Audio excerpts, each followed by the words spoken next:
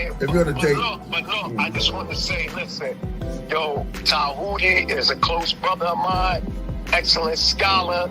You know, y'all better watch out because he's going to be straight chopping some heads off. Man, you got props from the Hebrew, bro.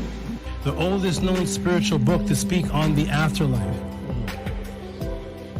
Get that Palo Santos burning. Start burning that Palo Santos and that sage together. You can mix them together in the bowl. They gonna need some frankincense oil in there. Oh my goodness. What the blood seed, Lord. Going out there holy tab. Oh man.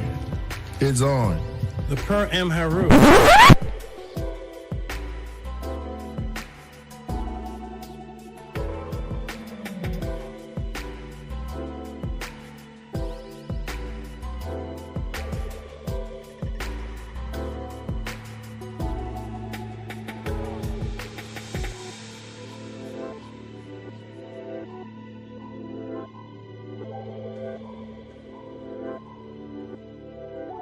Coming to you live. He has been teaching for over 20 years. A 9-0 record in official public recorded debates. You've heard many teachers out there before in the so-called conscious community, but none with the demeanor, calmness, and detail as Tehuti Amun-hotep Ra on such topics as breaking out of the matrix, truth on religious origins, underground conspiracies, secret societies, mental, physical, and spiritual health, the Anunnaki, the Neteru, Kemet and the origins of Mad, meanings and symbolisms of Meduneter, the only one who will stand in front of question of this wide range of subject matters, answer, question, and debate. Some have podcasts, but Tehuti is the teacher, so he has a Podclass. Subscribe to the channel for updates, classes, and much more. Join the chat, call in, participate live. Get your notepads ready. Welcome to the Tehuti Podclass. Open your mind.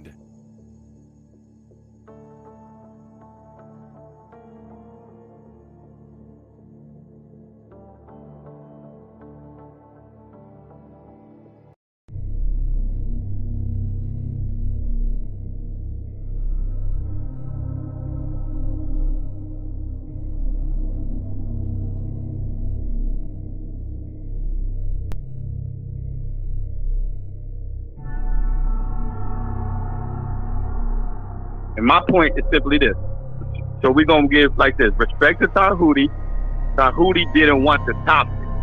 I won't say he was running because we had the conversation. So respect to Tehuti that he wasn't necessarily running like he was scared of the debate. A few minutes later. Does this mean you refuse to answer me? Are you refusing? Are you refusing? That's not even. Hey, are you refusing to answer the question? Scared to debate. Just what they do. So respect to Tehuti that he wasn't necessarily running like he was scared of the debate. A few minutes later. I'm only talking to you. But I'm not talking to you. You scared. You were scared to talk to me. Don't come on. That's the very funniest shit.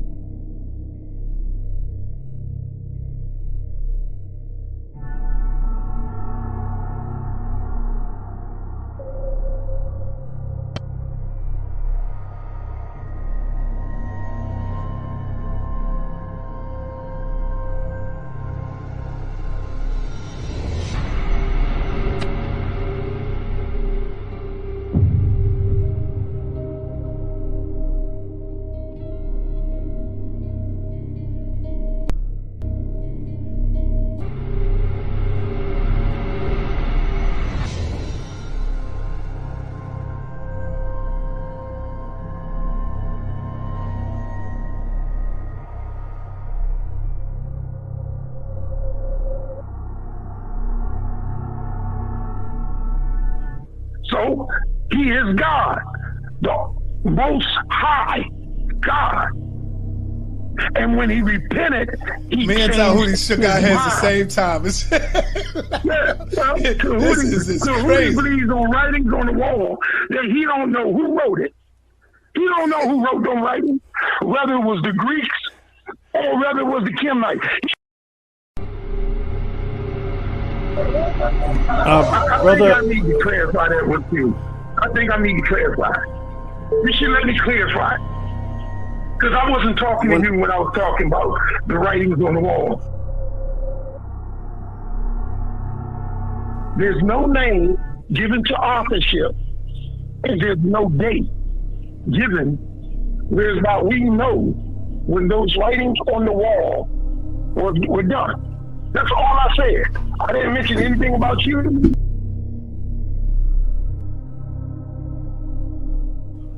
So he is God, the most high God.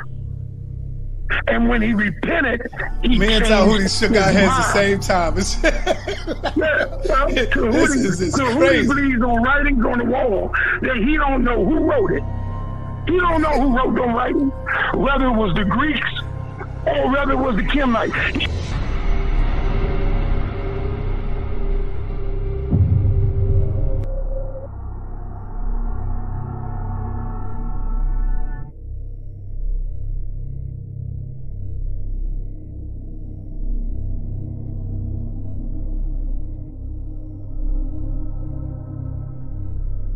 Hold on. Okay. hey, what is that? What does it say there in verse 9? And they that were with me saw and were afraid, but they heard not the voice of him that spake to me. Right. This is the same. Mm-hmm. So those that were with him, they heard the voice, or they didn't hear it? Now, according to what he's saying here to, who's he talking to here? Felix or Agrippa? Yeah. According to this, he says they heard the voice of him that spake to me. That's what the other one. Where's the other one in Acts 9? No, I just want to establish one thing.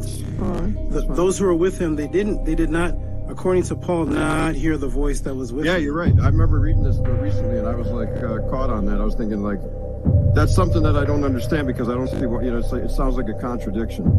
Isn't it easy to understand? No, it's not. Wait.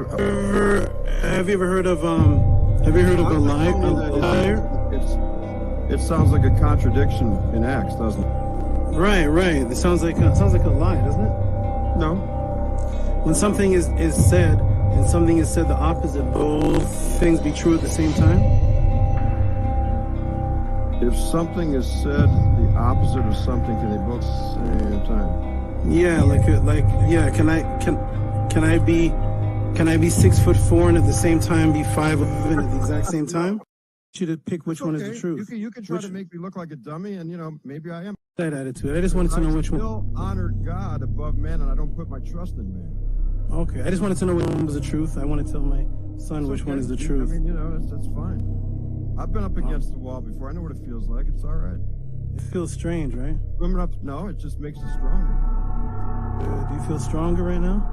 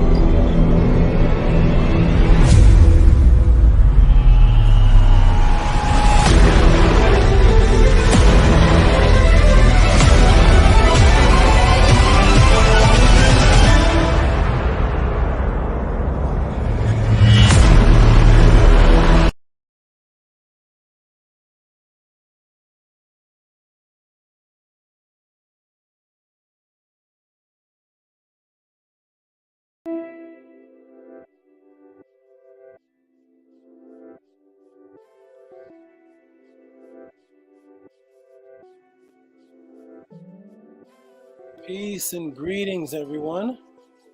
Mic check, mic check. Let me do a mic check. We're looking good. Looking great. Can everybody hear me? Press A1. Doing a mic check. If you can hear me, press a 1. Mic check, mic check.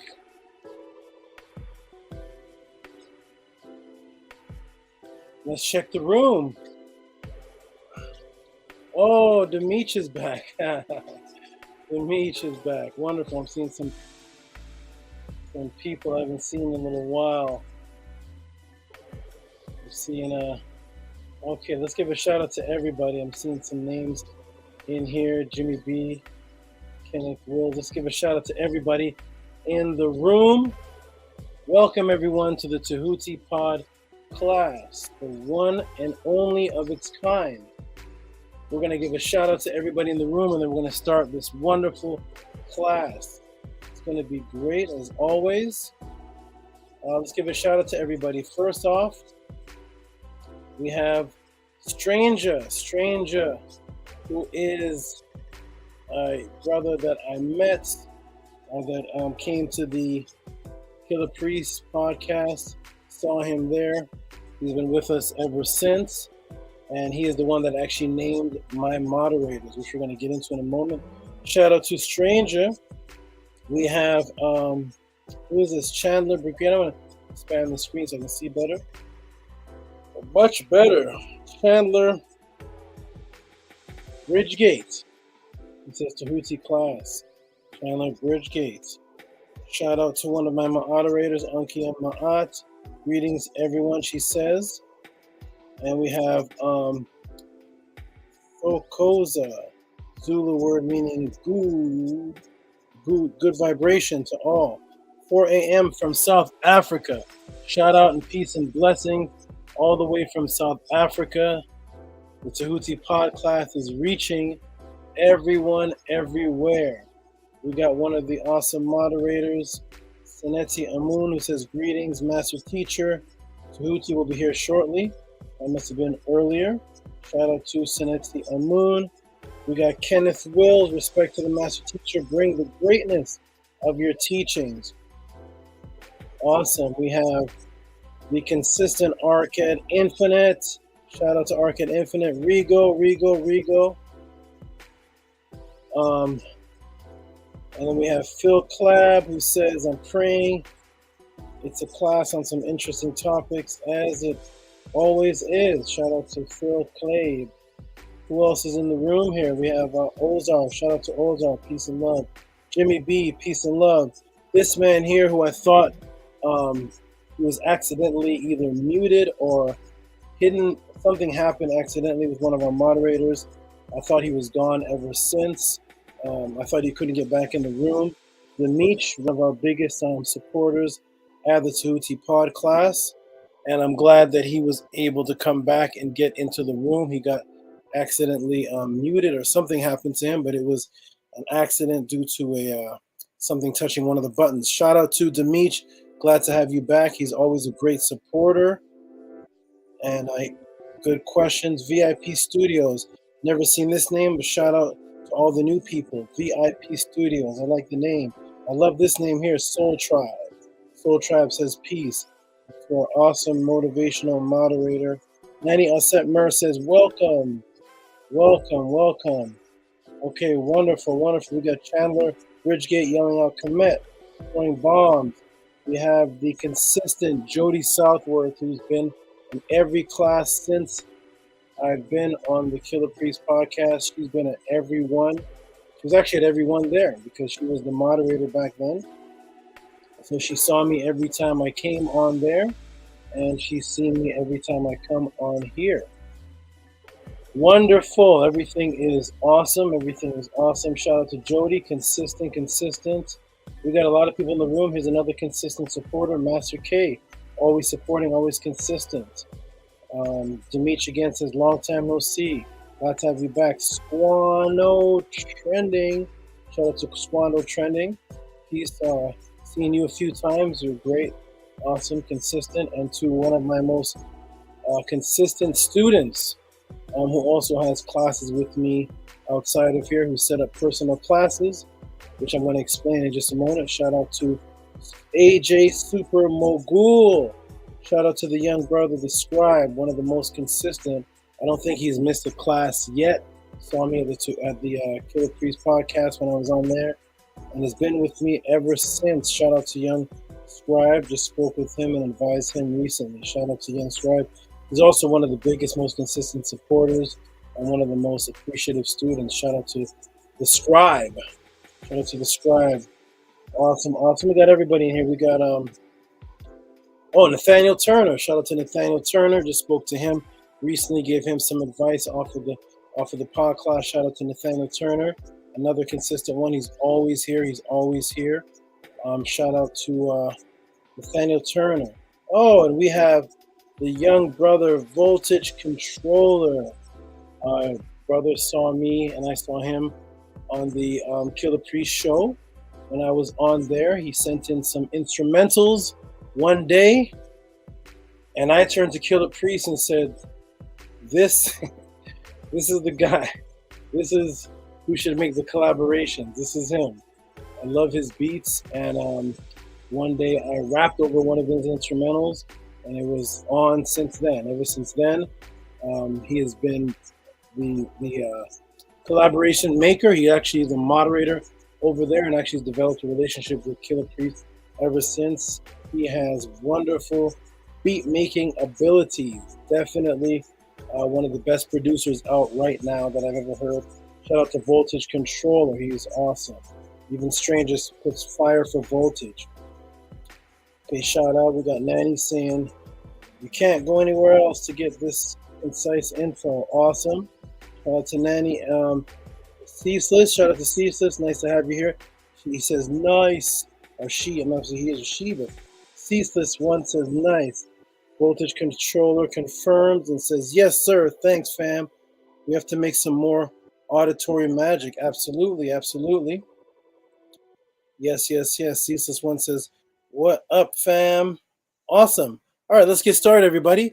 46 people in the house. We're about to get started. Welcome to the Tehuti Podclass, the one and only one of a kind podcast, where we set up where you can ask questions live, putting me to the test. In other words, there is no topic of the class. I don't know what the topic is. The topics are based on my students sending me in questions. So here's how it all started. I've been a teacher for over 35 years, I think. I've lost track of time, but I've been a teacher for long decades and decades, throughout Canada, throughout America, all over the place, live, teaching anywhere from 30 to 500 people at a time, live, stadiums, stages, and people coming from all over the world. And then I went into seclusion. I went into seclusion, stayed away from the teaching scene for a while to build up business. I built up very successful businesses, took people off the streets, housed people, educated people in my home. Didn't do the teaching as such as I do right now, but I was teaching more on a business level, entrepreneur level, real estate, and things of such nature, teaching people how to become financially secure without having to work in the matrix. I did that for several years, and then I went back online into teaching, but I did it through audio. I didn't show my face. I was on a place called Pal Talk, where I disturbed a lot of Hebrew Israelites, and I taught there for a little while. Oh, shout out to Robert. Shout out to Robert Williams, another consistent individual in the class. So I taught there, and then what happened was I went into complete seclusion after that, and I only taught my direct students that were live with me, that I could see face to face. I had gotten turned off from people that I didn't think were taking the information seriously, so I secluded myself and only taught those who proved themselves to me face to face. I did that for a long period of time until a brother named Ahati, who we're going to introduce in a moment. I'm not sure if he's in the room right now, but a brother named Ahati, I met him as an he was coming out of the Hebrew Israelite school. I started teaching him, got him off the streets, got him up to God level, and was teaching him for years. And then he said, you know what? You need to come online to show people who the real teacher is. This is him saying, you need to show people because there's a lot of people on these so-called conscious channels, and they are just not teaching up to par like how you teach, with facts and artifacts and language and very detailed, vividness, not vagueness. So he continued to pressure me, and then I said, okay, let me go back online visually. I didn't want to show myself.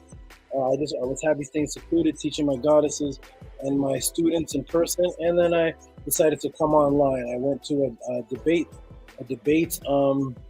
channel to do an interview, and the champion of the channel ended up challenging me, and I ended up beating him. I became the champion. I didn't know what that was. I didn't go there for that. I went there for an interview. I ended up becoming the champion of that particular group there, and then they kept putting people in front of me, and I kept beating them in debates. I never was an online debater. I just teach, and I kept winning until I became the undefeated debate champion in there. And then he took. We went over to Netter, debated Jabari, beat him according to the crowd, and then debated Zion Lex, beat him according to the crowd. And then I just kept going on, but I'm really here to teach. So I ended up going on to Killer Priest, ended up doing a debate there, and ended up just teaching there, and people were sending in super chats. And so people wanted one-on-one classes with me, because a lot of old students that I haven't taught in 28 years. So shout out to Asiatic Soldier, another good brother, Debo, a wonderful brother there. Wonderful, consistent brother there. Keep your workouts on, keep your diet on, keep in shape. Okay, so I went on the Killer Priest show, started teaching, and then one day when I was on there, I was teaching, and then the Killer Priest show started getting the biggest super chats ever, according to a brother named AD, who was the engineer. And it was like people competing for super chats, sending in 500. I can beat that. 600. I was sending 300. It was huge super chats. And so AD said to me after it was done, he said, "This has never happened before." He said, "You need to get paid to come to the Killer Priest podcast." He said, "You are invaluable. I can't believe this." And he went to his room, got his wallet, took his wallet out of his pocket or wherever he had it, and dished me out money from his pocket and paid me from the Killer Priest podcast. I think it's the first time it's ever happened before. And he said, "You need to get paid for this. I'm going to talk to Killer Priest about paying you, because we never seen this before, and we know these super chats are because of you." And so my value was set up high. He appreciated me. Killer Priest appreciated me. And then people just contacted me directly, and they wanted personal classes.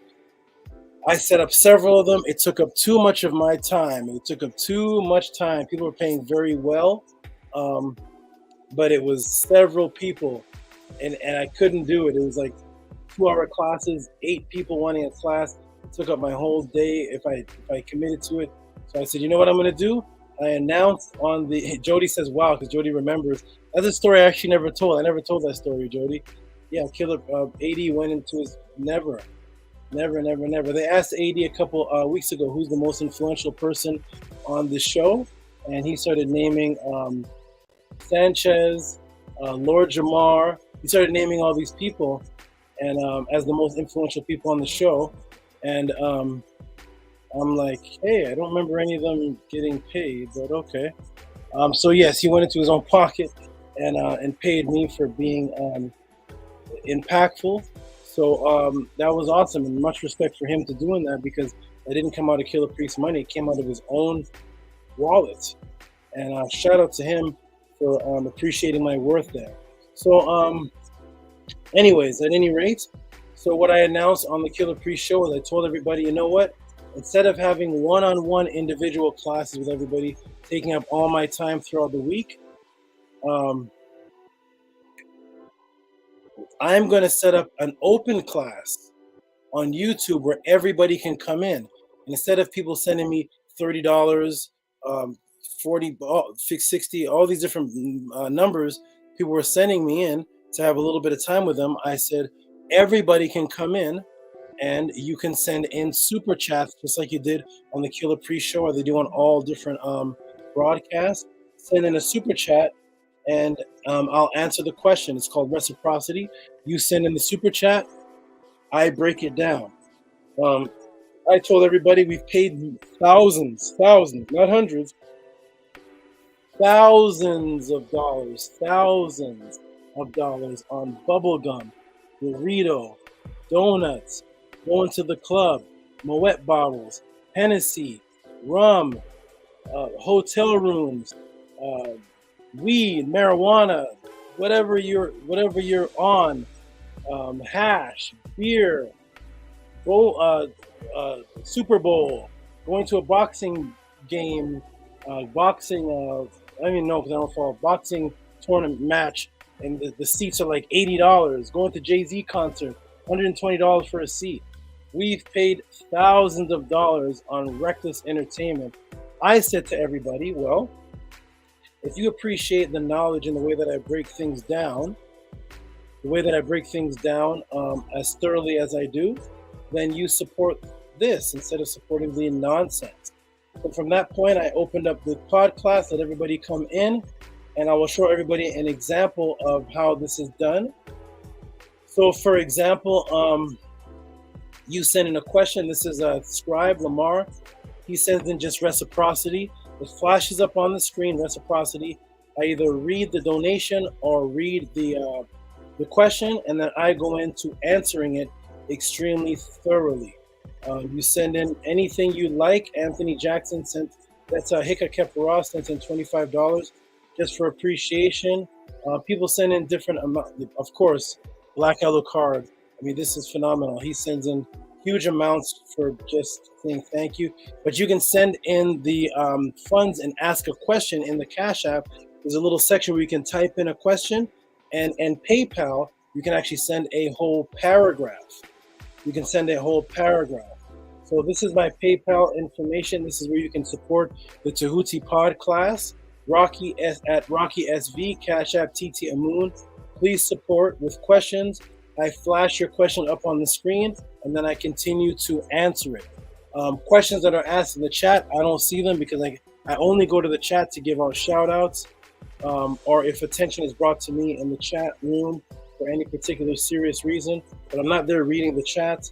Plus the chat is free, so I'm here for support, to support you, and you support what I do. And when you see me answer a question for all the new people that are here, you will understand the value of what I do. Okay, so who am I? My name is Tehuti Amenhotep Ra. I am a Saba. Saba means a doorway.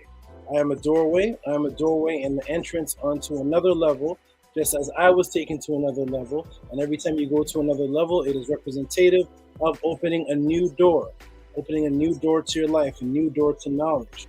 They say, ask and you shall receive, knock and the door shall be opened and you shall be answered. That knocking is knocking at the door. That came from the concept that the teacher was a door. He was the Saba. That is me. On my hat is Charlotte, who is right here. There she is. Charlotte, who is right there. She represents weaving. The weaver and Kemet. I have a few spiders, and that is one. She is the weaver. Her name is Charlotte, the weaver. She represents, to me, the weaving of quantum string theory, the webbing. In Kemet, the goddess of webbing was called Nit, or Nut, or Knit. That's where you get the word knitting from, knitting, like crocheting. It was knitting quantum theory together, quantum string theory together to create what is the unseen that creates the seen. And that is what spiders represent to me and what they represented in Kemet. In my hand is my partner, one of my many partners. This is the beautiful, matching my colors, red. Colors are red today, red and blue. And he is red and black. And this is Nakash. Nakash is from the word Nakasi, which means enchanting one. That was the name of the people of the south at the bottom of what is known now as Kemet, the Nile Valley. They were the people of the southern area. There was the south and the north. There was the Rez and the Mahit, the south and the north. And in that area, the people were called the Nechasi. Nechasi with a hard H, Nechasi or Nachas, that developed the word Nakash. And of course, through racism, when Christianity and the Bible and the Jews and all of them came in, they took the word for the original people of the Ethiopian area, as the Europeans call it, the Sudan area, as the Muslims call it, the Nechasi, that area called Ta Nahisi or Ta Neter. They took the word Nechasi and they made that the name of the devil inside the Bible.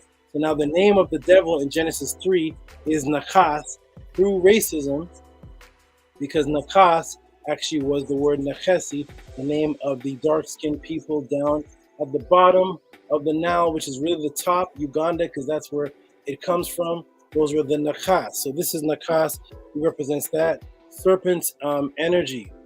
Serpent's energy. And I can answer questions on the serpent if I see a Cash App or a PayPal on it. See how beautiful he is? He represents the red serpent. It's one of the reasons why I am wearing red today. Red and orange is my day today. Orange, as you can see on the shirt. Orange, as you can see on the hat with the spider. Orange and red, representing the colors of Ra, the sun, Ray. Okay, and blue, representing noon. Let me put this down a little bit so you can see. There we go. And we have the Ra on top of their heads, you can see. The sun discs over here. The sun discs up here, here. Those are the sun discs of Ra, orange and red. Those are the colors that I'm wearing today. And I have the red and the blue representing noon, the waters from which Ra came from, because stars actually came from water. You send me a question on that, I'll break that down. Stars came from water, so thus Ra, the star, Ra, the sun, comes from noon, the waters, because stars actually came from water, even though they're made out of fire. Interesting, isn't it? Okay, let's get going on. Welcome to the Tehuti Podclass. We have certain mottos here, and our motto is ancestral artifacts over religious opinions. Okay, now that we've done all of that, now I'm going to introduce you to the people that actually help make this podcast run smoothly. So in the beginning of this podcast, I introduced Stranger, and I said Stranger named people called the moderators. Here are the moderators. Here are the moderators. We have Unki and Ma'at, Nani Aset Mur, and Saneti Amun. And I tried to upgrade something to surprise everybody, but it would not upgrade. So what I'm going to do is I'm going to do this live. See if I can do this, because I am also the one-man engineer. I don't have an AD. I don't have anybody helping me with the engineering. So all the graphics that you see, like when you see this, when you see all of this going on here, and the movement and all that is me. That's me doing that. Yes, that's me doing that. So I tried to I tried to update something. It wouldn't update. So I'm going to go ahead and surprise everybody and show you all the update. Let me see if I can put this on the screen here. Okay. Nope. I'm doing all this live.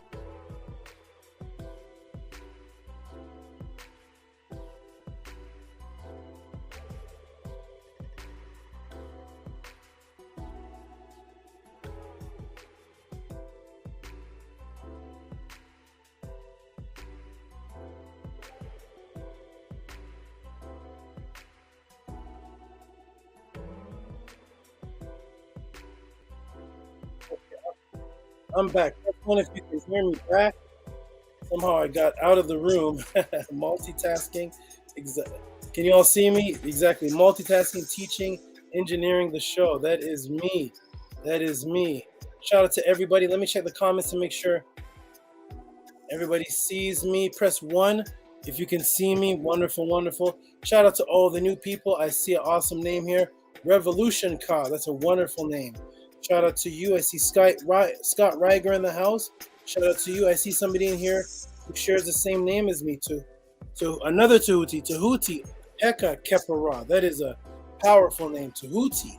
All those names are equally as powerful. Tehuti Heka Kepara. Shout out to Tehuti Heka Kepara. I don't know if I've seen him before, but shout out to all the new people in the room. This is going to be awesome. Share this link with everybody. Share it with everybody.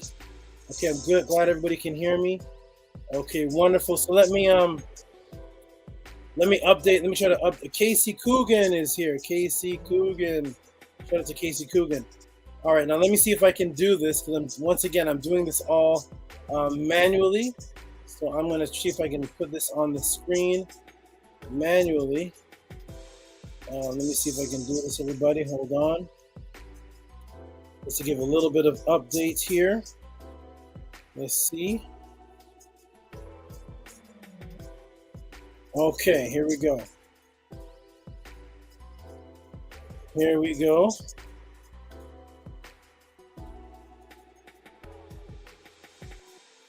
All right, so I'm going to do a screen share, and I will update everybody on the latest. Go ahead and share the screen. Can everybody see the screen? And here is the update. Boom! There is the update, everybody, if you can see the screen. And they are the moderators. The moderators, Unkia Ma'at, Nani Aset Mer, Saneti Amun, and our latest addition to the official moderators, who you can see in the room with his wrench, the one and only great student, Ahati Ma'at. The reason why I came out to the public is this gentleman right here, Ahati Ma'at, who coaxed me, convinced me, and talked me in for coming out to teach you guys. He could have kept me secret. He could have just absorbed all the information. He did not have to care if I got this information out to the world. I was teaching him on a weekly basis in person, and he said to everybody, he said to me, go out and let yourself be known to people, because it is a waste what's going on out here. People are being misinformed. But here are the moderators, everybody. The moderators, Ankia Ma'at, Nanya Setmer, Saneti Amun, and the latest addition to the official wrench, although he was always a moderator, but he just got his wrench because I fixed the situation, Ahati Ma'at. There we go, everybody. As you can see, wonderful. And I hope you all see that. Wonderful. Oh, there's Mahati Mahdi showing up in the room. I see him now. He says, looks great, me with the Neturts.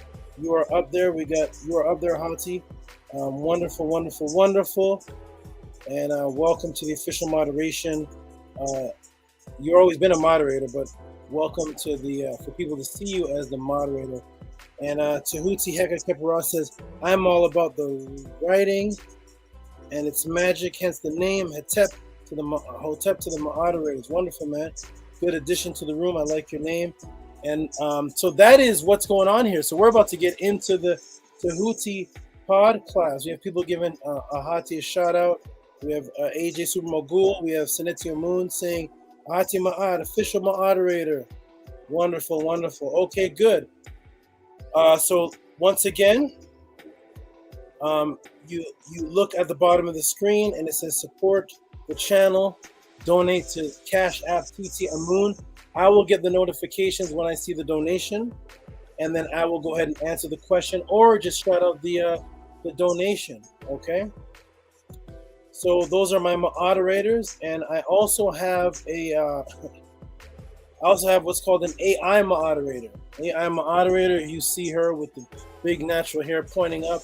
Support with Cash App TT Amun. That is how you support the channel, and I will see the support. Speaking of support, here are the writings that I have out so far.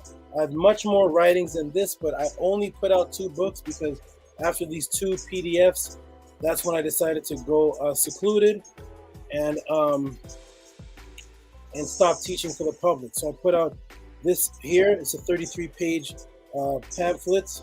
You can send support for that. The moderators will put my email in the room so you can ask questions on how to support that, get the information.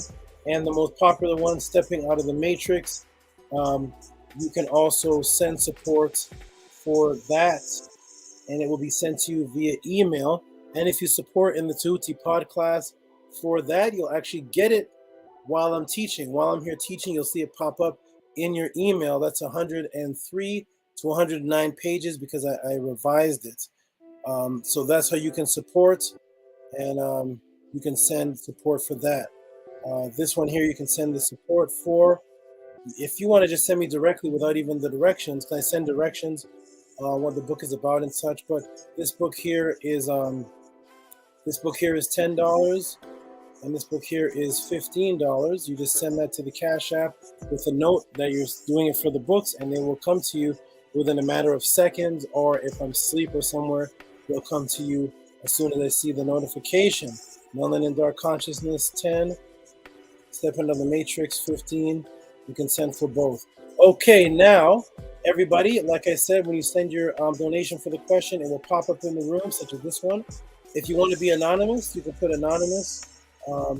However you want to put it. Your information, your Podclass donation will pop up in the room, whether it is a PayPal or whether it is a Cash App or a PayPal. This one here is a PayPal. Thank you for your teachings. From Christopher. Thank you for your teachings, and he sent a 50. Okay, and Stephen Escalar sent a 20. So speaking of which, we are about to get into greetings. We're about to get into the Podclass questions. Let me check the questions, everybody. Are you all ready for these answers? Because we're about to get into it. Oh, and here, of course, here is another consistent supporter. Kinetic Energy, Comedic Metergy. Several different names that all rhyme. He says, peace of the master teacher Tehuti. He's always supporting. He sent in that question on the, it wasn't even a question really. It was just the last one was, he just said, clear the smoke. So there was never actually a specific question that he sent in, but that one actually stirred up a lot of attention, and it was clear the smoke on what different people said about the Sumerian and the Göbekli Tepe, and so I cleared the smoke on that. He's the one that sent in that one. All hail to the master teacher. All hail to you, my brother. You're a great supporter. Okay, Nania Set Mur sends this awesome. Click the like. She is the emoji master. Click like icon. If you haven't seen thumbs up already, yeah, definitely go back and click the like button. Here we go, everybody. We're about to get into the questions. Here we are. The questions. Also, I want to tell everybody this. If you have yourself or someone that wants to have an interaction with me, that interaction can be asking the question live on the screen, or if you have a disagreement on something and you want to have a quick discussion, mini debate or whatever it is, mini debate or whatever it is, just like people send in donations, somebody may send in a question and it's they may send in $25, and because I see it's such a nice amount, I'll spend about 25 minutes answering the question. Sometimes even half an hour breaking it down, 25 minutes. If you send in that same amount or a considerable amount of a donation, instead of me answering a question, that can be your time on the screen. Or if you want to bring somebody that wants to discuss with me or debate with me, I'll give them the same time that I would take to answer a question. They'll have 20 minutes to talk with me back and forth as if I'm answering a 20-minute question. It's the same thing to me. So don't be shy. Feel free to come up. We have a young brother who may be coming tonight named Abbas, who is a Muslim brother who has his whole family up in arise about me because I'm teaching him. And I told him, bring your imam, bring the toughest Islamic leader, bring him from Saudi Arabia, bring Farrakhan, bring whoever, and they can get their 20 minutes to come and speak with me, and you will see how quickly they will get dismantled and may even convert, or at least they will think about what's being said. Okay, everybody, before we start, we'll press 1 if you can hear me and if you can see me correctly. If you can see me, if you can see Nakash correctly, press a 1. If you can see me and see Nakash clearly. By the way, he is a Honduran tricolor. Honduran tricolor, super melanated, hypomelanistic. Hypomelanistic means that his melanin is stronger than other snakes of his species. He's supposed to be tricolor, a red, orange, and a black sometimes. The melanin overpowered it, so he just came out with the black and the red. He is hypomelanated. All right, shout out to everybody. See somebody new in the room called Black's Netter. Nice name. Shout out to Black's Netter. Netter, you're new. Shout out to you. Feel free to come in, send questions, send support to TT Amun or at Rocky SV. Oh, I want it. You want this? This is the one that's unavailable, but I don't know. Oh no, this is the rarest of the rare ones. This is my buddy, but I can see if I can find another one for you. He said I want it. Let's talk, son. We'll talk off the air. Shout out to you. Shout out to everybody here. Let's get started. You all can hear me. We got the woman name who rhymes, Ashley Too Crafty. Let's get right into it, guys, because I know you all want to see the breakdowns that's about to happen. You all can hear me. Let's get into the Tehuti Podclass. We have done enough intro. You all know how this works. We're going to go ahead and let me shrink this down. How do I shrink this down? Okay, we'll just get rid of it. There we go. We can go down. And here we go. Let me check my email. Let me see if I got any support here. I got somebody asked me for an anaconda snake. Let me click this off here.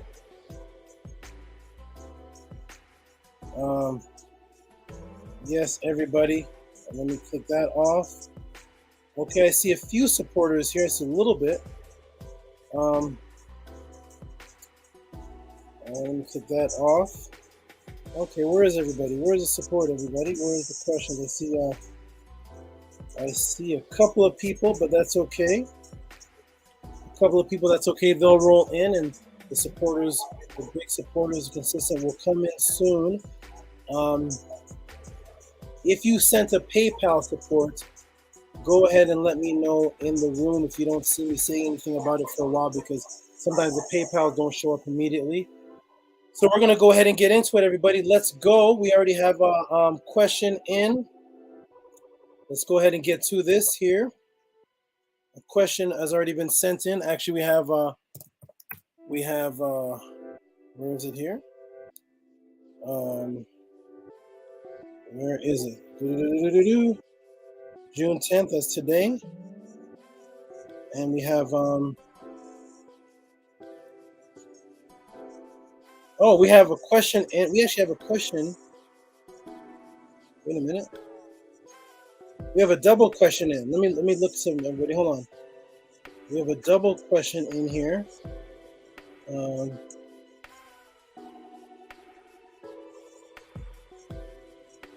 Okay, good. We have a question that was actually asked, and then one that was asked last week, and it's the same question.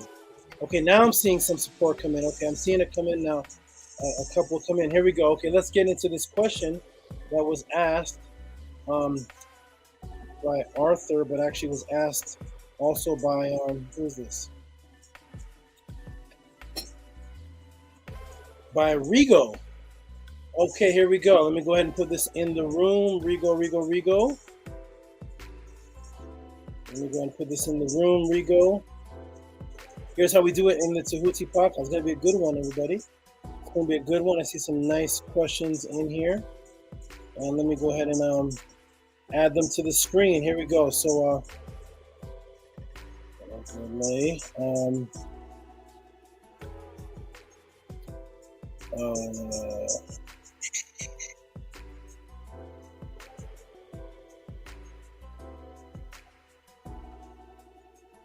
One second here. Oh, let me put okay, June. Yep. June. Last week was June. Is this it? Let me see if this is the question here. One up on the screen. Yeah, here it is. From Rigo last week, who sent in right before it closed up. Rigo sent in. Shout out to Rigo from 2177. Rigo Alvarado. Alvarado. Sounds almost like my PayPal.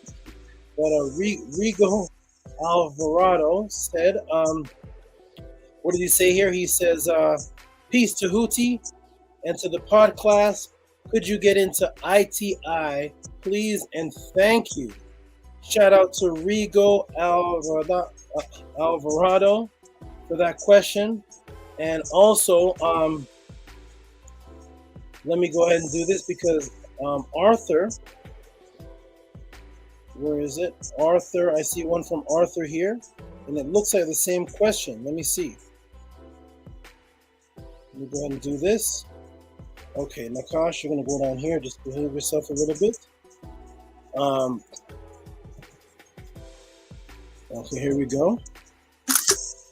Boom. And here. Where'd it go? Okay, that's Rigo. Add overlay. And Arthur, yes, Arthur sent. Look like Arthur sent in the same question. Where did his question go? Shout out to Arthur. I'm going to put him in the room. The question seems to have disappeared. The question has disappeared. Let me get it again because we got Rigo and Arthur coincidentally sending in the same question. Let me go ahead and put Arthur here. It looks like the same question. So overlay. And, oh, desktop. Is this it here? Let's take a look. Shout out to Arthur Richardson who sends in the same question. And he just sent this in and says, share with us about ITI you mentioned last week. Shout out to Arthur Richardson. I believe that's AJ Super Mogul. I'm going to grab some water here. Oh, Nakash. No.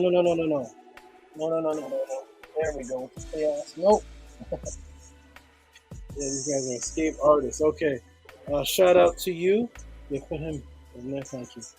Shout out to you, Arthur. Let's get into this. What is this ITI? What is this all about? Let me drink some water.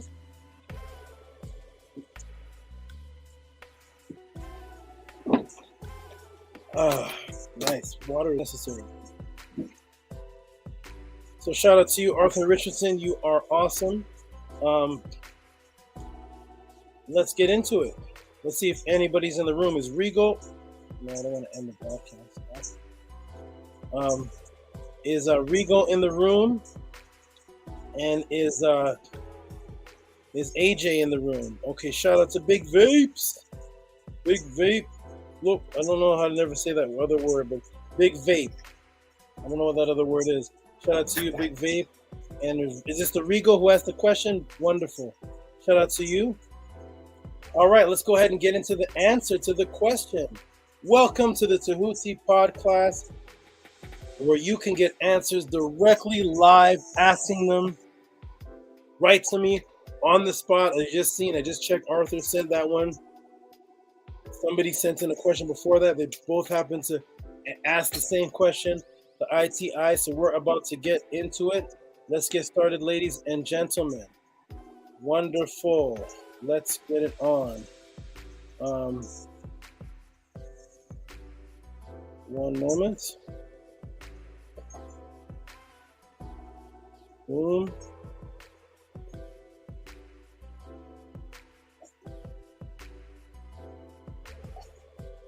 Okay, let me go ahead and do the screen share and show you all what is going on.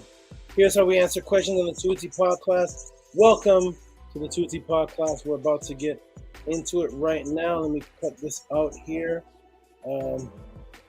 Share. And here we go. Boom. You all can see the screen. And hopefully, press 1 if you can see the screen. Press 1 if you can see the screen share. Just press a 1. We're about to get into it. Welcome to the Tehuti Podclass. Just press a 1 if you can see the screen is sharing. Can you see the screen sharing? Press a 1. You can hear me clear and see the screen sharing. There we go. That's all I need to see. Let's get into it. Welcome to the Tehuti Podclass, and here we go. So, revolutionary new Santilli telescope. Why are we talking about this? Because there's a popular telescope that we all know called the Galileo telescope. That's the popular one. But this is the Santilli telescope. The discovery was made by Dr. Ruggero Santilli, a highly regarded expert in mathematics, cosmology, and physics, who has been nominated for Nobel Prizes in physics and chemistry. Dr. Santilli developed a new type of telescope that was designed to observe antimatter light.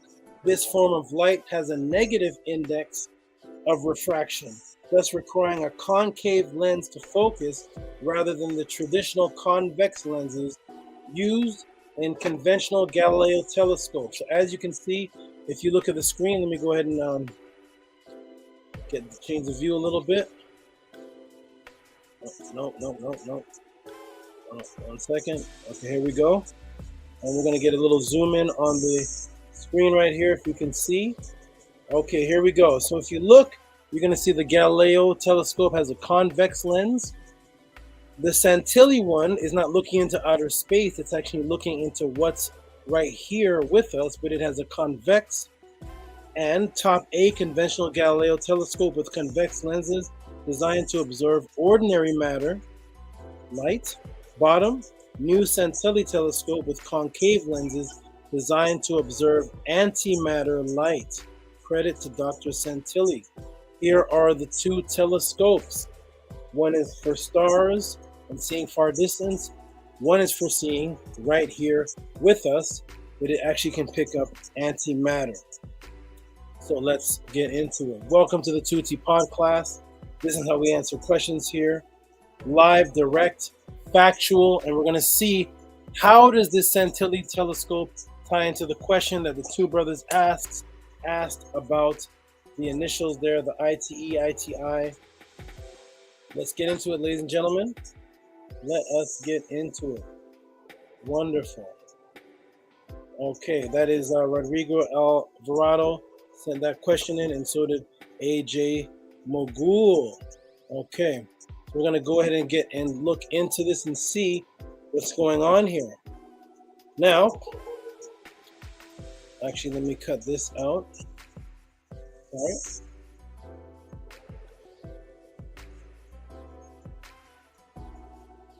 Okay, so by using this telescope, we're able to see these. It's actually ITE, which stands for Invisible Terrestrial Entities. Now, people have heard of extraterrestrial entities. That's the popular one. Extraterrestrial entities. That's the one that you see on the movies. That's the one that everybody talks about. Those are extra E, T, E. Extraterrestrial entities. These are invisible terrestrial entities. These are entities that are terrestrial, meaning they're right here with us, but you can't see them with the naked eye.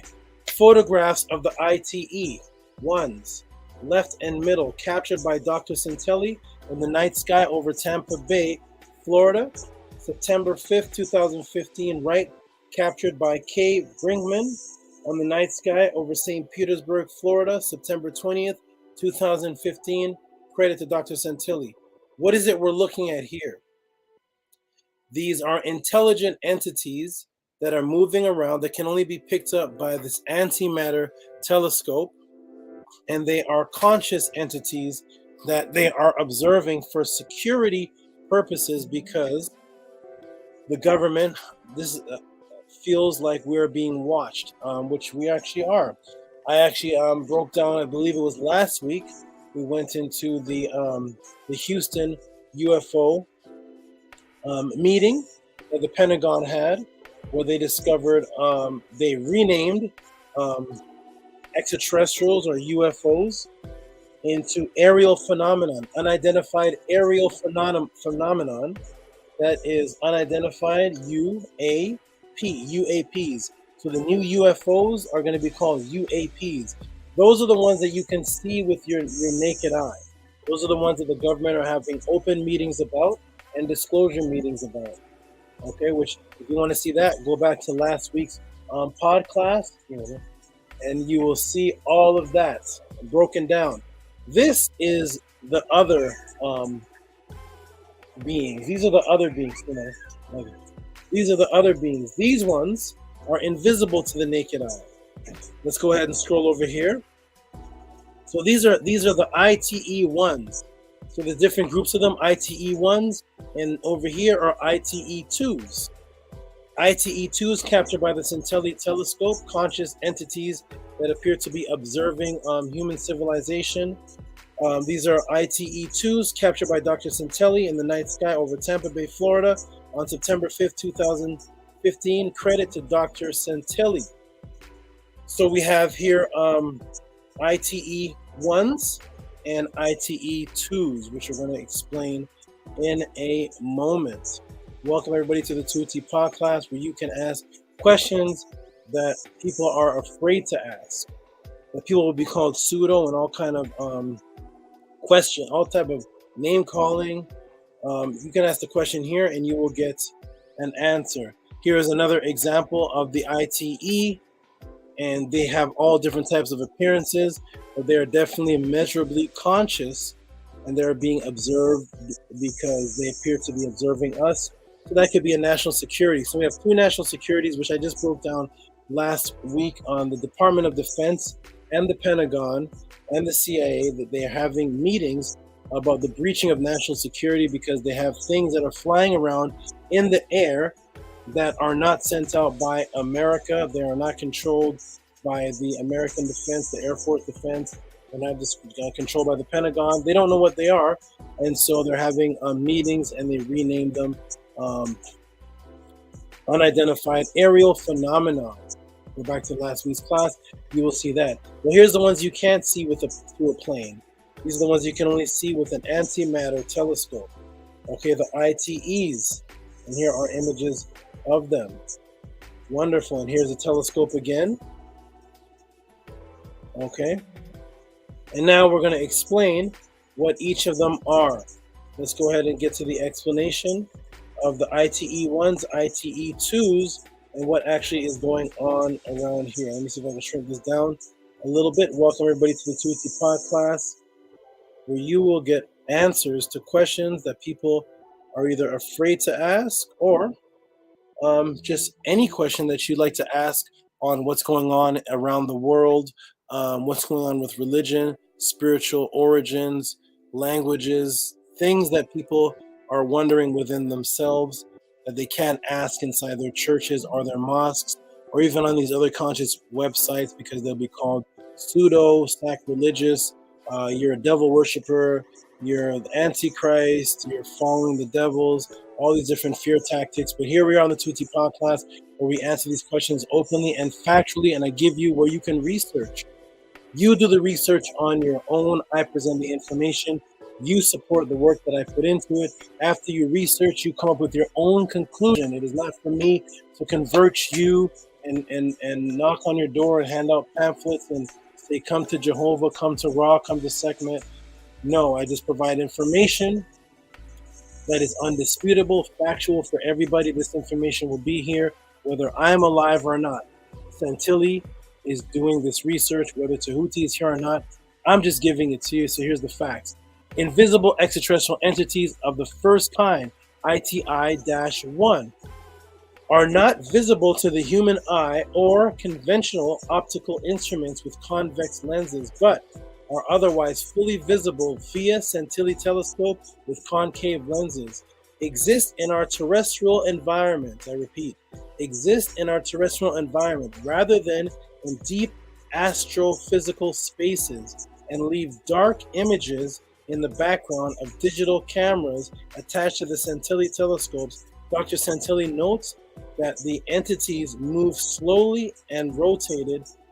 This particular type of motion excludes impurities in the telescope lens or in the camera as possible interpretations. He further notes that the emission of antimatter light does not mean that the entity is made up of antimatter, because the existence of the entities within our atmosphere would imply a cataclysmic explosion due to matter-antimatter annihilation.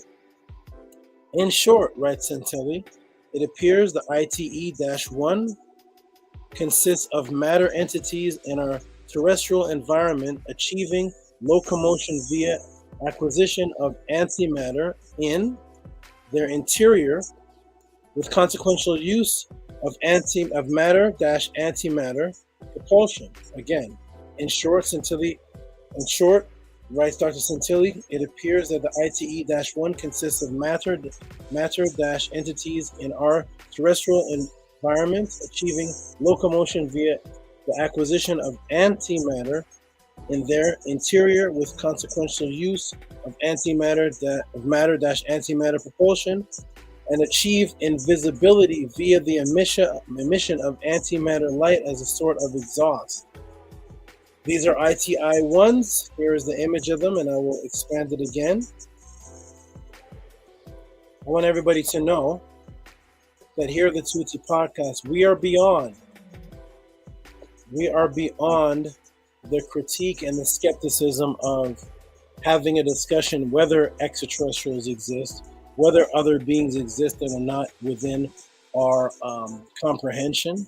We're beyond that. We're now identifying them and showing you the facts of where they can be seen.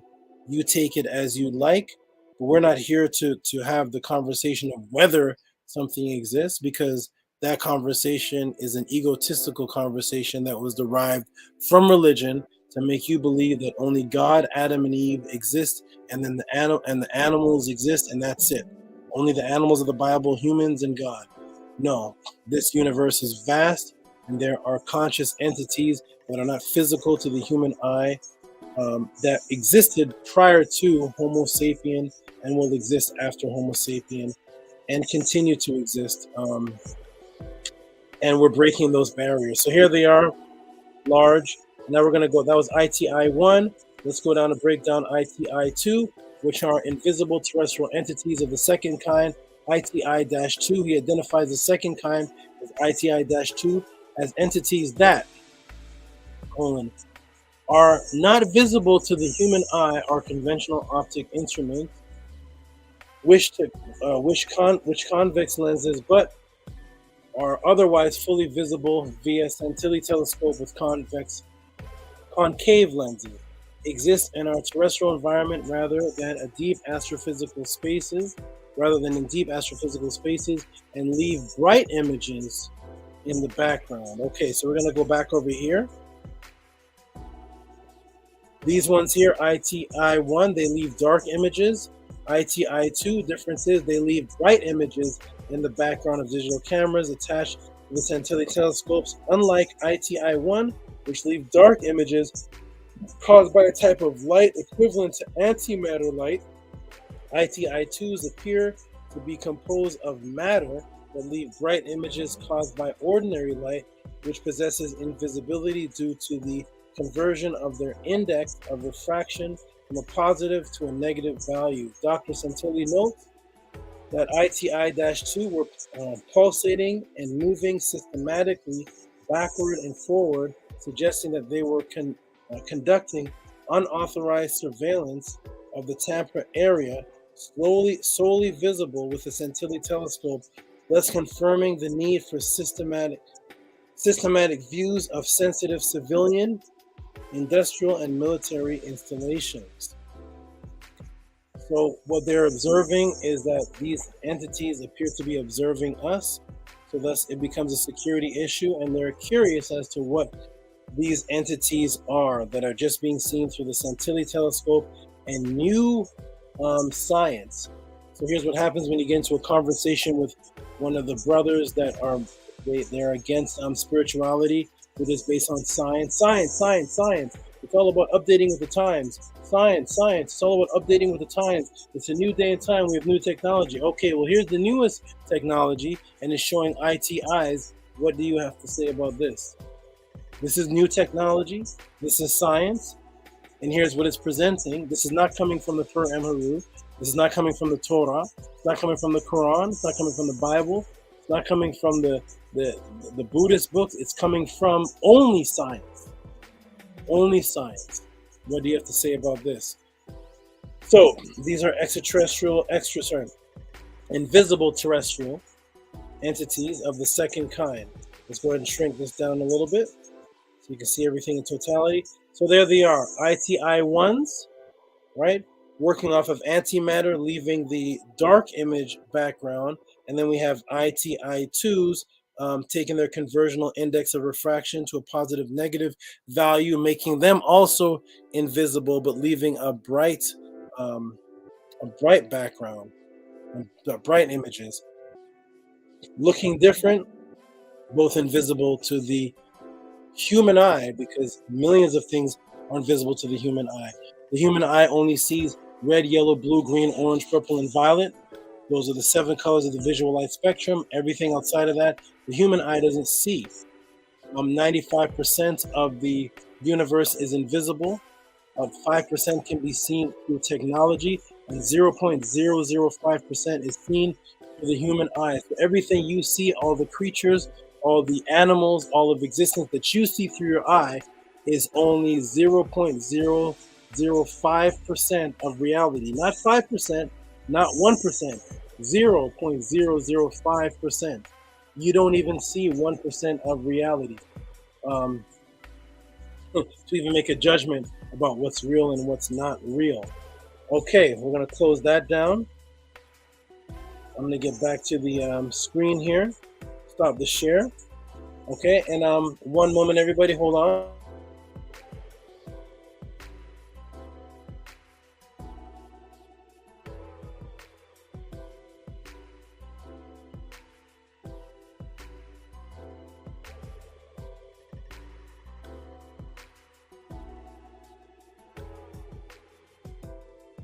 All right, I am back. All right, so therefore, now what I'm going to do is I'm going to actually play for you the video of Dr. Santelli. And actually, you can leave, man. You can just sign up.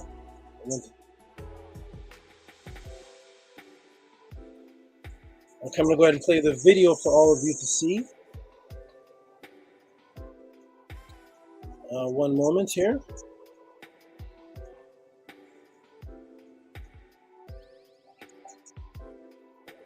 ITEs, let's get into it.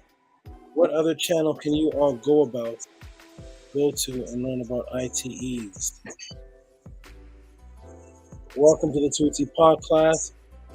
This is awesome, wonderful information that you can receive simply by asking a question.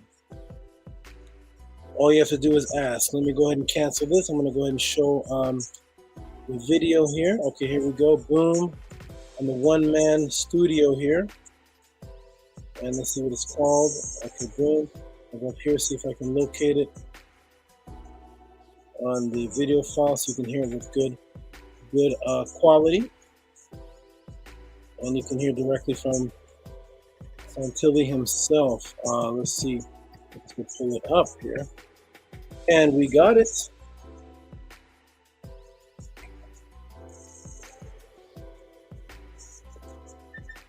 One moment, everybody.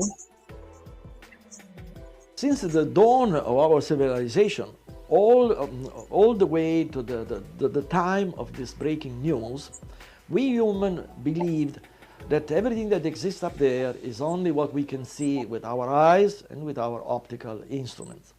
Well, things have changed now because we have established the existence of entities existing in our terrestrial environment. And these entities are completely invisible to our eyes as well as to our optical instruments, but are fully visible with new instruments, therefore dramatically enlarging our conception of the perceivable universe with far-reaching possibility of future development and discoveries that perhaps are beyond our imagination at this time. The revolutionary Santelli telescope is designed to detect antimatter in deep space. By antimatter, we mean an entity with characteristics that are the exact opposite of ordinary matter, including the index of refraction of light, which is opposite. As you can see in the diagram, we have two telescopes, the Santilli and the Galileo. Now, if you look closely, you'll see that the only real difference between the two is the lens. Notice that the Galileo uses a convex lens, whereas the Santilli telescope uses a concave lens. Now, when ordinary light passes through the Galileo telescope with the convex lens, that lens focuses the light and can be recorded, or the image recorded, by a digital camera. Should antimatter light pass through the convex lens, it would merely be dispersed along the walls of the telescope and not be focused at all. Now, the exact opposite happens with the Santilli telescope. When antimatter light passes through the concave lens, it is then focused and provides an image that can be recorded by a digital camera. Ordinary light would be dispersed among the walls of the telescope. Galileo originally conceived and constructed his telescope for discovery in deep space. But as we all know, Galileo telescope is today used for all sorts of terrestrial view. Our telescope had essentially the same fate because it was originally conceived for the detection of antimatter galaxy way deep into space. However, to our great surprise, we discovered that our telescope can equally detect entities in our terrestrial environment that are completely invisible to our eyes, to our binoculars, or to Galileo telescope, but they are fully visible in cameras attached to our telescope, for which reason we call them invisible terrestrial entities, ITE. We have detected at least two types of ITE. The first type, also called dark ITE, essentially consists of entities leaving a dark image in the background of digital cameras attached to our new telescope. And the second type, called bright ITE, essentially consists of entities leaving this time a bright image in the background of digital camera attached to our telescope, often visible without any enlargement. Our discoveries of invisible terrestrial entities has been independently verified by American astronomers, also according to publications available in the internet. I am a scientist, formerly from MIT, Harvard, and other leading institutions around the world. As such, my duty is that of documenting the existence, quote unquote, of those entities. The question of what those entities are must be answered by our government, because those entities appear to conduct unauthorized surveillance of rather sensitive civilian, industrial, and military installations. What we have learned is that reality is much bigger than we originally supposed. Reality consists not only of things that we can see and observe with our eyes and ordinary telescopes, but things that we can't see with our eyes and with ordinary telescopes. But the Santilli telescope allows us to see things that we have never seen before.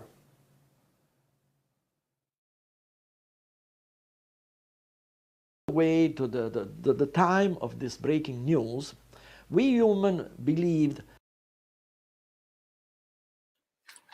since the dawn of our civilization, all the way to the time of this breaking news, we humans believed that everything that exists up there is only what we can see with our eyes and with our optical instruments. Well, things have changed now, because we have established the existence of entities existing in our terrestrial environment. And these entities are completely invisible to our eyes as well as to our optical instruments, but are fully visible with new instruments. Therefore, dramatically enlarging our conception of the perceivable universe with far-reaching possibility of future development and discoveries that perhaps are beyond our imagination at this time. The revolutionary Santilli telescope is designed to detect antimatter in deep space. By antimatter, we mean an entity with characteristics that are the exact opposite of ordinary matter, including the index of refraction of light, which is opposite. As you can see in the diagram, we have two telescopes, the Santilli and the Galileo. Now, if you look closely, you'll see that the only real difference between the two is the lens. Notice that the Galileo uses a convex lens, whereas the Santilli telescope uses a concave lens. Now, when ordinary light passes through the Galileo telescope with the convex lens, that lens focuses the light and can be recorded, or the image recorded, by a digital camera. Should antimatter light pass through the convex lens, it would merely be dispersed along the walls of the telescope and not be focused at all. Now, the exact opposite happens with the Santilli telescope. When antimatter light passes through the concave lens, it is then focused and provides an image that can be recorded by a digital camera. Ordinary light would be dispersed among the walls of the telescope. Galileo originally conceived and constructed his telescope for discovery in deep space. But as we all know, Galileo telescope is today used for all sorts of terrestrial view. Our telescope had essentially the same fate because it was originally conceived for the detection of antimatter galaxy way deep into space. However, to our great surprise, we discovered that our telescope can equally detect entities in our terrestrial environment that are completely invisible to our eyes, to our binoculars, or to Galileo telescope, but they are fully visible in cameras attached to our telescope, for which reason we call them invisible terrestrial entities, ITE. We have detected at least two types of ITE. The first type, also called dark ITE, essentially consists of entities leaving a dark image in the background of digital cameras attached to our new telescope.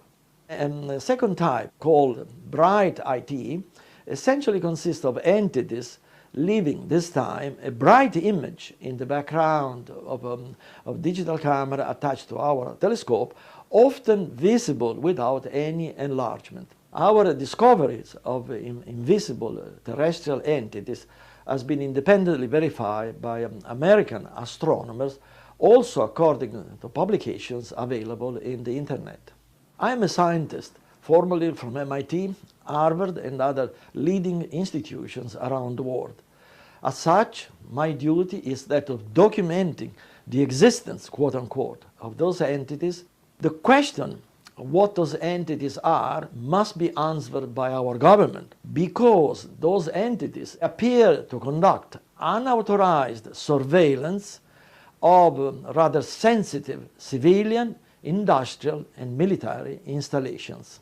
What we have learned is that reality is much bigger than we originally supposed. Reality consists not only of things that we can see and observe with our eyes and ordinary telescopes, but things that we can't see with our eyes and with ordinary telescopes. But the Santilli telescope allows us to see things that we have never seen before.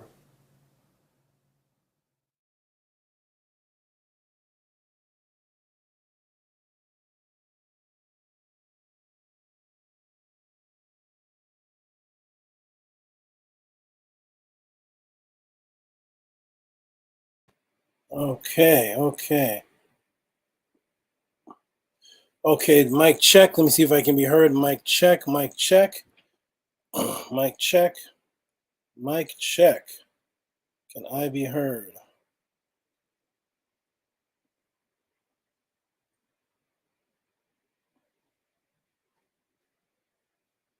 Mic check. Let me get the comments. Press 1. Mic check. Okay, 1.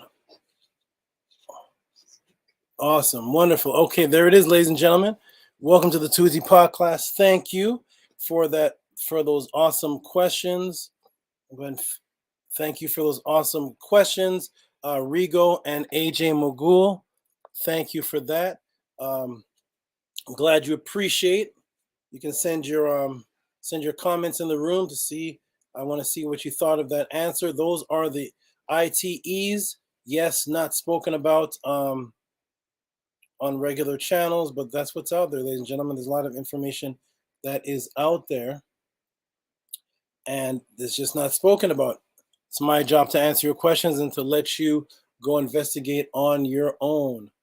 You can one second.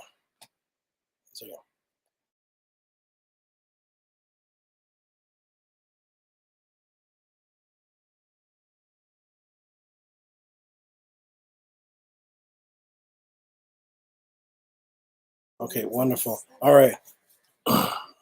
Okay, everybody, wonderful. Wonderful. All right, everyone. Let's get on to the next question. Much appreciated. We got AJ Mogul saying much appreciated. Wonderful. And Rigo says thank you. Wonderful. Let's see if we can fix the wonderful. Okay, let's get on to the next question, everybody. Let's get on to the next question. Okay, let's be there for the night. Okay, we'll get on to the next question.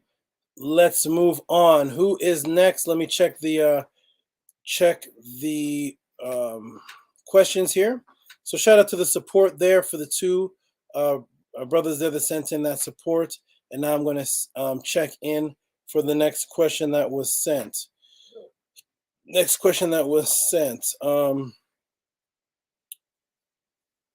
We'll go to who is this here? This is it's loading up. I wonder why it's taking so long. Okay, there it is. Who is this here? Who is this? This is let me close this up. Oh, question from Africa. Let's see what this is here. Okay. I'm gonna go ahead and put this on the screen. Here. Shout out to Africa for the support. Yes, the truth has to be told. Wonderful. The truth has to be told. Let's go ahead and put this on the screen. Shout out to the sister here who sent this question. This is a popular topic that always comes up. And Africa sends in this question. Shout out to her. If you all can see the screen, it says, Africa. She sends in $7.07 for Ormus. Her question is, monoatomic gold, is it really Egyptian? So she's wondering, is monoatomic gold really Egyptian?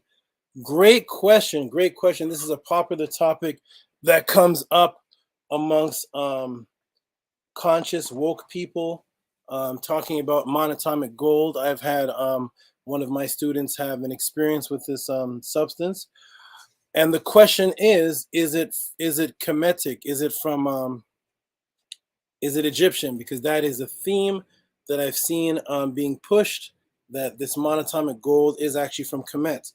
Who here in the room has heard of that? Has heard of this monatomic gold?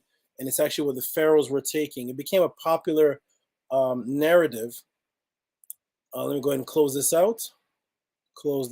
Boom. It became a very popular narrative. So shout out to Africa for that question. That is a wonderful question. Very, very popular. Very, very popular topic.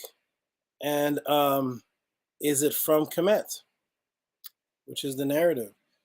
So let's go ahead and get into. Oh, 1 second here. The screen is expanding. The one-man engineer here. Here we go. Okay, so let's go ahead and get into it. Welcome to the Tehuti Podclass. I'm going to take a little break to tell everybody how this podcast works. For those of you who just came in the room, welcome to the Tehuti Podclass. I am Tehuti, Amenhotep Ra, here to answer questions that are asked by the people live. Your questions are asked live by the people. That's good lighting. That was great right there. It's almost like a cartoon. Questions that are asked live by the people being put to the test. I have no idea what the questions are.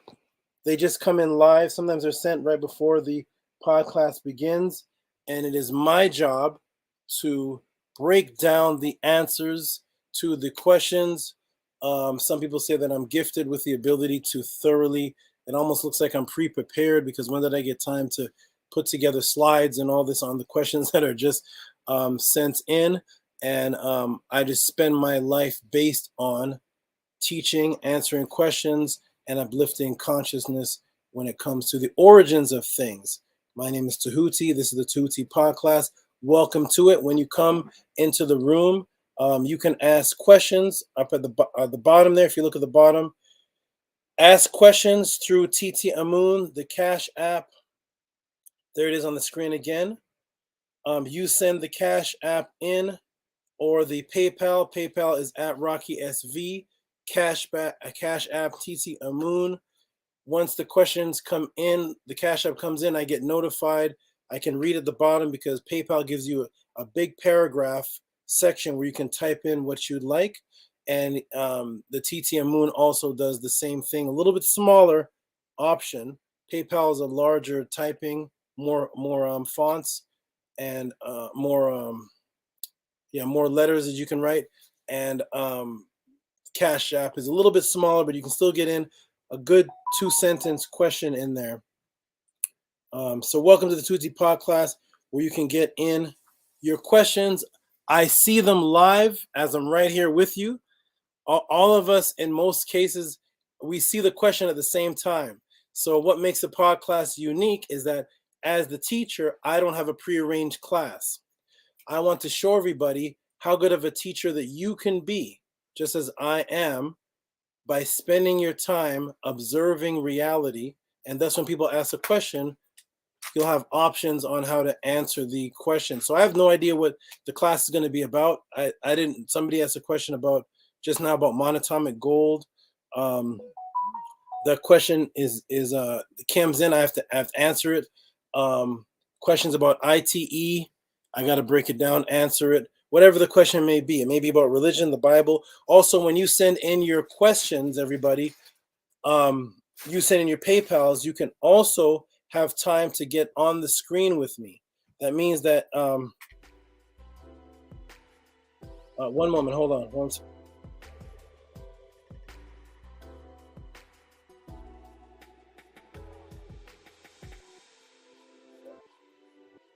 Okay.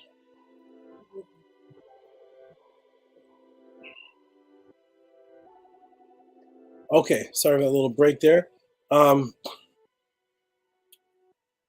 You ask your question, or you can say that you'd like to come up front, and based on the questions that are asked or what you state,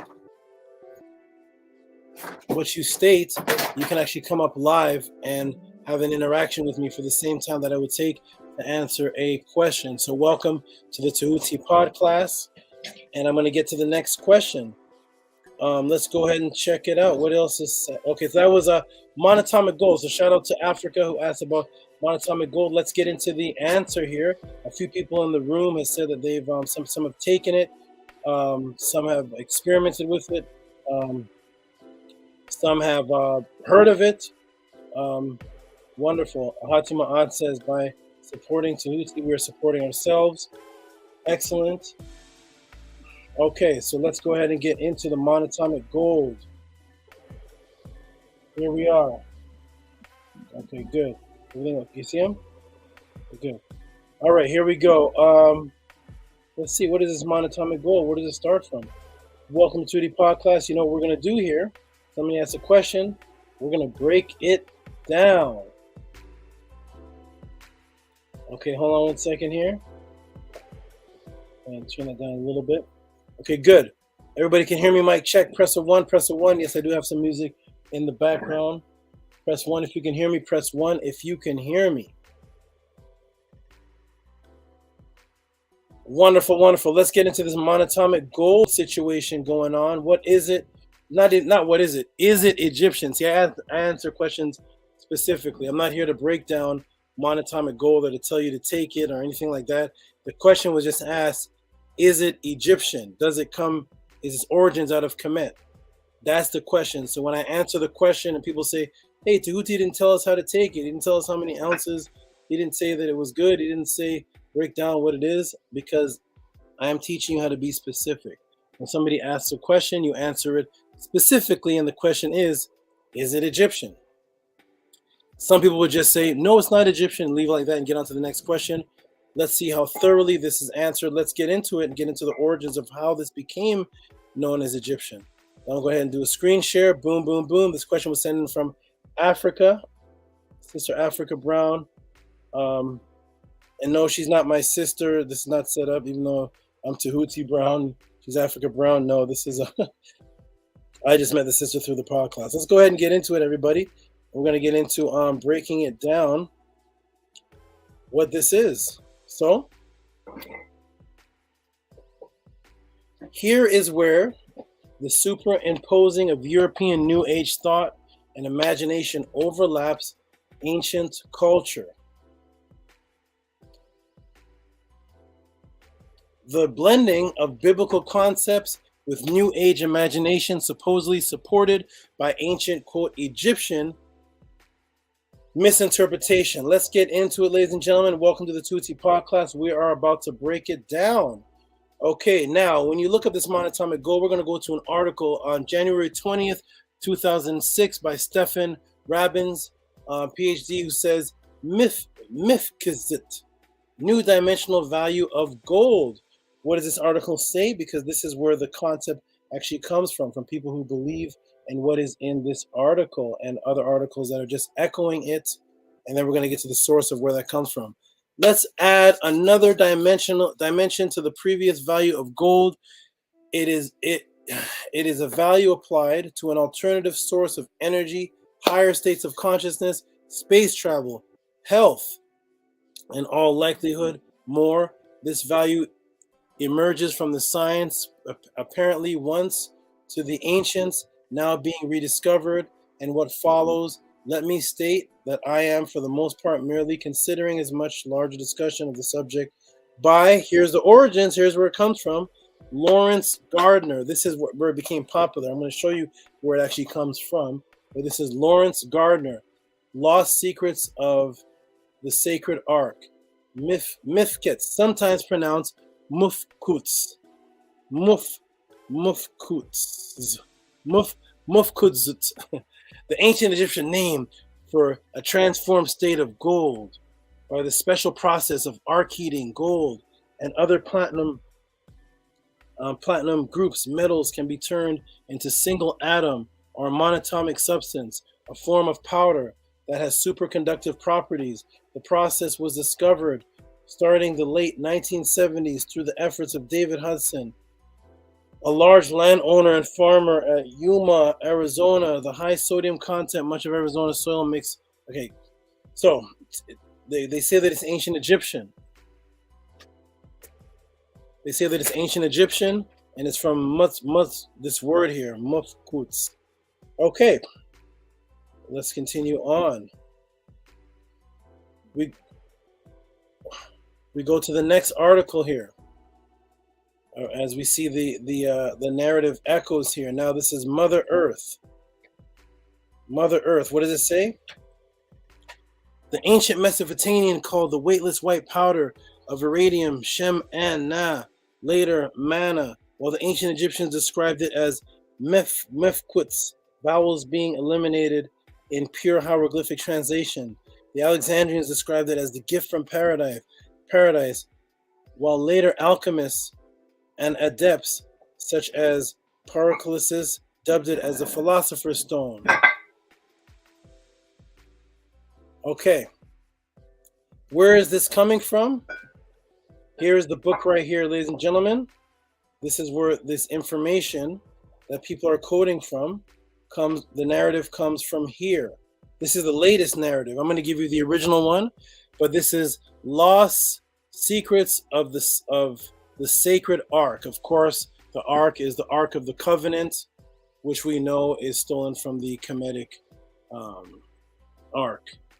We'll get into that later. But here's the information. Here's where it comes from. And so when you look up Lost Secrets of the Sacred Ark, what does it say here? From the royal tombs of pharaonic Egypt to the laboratories of modern science comes the extraordinary account of gravity-defying teleportation in the ancient world. The Book of the Dead refers to a hyperdimensional realm called the Field of Mefkets, which is now determined as a superconductive energy field of high-spin metallurgy.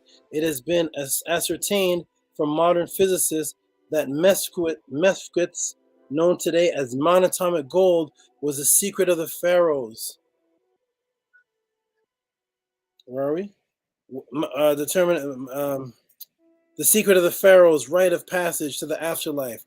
It was also directly associated with the pyramids and the biblical Ark of the Covenant, as revealed by inscription at the Sinai Mountain Temple of Moses. Make note of that. So whoever wrote Lawrence Gardner, who wrote this book, sources it to the pharaohs and to some area in the Sinai Mountain Temple of Moses. Okay? No reason is given in the Bible as to why the Ark of the Covenant was so richly contrived, as it portrayed as having awesome and deadly powers, but these are not satisfactorily explained. However, its connection with the ancient technique of monatomic gold production has now been scientifically replicated. Consequently, gold has fast becoming established as a logistically placed industrial source material to the determined of its traditional value as currency reserve. Arcane monatomic single atom gold is now the technology forefront of laboratory research into everything from space travel to cancer treatment. This sounds awesome. This sounds wonderful. So what people do in the new age is they reach into Kemet, grab something that they don't understand, make a theory of it, but don't teach the Kemetic culture with it, and then move it into a new age thinking, and nobody asks, what is the source? Let's get into the source of where this actually comes from, where this concept comes from, because according to this, it's in the Book of the Dead. According to this, it's a field, the field of monatomic gold is in the Book of the Dead, according to the New Agers. And according to this, this is what the pharaohs were taking. The pharaohs were taking this. Okay, let us continue. So first, there is no reference to this anywhere in the Per Amharu. The Per Amharu is the real name of the Book of the Dead. Notice they never give, let me blow this up a little bit. Notice they never give chapter and verse as to where this can be found. This is very common amongst the conscious community, amongst the New Age people, and amongst the woke people. What they do is they just say, in ancient Egypt, they did this.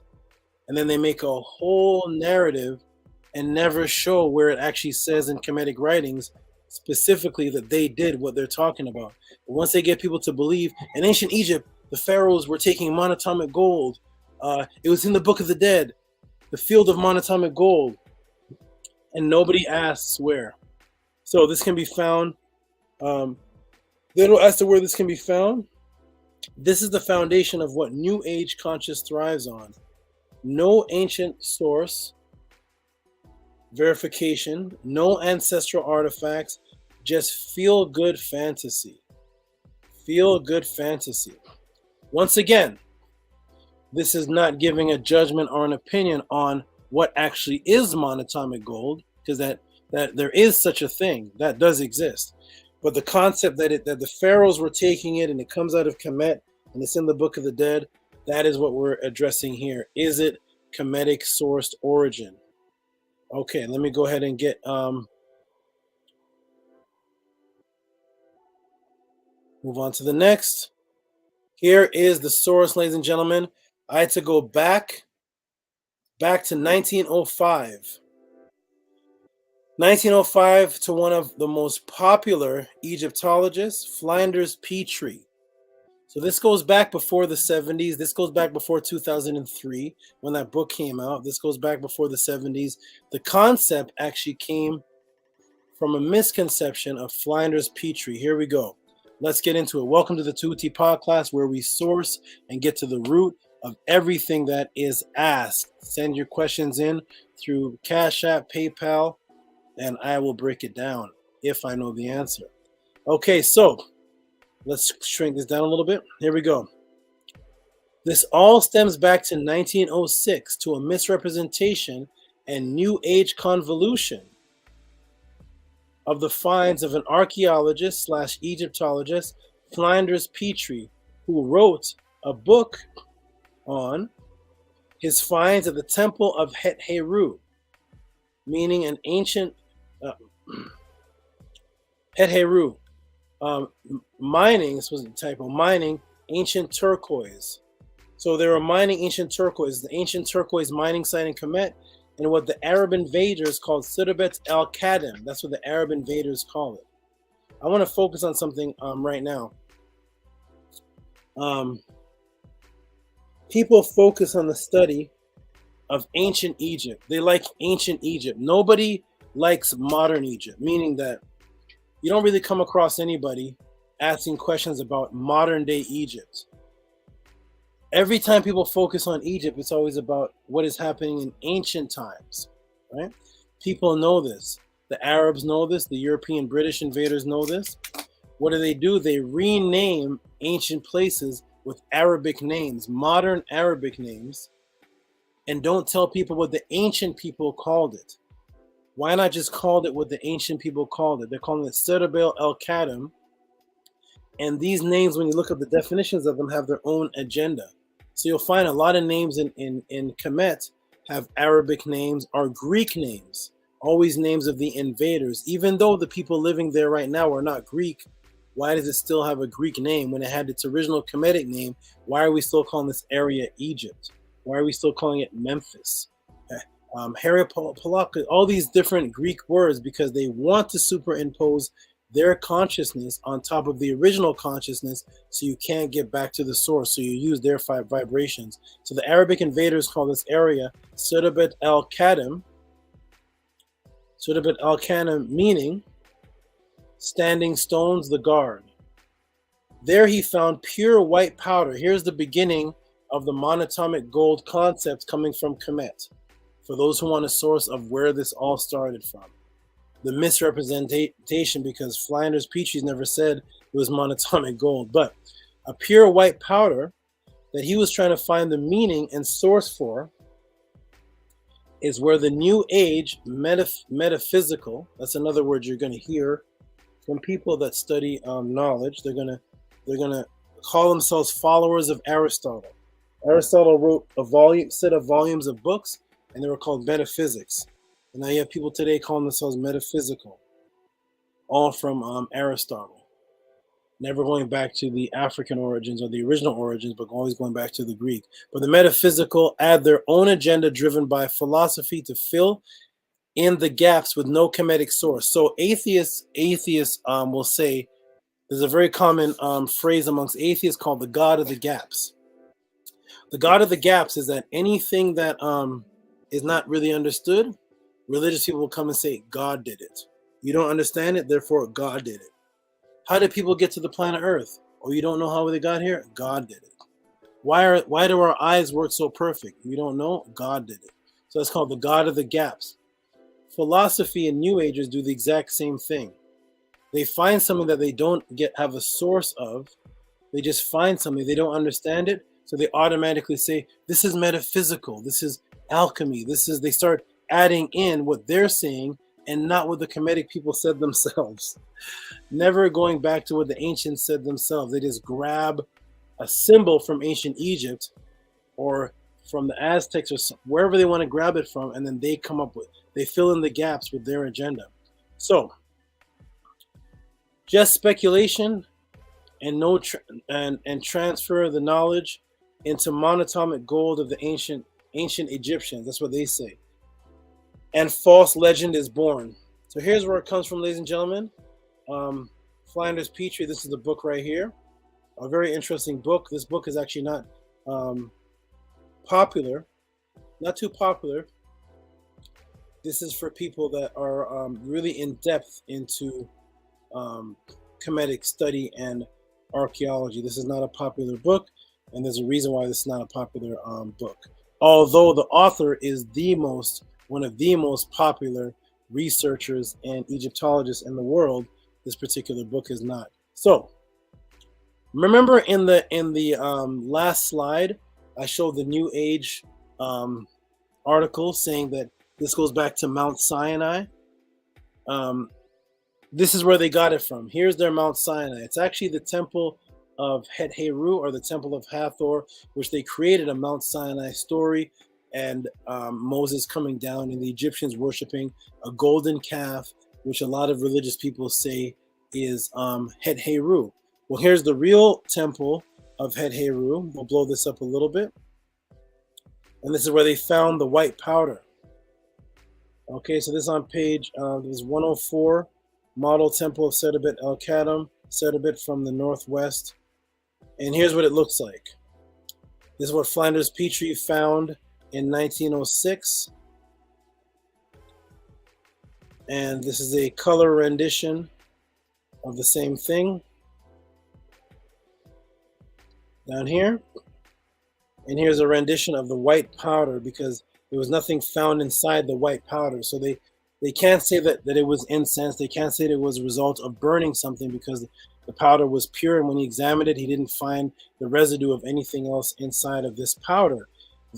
This right here, that statement right there, is what sparked all the metaphysical New Age interest and convoluted theories and made up thoughts, because this white powder was found, lots of it. I mean, tons and tons of it was found, and they didn't find anything mixed inside of it. So they said, pure powder. This must be magical powder. What is this?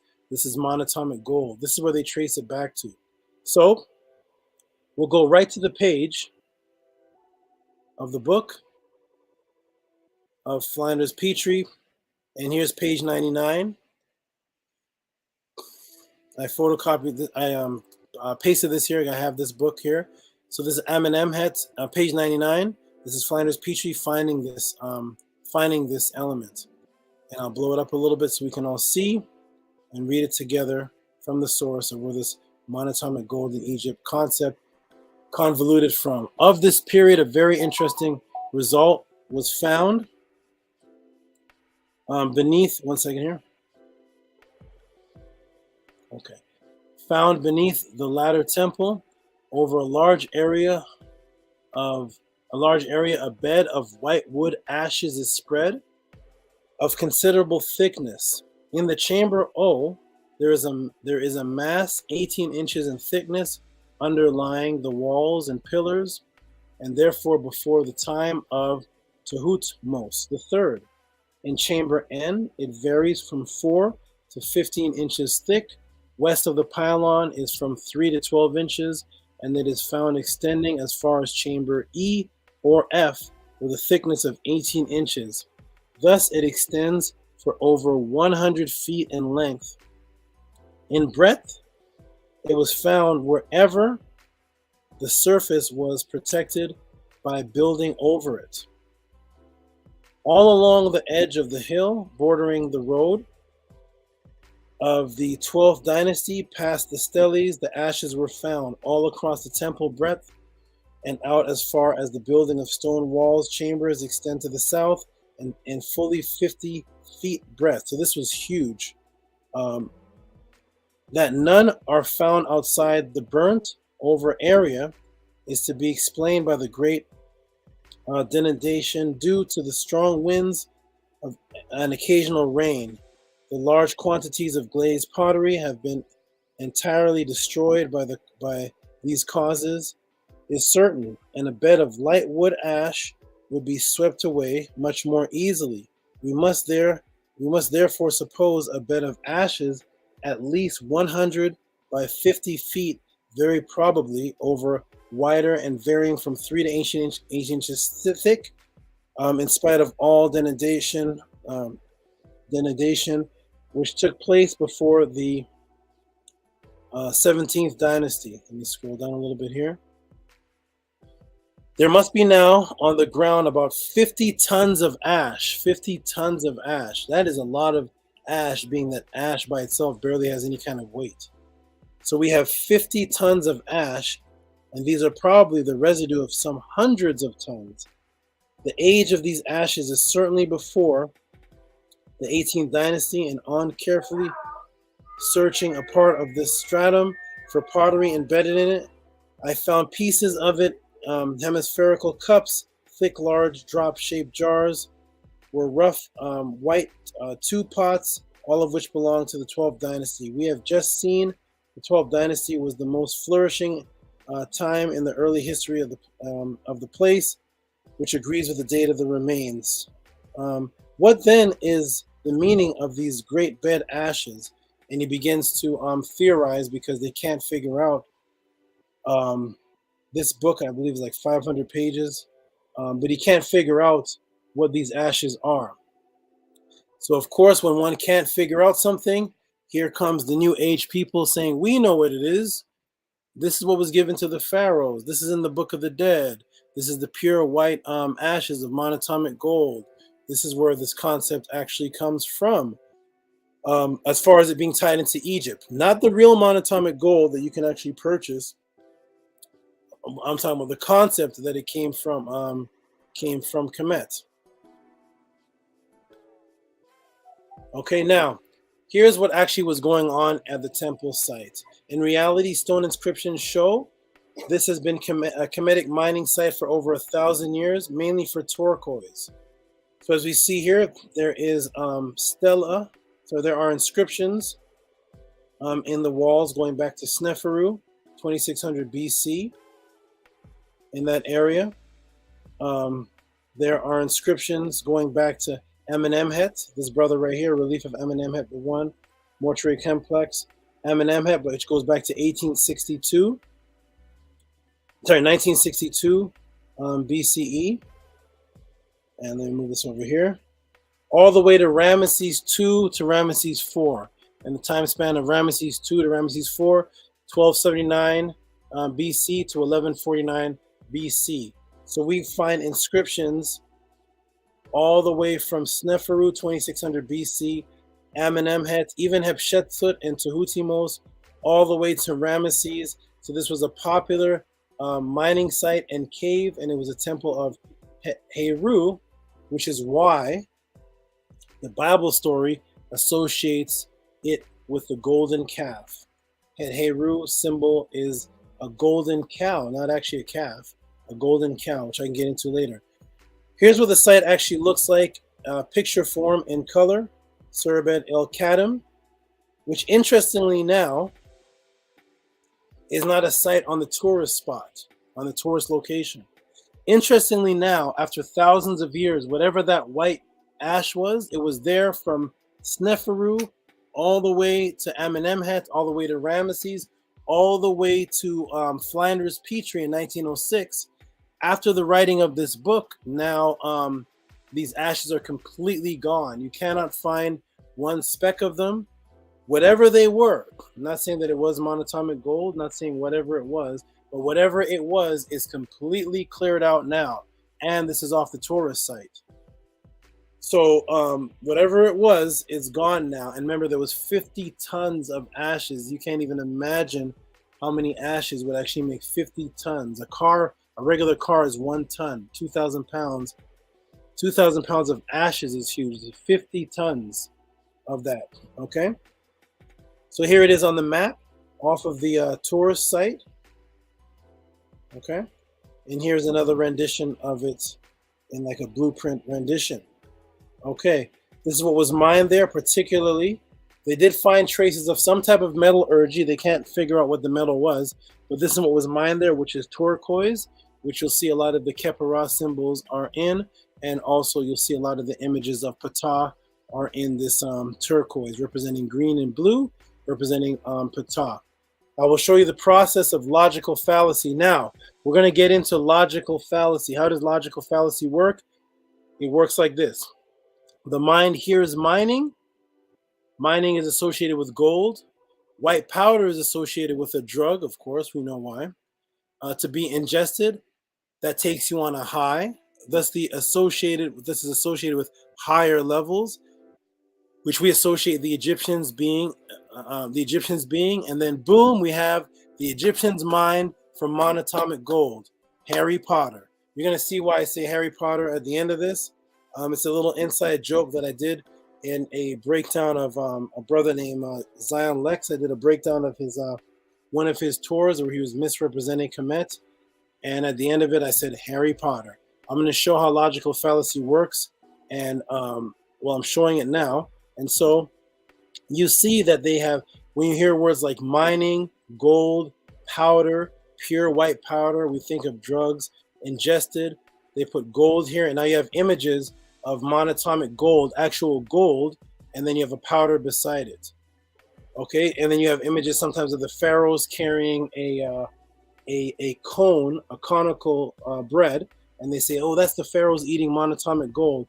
And boom, it goes into articles like this without any form of research, any form of verification, just saying, it's found in the Book of the Dead, the field of Mesquite, monatomic gold. The pharaohs were ingesting it, they were eating it. Not one reference to anything that a Kemetian said. So to answer the question, no, monatomic gold is not traced back to anything that the pharaohs were ingesting. It does not trace back to this mining site. Alchemy, it does not trace back to Kemet. Monatomic gold, none of the things that people are saying now, they're all misrepresentations of what was actually going on in Kemet, and they're misrepresented for modern day new age agenda and convenience to get away from the actual path of what the Kemetians were actually teaching, to get into a new agenda, taking something and running with it and leaving the rest of the culture behind, as if they're actually interested in Kemet at all. Okay, so now I'm going to actually I'm going to do a mic check. I'm going to take it off the screen share. I'm going to do a mic check. So to the sister Africa that asked that question, no, monatomic gold does not trace back. There's no mention of monatomic gold in Kemet. There is a real monatomic gold that one of my students have experimented with. Did it work? I'm not here to promote monatomic gold, but I will say that the monatomic gold that my student took, because remember, there's different versions of it. There's not one monatomic gold, so there's different companies, there's different versions, there's different looks of this thing that's actually out now, chemically made, chemically altered and changed in this day and time, not something that's taken by the Kemetians. The one that he took, yes, that absolutely worked. You can take things that work, and you don't have to say it comes from Kemet. Not every single thing comes from Kemet. So no, there are modern day drugs, modern day laboratory inventions and experiments that are happening in this day and time. Some of those experiments work, and no, it does not come from Kemet. But I'm gonna play something kind of funny for you all here, so you can see what I mean by pace and lead Harry Potter. And this is actually how a lot of people come into knowledge. It's by a pace and lead logical fallacy, something that sounds like it makes sense, but it's actually unresearchable, but it just sounds good to the ear. Okay, so I'm gonna go ahead and play this. I'll take a couple minute break while I play this. And so thank you, Africa, for asking that question. And the answer is no, it does not trace back to Kemet. No, there's no Kemetic word for monatomic gold. And let me go ahead and do this. Boom. Let me go back here. One moment, everybody. Here we go. Boom. MP4. Go to paste. Okay, so this is something funny. This is actually one of the talk show hosts sending somebody into a flat Earth convention. I'm gonna go ahead and play this. It is hilarious, it is a person, it is like a shill pretending to be a flat earther. He's really not a flat earther, but he's pretending to be a flat earther. So he's saying ridiculous things, and the flat earthers are just agreeing with it. But I'm going to play the section where he does what I call the Harry Potter. And the reason why I call it that is because at the end, inside of him talking, he's going to say Harry Potter. And he's going to try to link all these things together that really don't link. And the flat earther guy is going to be saying, yeah. Okay, so here we go. I'm going to go ahead and play this for a moment. And I shall be back. They just want, once you go down the rabbit hole, you just know. I mean, exactly. You can tell these people. When you know. Can I blow your mind for a second? Yeah. This is how I found out. Okay, my mom's sex friend Randall was over, and I was playing with his record collection. He knocked me right in the mini fridge. But when I came up, I was holding one of the records. The shape of the record? Flat. Guess what record it was? I know. Who was the biggest band of 1971? Earth, Wind, and Fire. And what was Earth, Wind, and Fire's album cover? Look at this. A pyramid. The symbol of the Illuminati. Yeah. And who's the drummer for Earth, Wind, and Fire? Don't know. John Paris. And what group is from Paris? The Templars. And when did the Pope kill them? Friday the 13th. And who's the bad guy in Friday the 13th? Jason? Freddy Krueger. Or Freddy Krueger. And who played Freddy Krueger? Robert Englund. And what do you call an apartment in England? No idea. A flat. And who lives in an apartment in England? What Satanist? Harry Potter. And what month did Harry Potter go to school to become a professional Satanist? That's beyond September. And what band had their biggest hit with the song called September? Earth, Wind, and Fire. Yeah, I don't know about that. And where's my mom's sex friend Randall now? No idea. I think in Fort Lauderdale. Okay. Flatter.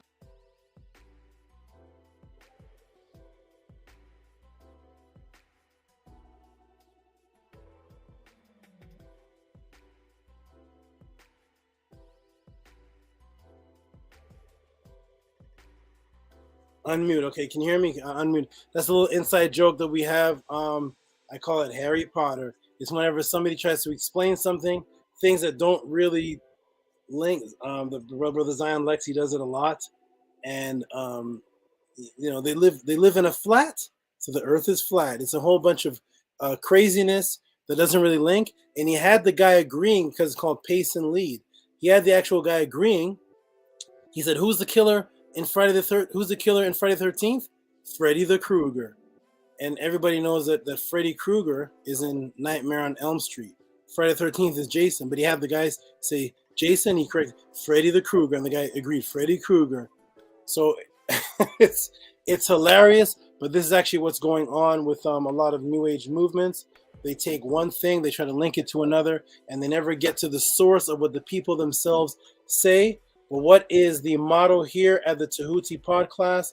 The motto here, the Tehuti Podclass, is ancestral artifacts over religious opinions. Ancestral artifacts over religious opinions. So thank you, sister, for asking that question.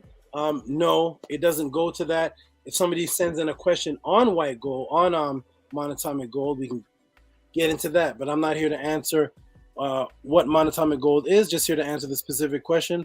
Does it come from Egypt? No, it doesn't. But here's why people think it does, going all the way back to Flanders Petrie, going all the way back to the Secrets of the Ark of the Covenant book in the early 2000s, and people just running on, saying that it's in the Book of the Dead. I searched the Book of the Dead for this monatomic gold thing in the English and the Mednetter. I cannot find it. If anybody can find the monatomic gold in the Per Haru, please send me chapter and verse, and I'd be glad to entertain it. But thank you, sister, for that question. Let's get on to the next question, because my little friend here says time is running out. Time is running out. So let's get on to the next. Welcome to the Tehuti Podclass, where you can send in questions. We have open dialogue sessions where people can actually send in Cash App, PayPal, and instead of asking a question, they can come up to the screen, ask it live, or challenge, or add information. You get time. You can advertise anything positive you're doing.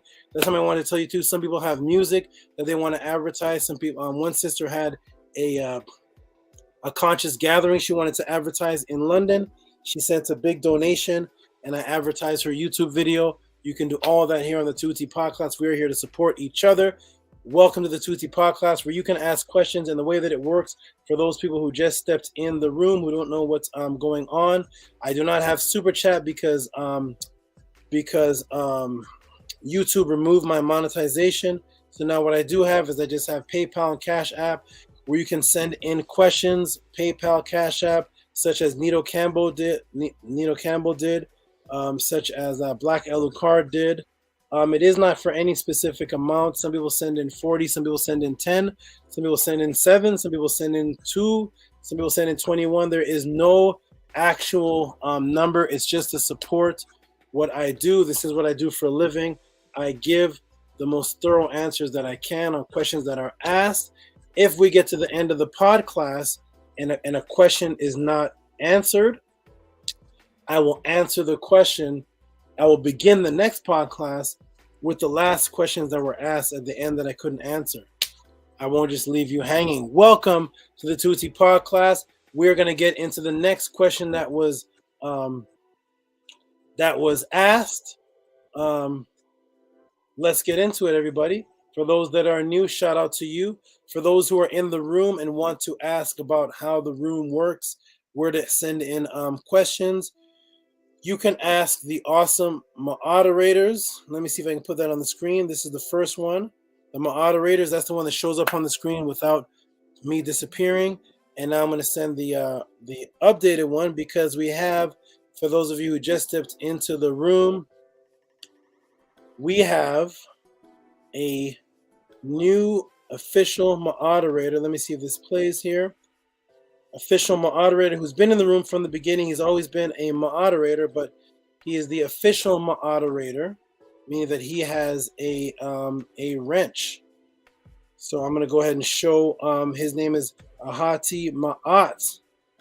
Ahati Ma'at is the official moderator. Let me shout him out and show you him on the screen. And here they are, ladies and gentlemen. Boom. These are the official moderators. Anki M. Ma'at, Nani Oset Mer, Seneti Amun Min, and Ahati Ma'at. They are called the moderators, not the moderators, the moderators, and they were named by a brother in the class who's dedicated, loyal, and always sends in support. His name is Stranger. Once again, these are the people that you ask questions to about maybe my email, my last debates, how to send in the questions to the PayPal, the Cash App, how to navigate through the room, if I have any upcoming events or discussions on Sonetta or anywhere else that I may be invited to. These are the people that are asked questions to, like that. You do not ask them questions about, is there a flat Earth? Was Tehuti real? Were the Natirus real? Was the Bible copied? You do not ask them those kind of questions that disrespects the class and distracts the class. Questions are asked through support to TTM Moon and PayPal Rocky SV. I'm going to stop sharing that, get back to the room. So thank you, everybody, for coming to the Tehuti Podclass. We are going to get into the next question. Shout out to everybody who is consistent in the class. We have Nani Oset Mer putting up TTM Moon or PayPal Rocky SV. Some people come into the class, into the chat, and they start typing rapidly, asking questions in the chat, and they're saying, hey, why is Tehuti not answering my questions? It's because you are not following directions. People, follow directions. Where's the spider? Is she here? She's on top of the hat. You see the spider on the hat? Okay. So there is what's good, fam? Valquez. What's good? And Nani Oset Mer, the moderator, is putting in got books. Email at Tehuti. Email Tehuti for inquiries at mysticaltelevision@gmail.com. Let's get on to the next. We are here, ladies and gentlemen. We are here. Let's keep this going. We have another question that has to be answered. Let's see if we can get to it. This question also was asked. Get that off the screen. Shrink that down. And let's get to the next question. The next question is, this is also, this one is actually, wait a minute, let me get to the email. This is AJ Magul again. AJ, to Arthur Richardson, AJ Super Magul sent in the question about the ITEs.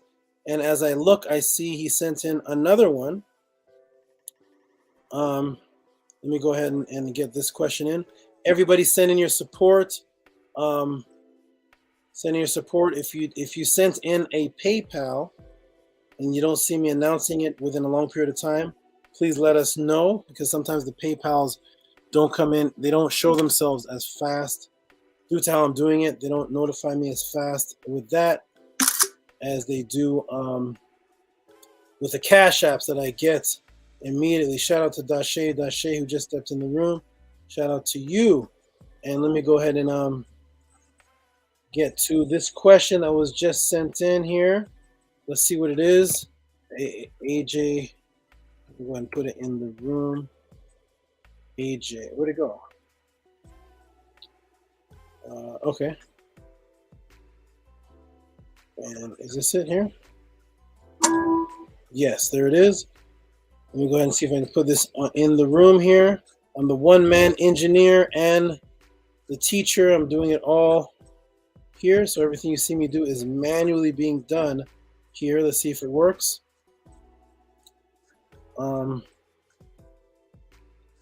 Desktop. Let's see if this is it.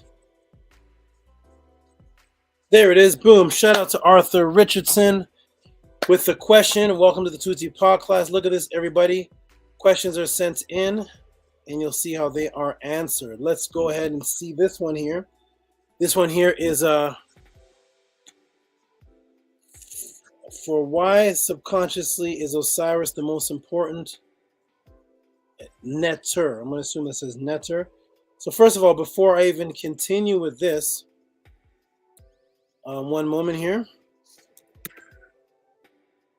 Before I continue with this, usually when people give over a $30 donation or Cash App support, I hit them with a hand clap. And even though this looks like $27, it is not just $27 because this brother sent in the support of the question for the ITE. That was $27, and then he sent in this one back to back with it. So that is 27, I believe my math is correct. I think it's $54. So shout out to you, AJ Magul, for sending in $54 because you sent in two 27s. You get a round of applause and hand clap. Thank you for supporting me. I am very appreciative. I appreciate you as you appreciate me. Thank you so much, my brother, for that support. Let's get on with the answer to the question. Thank you, my brother. And he's constantly supporting. So shout out to you, my brother, for that. If you're still in the room, I don't know if you're still in the room, but shout out to you for that support.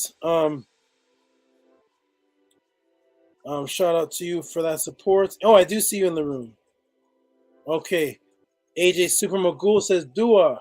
Some people say Dua, some people say Tua. Shout out to you. Let me get some water before I answer this question, because this is the most important fluid on the planet.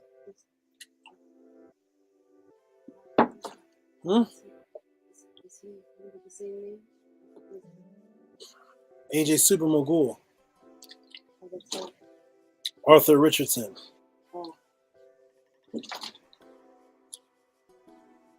Okay, so let's go ahead and get into it. He asked, why is Asar subconsciously? I like how he asked that question. I like how he asked that. He said subconsciously. This is true. This is absolutely true. Nowhere in the actual Medu Netter, in the writings, does it actually say Asar is the most important netter. but it seems subconsciously that a star is. He's at least the most spoken of netter. And there is a distinct, specific reason for that. I'm going to do another mic check, and then I'm going to step away for one quick second and come right back. Let me do a mic check, make sure everybody hears me, and then I'm going to step away for just a quick moment. One quick moment. I'll be right back. Everybody hear me? We have 107 in the room. Share this. 107 people in the room. Out of the 107 people in the room are watching. Let's see some support and some donations for questions and just support.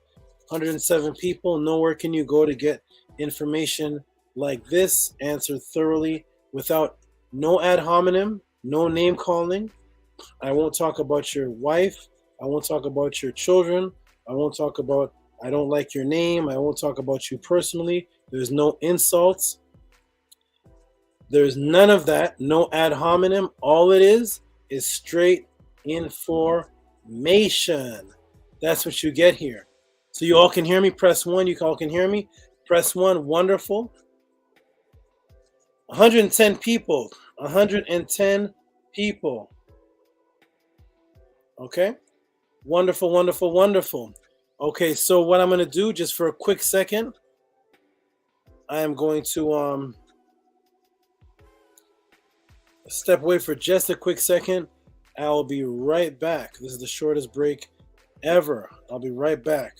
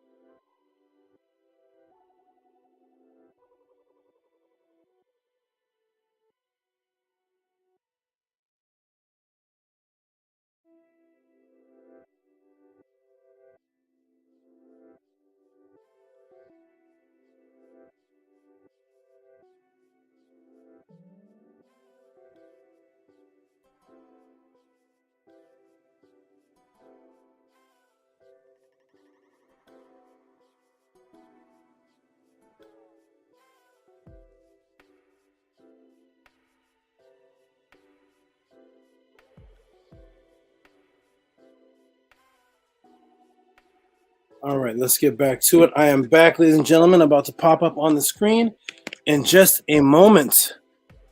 Here we go. Let me get the mic camera on, and there I am. Here we go. Let's continue this question about a SAR. Why does a SAR seem like the most important of the netters subconsciously? Great question in from AJ Mogul. Awesome question there. And let's get into the answer. Shout out to everybody that just came in. Shout out to everybody that just came in. One of my oldest students in the room right now, Wasret, became a student of mine 28 to 29 years ago. Shout out to you, sister. Nice to see you. Nice to see you. Nice to see you. Peace, everybody that is in the room. Peace, everybody here is the biggest supporter ever. At one time, biggest supporter. Peace and blessings. This man one day gave, I think it was 143 or some. He gave the biggest support ever. Shout out to you, my brother. Nice to have you back. Let's get into the answer, everybody. Let's get into the answer. And I love these questions, and I want you to ask them to other people. See what kind of answers that you get. Wait a minute. Oh, Charlotte is coming down. Hold on, Charlotte, where are you going? Go back up, up, up, up. Okay, good. That's a good spot to stay right there. That's good. Perfect. All right, let's get into it, ladies and gentlemen. Robert Williams says there are some really great questions out there, but the answers Tehuti gives are out of the box. Thank you. The spider's on the move. That's right, Dashe. The spider's on the move. Okay, enough fun, enough breaks. Let's get to the question. Oh, today this is Charlotte. Neith is the one that doesn't move, stranger. That's the one that doesn't move. Neith stays in one spot. Charlotte is the one that moves a lot. Okay, let's get into it, everybody.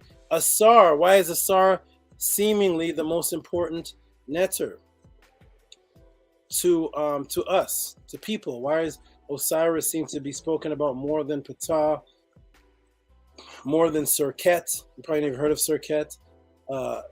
Asar is definitely the most spoken of the netter. Let's get into it. Ladies and gentlemen, welcome to the Tehuti Podclass. We're about to break down this awesome question that was asked by the brother AJ Super Mogul. All right. Let's get into it. Okay, boom. Okay, it's about to get deep as always. You know how we do things here. Let me go ahead and do a screen share. Most people here are actually familiar, at least with the name Asar and the basic principle. And we're going to get into, let's get into the answer. The brother just sent me this question here, and let's break it down. Boom. Okay, so how are we going to start here? Let's understand, I'll give a brief little explanation of Asar. Most people are familiar with this, but I'm going to give a brief explanation. And then we're going to get into this here. So I'm actually going to take it off the screen share. So for those who are unfamiliar, I just took a break for 2 minutes and it went from 110 to 97 people. I guess I got to keep my face in the screen. That was a big drop fast. Come on back, people. I'm back. I just took a little break. You don't have to leave. Oh, come on, Charlotte. There we go. Okay, good. Okay, so she's moving around a lot. Absolutely. Absolutely. Okay. Okay, let me throw this up on the screen. I'm going to speculate that the reason Asar is in the forefront is because of his relationship symbolically to Christianity. Ding, ding, ding, ding, ding, ding, ding, ding, ding. Ding, ding, ding. Yes. But Asar was the most important before Christianity, but absolutely, Asar bred Christianity. He was the first caress. So let's get into it. So Asar, just a short breakdown. Asar was the mate of two of his sisters, Nebtet and Aset. Asar was a beloved son. Asar was the farmer, the agriculturer. There was jealousy that brewed amongst his brethren, amongst his brother Set, which is where the Christians get the word Satan from. And his brother became an adversary, which actually became the definition of the word Satan. When you look at the word Satan means adversary, and that is exactly what Set became. He became an adversary, setting up his brother to become killed. He wanted the throne. He wanted to take position. He was jealous. His mate Nebtet left him for his brother. He was extremely jealous. The netter tried to calm him, tried to offer him many things, even offered him two Anuna goddesses of Acadia, or as what people call the Sumerians, offered him Anat and Ishtaroth as a mate. He wouldn't accept that. They offered him one part of Kemet. This went on for a period of 80 years. You can reference this in the contendings of Set and Heru. So he was the enemy brother. At one time, dedicated to Ra. At one time, he was the defender of Ra. He was there with Tehuti defending against Apep, and then he turned due to jealousy, due to anger, wanting the place of his brother and wanting the place of his brother's son. So thus the fight continued on from Osiris, same, all the way to Heru and Set. And so Osar gets killed. Osar gets killed, gets placed in an area called Biblios, where they get the word Bible from.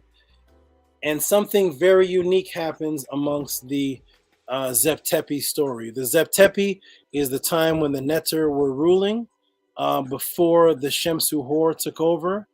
The regular, not regular, but the pharaohs, the human pharaohs took over. The Zeptepi was a time when the Neter were ruling, and something very unique happened with the Neter that had never happened before. And what was that? That is the taking of a life. That was never in the ancient Neter stories. It's not in the Ptah story. It's the taking of a life took place of a Neter, and he continued to become conscious after his life was taken. His two mates, Nebtet and Aset, were so dedicated, they became his Ka. They became the support of his spine to try to resurrect his consciousness and keep communication with him. This is the first recorded time in Kemet of someone being a physical being killed in the physical, and whose consciousness continued to speak after physical death. This is the very first time that happened. In the pyramid text, after Asar is killed, he's still speaking from the Amduat up to his sisters for help.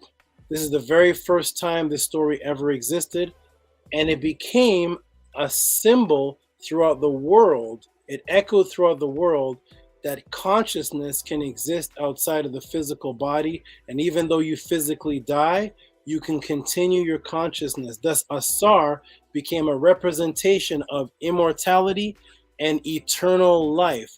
Thus, all of those who were interested in that, all of them became an Asar. Asar became a seat, which is actually what the word Asar means. It's from the word os, and it's actually a seat.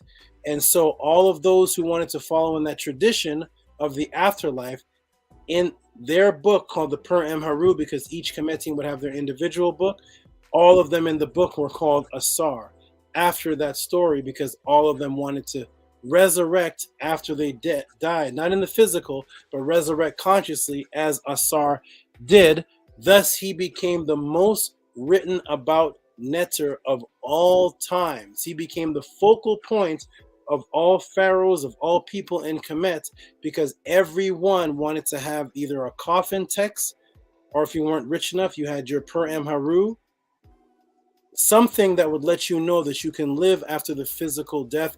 And thus almost everything in Kemet became patterned after the theme of immortality, which echoed throughout the world, which created your Jesus and all the other characters that dealt with being killed, coming back to life, and then offering eternal life. With that said, a little small summary, let's get into the actual Kemetic inscriptions and writings of what Asar actually represented in Kemet, and why he was considered of the most importance for the topic that everybody is interested in. Whether you are a Muslim, whether you are a Messianic Hebrew, whether you are a Christian, whether you are esoteric, the list goes on, whether you are Buddhist, the one thing that all of them have in common is that we're all seeking consciousness higher than this physical, regular matrix consciousness that we see, and we're all seeking to continue to live after the physical is gone. That is what Muslims, Christians have a heaven and hell. Muslims have a Jahannam, a Jannah. All of them have this concept that when you die, it is not the end of your life.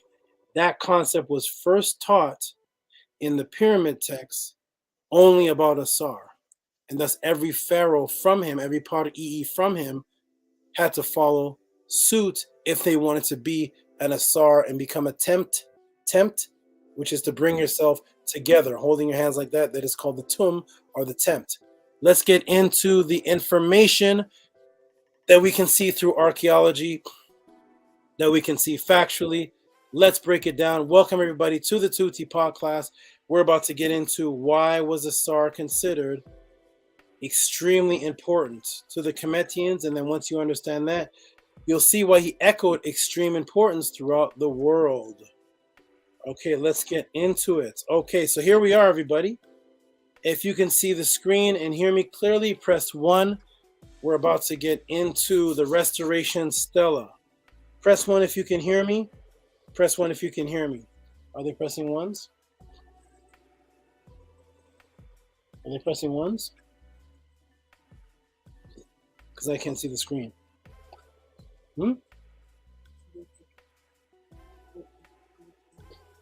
Okay. All right. Press 1 if you can hear me. Wonderful. Let me see if I can get the screen. Okay. Oh, I can. I can move this and see the screen. I am maneuvering. Okay. We are maneuvering. Here we go. So this is the Restoration Stela. The Restoration Stela, speaking of Pharaoh Khufu, who supposedly built the pyramid, who supposedly built whose sons built the Sphinx and all that nonsense. But let's get into what the Restoration Stela says, okay? So the Restoration Stela, I'm going to go down a little bit. Oh, good. Move that over there. And here it is. It's actually on the pedestal of the Restoration Stela. And we're just going to go ahead and read and see what it says. Let's see what the Kemetians said that Pharaoh Khufu said himself, or what they said about Pharaoh Khufu. Long live the king of Upper and Lower Kemet, Khufu, given life. He found the house of Aset, mistress of the pyramid, by the side of the hollow of the Haran, what they call the Sphinx, which it's not the Sphinx, but yeah, what they call the Sphinx. He built his pyramid beside the temple of this goddess. He built a pyramid for the king's daughter, Henutsen, beside the temple, the place of the Haran. The Horomakuti is the south side of the house of Isis, mistress of the pyramid. We're going to focus on that. So Aset is called the mistress, which is a mate or a hent, or what people call today a wife.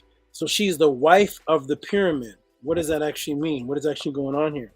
Was she the actual wife of a building? Let's find out what this means. He restored the statue, which means that he refurbished something that was already there, all covered in painting of the guardian of the atmosphere, who guides the winds with his gaze. He replaces the back part of the Nemes headdress, which was missing with glided stone, and the figure of this god cut in stone, solid, and will last to eternity, keeping its face looking always to the east. This is what bred religion, looking to the east. Muslims praying to the east. Hebrews facing the east. Christians facing to the east. X-Clan saying to the east, my brother to the east. All of that is coming from looking towards the east. They understood what it meant because east is from the word east is actually Aset. That word east is actually the name of the wife, the mate of Asar. Her name was East, or as we say today, Aset, or Ost, or East, Est. Okay, so here it is in the Metanetter. He has found the house of Isis, mistress of the pyramid. Okay, so here it is. This is the cam bird. Let's look at this where I move my mouth. This is the cam bird. That's for finding something, right? The Menef. So this is the finding something of the cam bird, and this is the house. This is the pur, right? Aset, that's Aset's name there. There's the Ost, and there's the T, and there's the hen, H-N, and the T, the hen, the mistress or the wife of the, look what the word is for the house there, of the pyramid. So see this right there? In the Metanetter, the finding the cam Menef, the pur, Aset, Henet, and that is the Aket, or the pyramid. So she is the wife of this pyramid here. But how can you be the wife of a pyramid unless the pyramid actually represents something else? Okay, wonderful. Let's continue. So we go down now here to the Shabaka stone. A lot of people here are familiar with the Shabaka stone of 700 BC. And this is the Shabaka stone, which has a story of the creation with Ptah and Tehuti of 716 to 702 BC. The Shabaka stone. It's in British Museum 498. We deal with the archaeology and the research. Here, Shabaka stone, you can find the translation of this in a book that I highly recommend, Ancient Egyptian Literature by Miriam Lithium. And we see in Ancient Egyptian literature, we're going to go down here, right here where I haven't read. Okay, this is the land, and then it's damaged here. This is the land, the burial of Osiris in the house of Sakar. So Osiris is buried, according to the Kemetians, in the house of Sakar. Aset and Nebtet, his mates, his sisters, without delay, for Osiris has drowned in his water. Isis, Aset, and Nebtet looked out from behind him and attended to him. Heru speaks to Isis, Nebtet, hurry up, grasp him. Isis and Nebtet speak to Osiris, we come take you. They heeded in time and brought him to the land. He entered in the hidden portals, glory of the Lord of eternity. Thus Osiris came into the earth at the royal fortress. So we have him being buried at the house of Sakar, and he's coming into the earth at the royal fortress. What is the house of Sakar? And what is the royal fortress? We're going to find out why Asar is considered so important to the Kemetians and why the pyramids or the Akus were actually built. Why? What do they represent? So we're now in the pyramid text. Let me shrink this down a little bit. We're now in the pyramid text, and down here just a little bit here. There it is. This is the land, the burial of Osiris in the house of Sakar, Isis and Nebtet without delay, for Isis is drowned in the house of water. This is actually the pyramid text after. This is actually the same quote from the Shabaka stone. Isis and Nebtet speak to Osiris, come, we take you. He brought to him the land, entered in the hidden portals, the glories. So this is what we just read. According to this text, Osiris was buried at the house of Sakar after his body had been taken by Isis and Nebtet, brought to the land, whereafter he entered into the hidden portals and came into the earth at the royal fortress, which is north of the land of Egypt, or Kemet. The pyramid text explained that Sakar is merely another name for Osiris. Some current researchers believe that Sakar was an ancient deity originally distinct from Osiris, but their evidence is thin and based on primarily on conjecture and supposition. Sakar may have been a name which the Egyptians originally knew Osiris and one of the many aspects, but Sakar was never completely distinct from Osiris. Now here's the pyramid text I was speaking of. In utterance 300 of the pyramid text, the king is often identified as Osiris, right? Because each king now becomes an Osiris because he's looking for the same afterlife that Osiris attained. Now it quotes, I am Sakar of Rastal. What is the Rastal? Rastal are the underground passageways which under the pyramid or the Akut at Aket and under the Harakuti, Keparatem Ra, which is what the Europeans call the Sphinx, which deals with your anus and choking, and it's a whole other story, but it's not called the Sphinx. Sakar of Rastal is the underground tunnels underneath what they call the pyramids. I am bound for a place which dwells Sakar. Utterance 532. The connections were more explicit. They found Osiris's brother Seth having laid low in Nedet. When Osiris said, "Get away from me," that's when his name became Sakar. So that is the Sakar, is him pushing away his enemy. When his name became Sakar, house of Sakar, it is therefore the very same as the house of Osiris. So when we go down here and we see the house of Sakar, Sakar is Osiris. Sakar is Asar. That is his name. And that's why it says the burial of Osiris in the house of Sakar.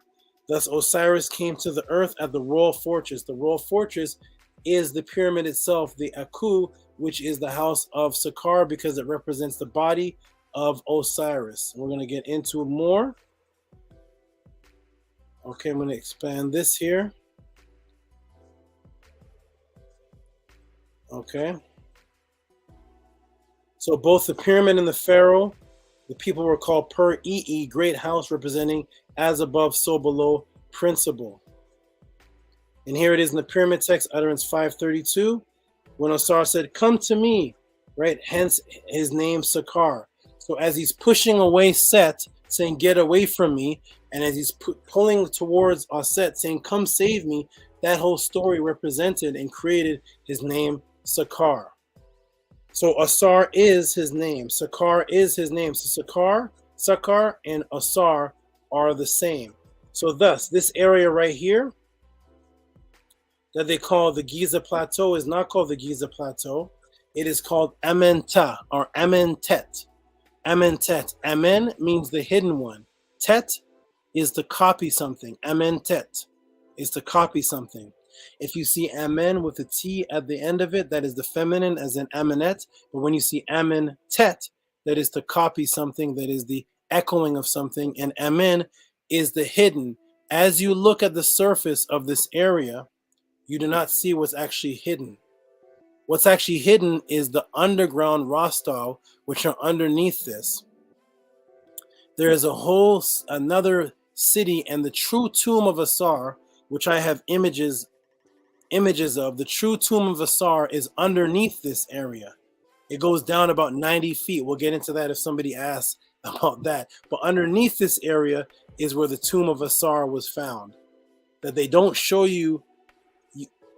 I have it though, if anybody wants to see. So anyways, the Aku, the pyramid, this is Asar. The actual pyramid is the symbolic reference of Asar. So it's the house of Asar, as a house of Sakar, and that is why Aset is called the wife of the pyramid. She's called the wife of the pyramid because who is Aset the wife of? Aset is the Henet, or the wife of Osar, and Asar is actually the pyramid because the pyramid represents the as above, so below principle pointing upward, which is the ascension of the soul. So that is why both the pyramid, and let me blow this up a little bit. Both the pyramid and the pharaoh and people were called Per and Per-E-E. The E-E are the two hands of Aset and Nebtet supporting Asar, also called the Ka. They were also called the E-E, the E-E. The hand supporting, the feminine hand supporting the male is what made the male great. So when you see the word Par-E-E and you ask for the definition, they'll say it means the great house. What part of this word means great? The E-E. That's the feminine energy, the hidden hand of the feminine energy supporting Asar, resurrecting him, bringing him back to life is what makes something great. It's the feminine energy, and the Per is the same word for a house, and it's the same word for a person, and it's the same word for coming forth. The great house representing the as above, so below principle. Okay, and here is the whole area here.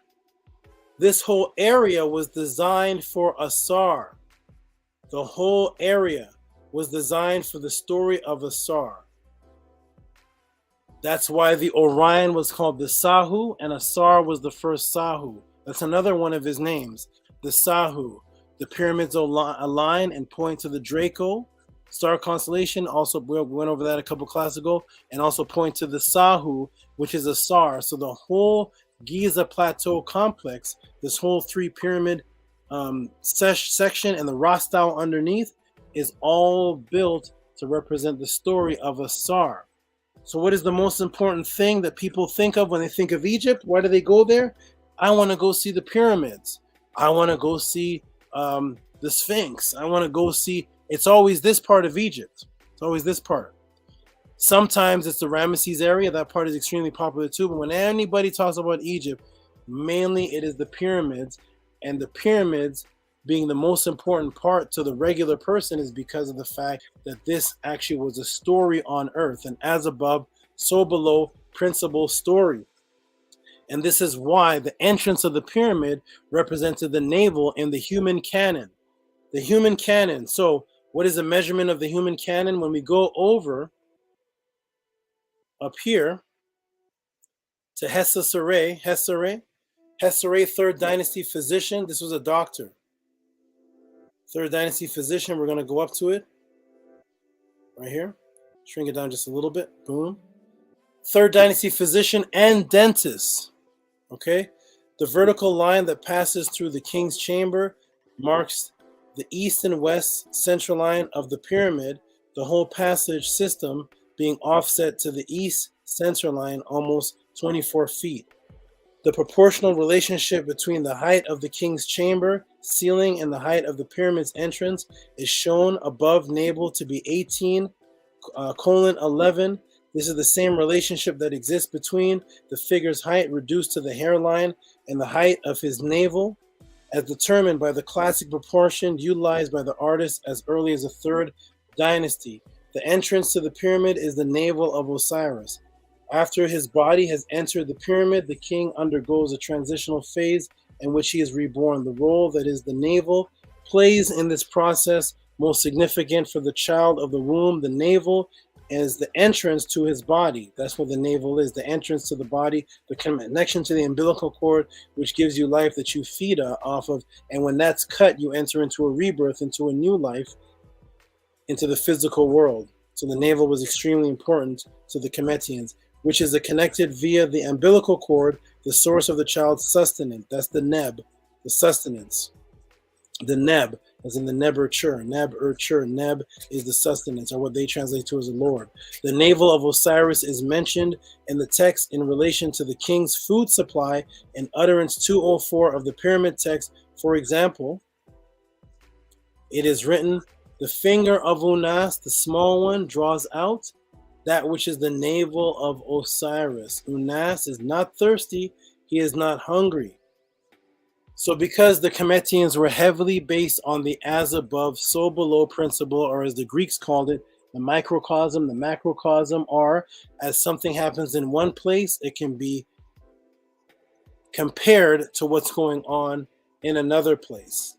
So the Kemetians were constantly living their life in nature and imitating the beauty of nature through their ritual. So here, the finger of Unas, the small one, draws out that which is the navel of Osiris.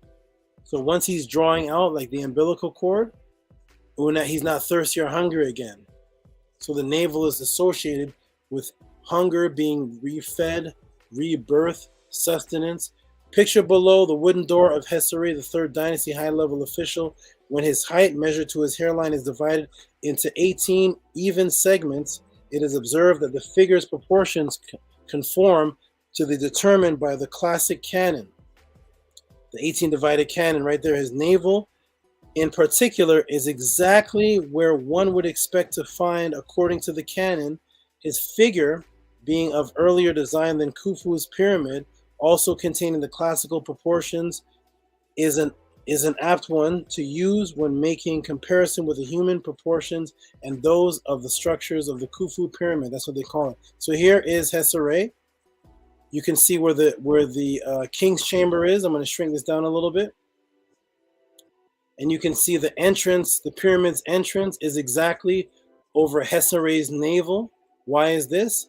Because the man is the temple. Your body is the temple. So the Kemetians, this is how serious they were, ladies and gentlemen. Every single thing they did had a meaning to it.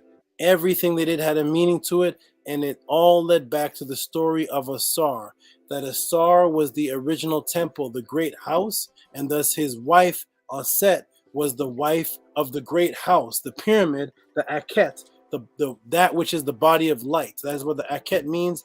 It means light. So that's the house, the temple, represented man. There's actually a book out by E.A. Schwaller de Lubitz, so you can check it out, called The Temple in Man. Awesome book, which breaks down how the temple of Karnak was actually designed to imitate all the functioning portions and working parts of a person, and that each part of the temple, the ritual was designed to imitate what actually happened inside of the person's body at that particular body part. It's called the Temple of Man. It's what I used to actually beat a man named Judah Nazareth in a debate, who stole the Temple of Man and redrew it as a Hebrew temple of Solomon. Some madness, but it's the it's the Karnak Temple of Man. So the Kemetians understood that your body is the temple. So that's the same word for house.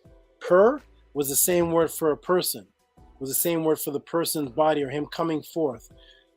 And Hesesere, you have him here with the 18 canon, exactly where it's squared off, right there where his third eye would be. going down to the pyramid's entrance is exactly where the navel of Hesa Sore is. You see the temple, the pyramid over top of the body, a perfect canon, the perfect example of the pyramid representing a person's body. That original person was Osar. Osar was what the pyramid, the Aku, was actually developed after, and that was the as above, so below principle. So, thus the entire area called Amenta was a microcosm of Afterlife, and a story of Asar.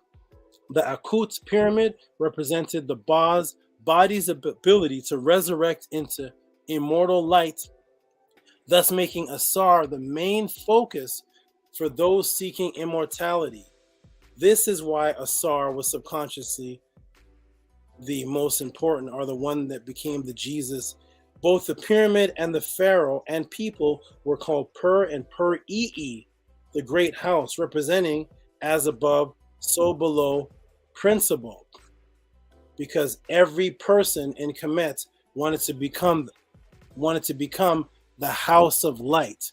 They wanted to Per-Em Haru. They wanted their Per, their body, their house, to come forth as Heru, as light, because Heru was another word also for daytime, and Heru was also the falcon eagle that could fly, representing the Ba's body to fly outside the body, and that's why the word for the first part of the sun in the morning is Bak, Ba, which is the rising of the sun, the earliest part, and that Bak was also the falcon rising out of the body, because each man and woman wanted to be the house of light. And now I'm going to show you that the actual name for the pyramid was actually not pyramid, it was house of light, and they imitated it by trying to create the word pyramid, which meant fire in the middle. Pyramidos, pyri and middles, fire in the middle, because the actual pyramid was called fire or light. That's what the pyramid's actual name was. It wasn't called pyramid. It was called the Akut or the Aket, and that's why there is not several pyramids all over the world. There is the Aket, and it represents the house of light. That is not what the Aztec one represents. That is not what the other ones represent. But when the European can erase the word Aket and they can superimpose pyramid, and once you accept the word pyramid, then you can call everything else that looks like a triangle a pyramid. But notice they don't have a word for a square building. What's the word for a square building? They say the triangle one is called a pyramid. Okay, what about the square temples? What are they called? Because they're square. No significance. They're taking away from what the actual building and temple was, which was the light of Asar, the Aket. Those triangle buildings that the black native aboriginals are talking about in the Aztecs, those are not called the Aket, and they were not made for immortality, nor were they machines to generate the house of light of immortality. Completely different things. Yes, they're in a triangle shape, and yes, there's buildings that are in a square shape, but they have a school is in a square shape, a house is in a square shape. They're both squares but different. A doctor's office, a house, a school, a hockey stadium, or wherever it is, they have the same shapes, but there's different meanings. So we can't say, oh, there's pyramids everywhere. No, there's an Aket, and that represents Asar, and those other things represent whatever the cultures themselves say it represents. The Aztecs don't say what their temples represent Asar. So they're not the same buildings. They don't have the same meaning. The same things were not done there. Totally different cultures. We have to stop just superimposing European philosophy. This is the Aket. This is the House of Light. And now I'm going to show you, to close it up here. Now we're going to get into the actual light. So let me shrink this down a little bit. When we actually look at the speed of light, which is very significant to the Kemetians, because the Kemetians were the first to monitor the speed of light. The first monitoring on this planet Earth of the speed of light was done in an area that's called today Napta Playa. Napta Playa is your first calendar, and it is the first observation of the registering of the actual speed of light. If anybody wants to send me a question on that, we'll get into that. But Napta Playa is the oldest It dates back to about 9,000 BC. It is the first time man has ever calculated the speed of light. Where is Nataplaya? It is in the Nile Valley. Okay, so here it is, the Nile Valley. Do they understand the speed of light? The Aku, the actual pyramid. First of all, the speed of light, here it is right here. Now we look at the shape of the pyramid and its coordinates, where it specifically is, and the coordinates of the pyramid, the coordinates specifically match the speed of light numbers. Why? Because the actual pyramid was called light, and the Kemetians were the first to record the speed of light. So when they were building this, they wanted it to represent light, put it at the coordinates that matches the exact number of the speed of light. They understood this completely. Here it is right here. We're going to look at the Akut. Here it is right here. 29,9792458 degrees north. Right? The speed of light and also the coordinates of the pyramid. We look up the original word for pyramid. And here it is right here. Akuti, Aket, name of the pyramid. And what does it mean, ladies and gentlemen? Uh-oh, what does it mean here? What are the Akut? The gods and beings of the kingdom of the light god. So the pyramid is directly associated with the word Aku. Aku, by the way, ladies and gentlemen, is what bred the word Ku. Ku, that is light. That is one of the 9 aspects of man. The Aku are the Ku. And it is the name of the pyramid, and is also the name of light. And that's why you see the Ku bird right there. That's the Ku bird right there. And that's why you see the horizon right there. See the horizon with the Ra right there. That's the light coming between the 2 mountains. With the Ku bird, it is a word that means light. And the Akuet beings were the beings of the kingdom of the light god. So the pyramid itself was named after light. Its coordinates match the exact speed of light because its objective and reason for creation was to connect man back to his light being, which was the original form, a being of light, or your bioenergetic aspect, the aspects of the human etheric body, the underlying supportive biogenic mechanism, active living template for bodily intelligence of all biological life processes that works in line with the biological function of the physical body and exists as an exact bioenergetic counterpart that is firmly enmeshed with the physical, with the living physical body. This is what's called the Ka. That is the double body. That is a bioenergetic template. It is not the one that leaves out fully out of the body. When it does fully leave out, it becomes the Ba. That's another aspect. The Ka is the double, the bioenergetic double template. And that's when we look up the word Ka in the Per Haru, it means double, my double, 2 hands, the Ka. The Ka is the light energy that actually forms the physical body in the Per Haru in chapter 30 in the papyrus of Ani. See, it says Kenemu, Kenemu, the god Kenemu, which is the former, the god of the potter's wheel, the Kenemu. Kenemu, making strong my limbs. What is making strong his limbs? What is making his limbs strong? It says, thou art the double within my body, forming and making strong my limbs. So to the Kemetians, it is the light body, the energetic double body inside that is forming the physical body, not the other way around. Atheists and other Europeanized blacks and Europeans and people that follow this thing called atheism, which the Kemetians never heard of this thing. Nobody on the planet ever heard of the word atheism until the Greeks came. So now people are following this foolishness called atheism. It's ridiculous. But anyways, be proud to be Greek. But the Kemetians taught that it is not the physical brain and body that produces the consciousness. That's what the atheists teach.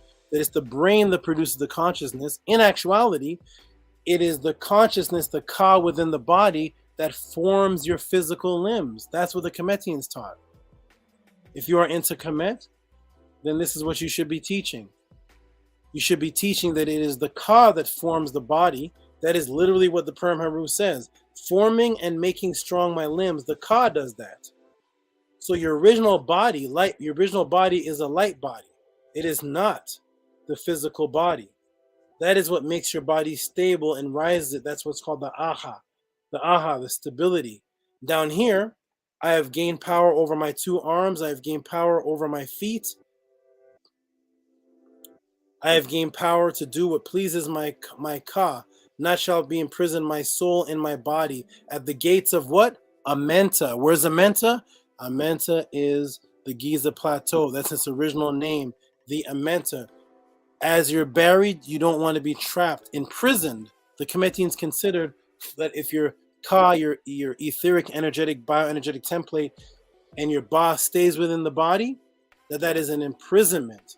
The physical body is a prison, an imprisonment, and you don't want to be trapped there at the gates of Amenta. You want to come forth in peace. This is what the Cometians taught. So you want to come forth as a light entity. You want to come forth by day. Shown here in Kirlian photography that the energy that's actually energizing the body can be seen as light oscillations at 100,000 to 200,000 oscillations per second. This is the Ka energy that is inside of man. You are not a physical being. You are a being of light. And that's what the Cometians were trying to say when they were calling you, as we come over here. See the pur right here, as in pur Amharu. What is a pur? A pur is a house. See that up top? The pur is a house, the double house. That's for the double world, the etheric world, the astral plane that is doubled of this world. You have the double body. That double body can exist in a double house. You see the pur Ii, that's the pharaoh, that's the person. The great house. So the same name for the person is the same name for the great house. The great house, the house of life, right? The name of the school or college of the temple. So the house of life, the pur Ankh, is the name of a temple. Your body's a temple, and the man is called the pur.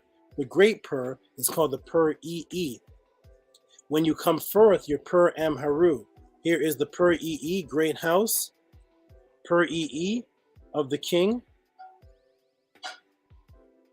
And you see here is the ray, which we'll get into that another time though. We'll get into that part another time. I want to go over here. We're going to shrink this down.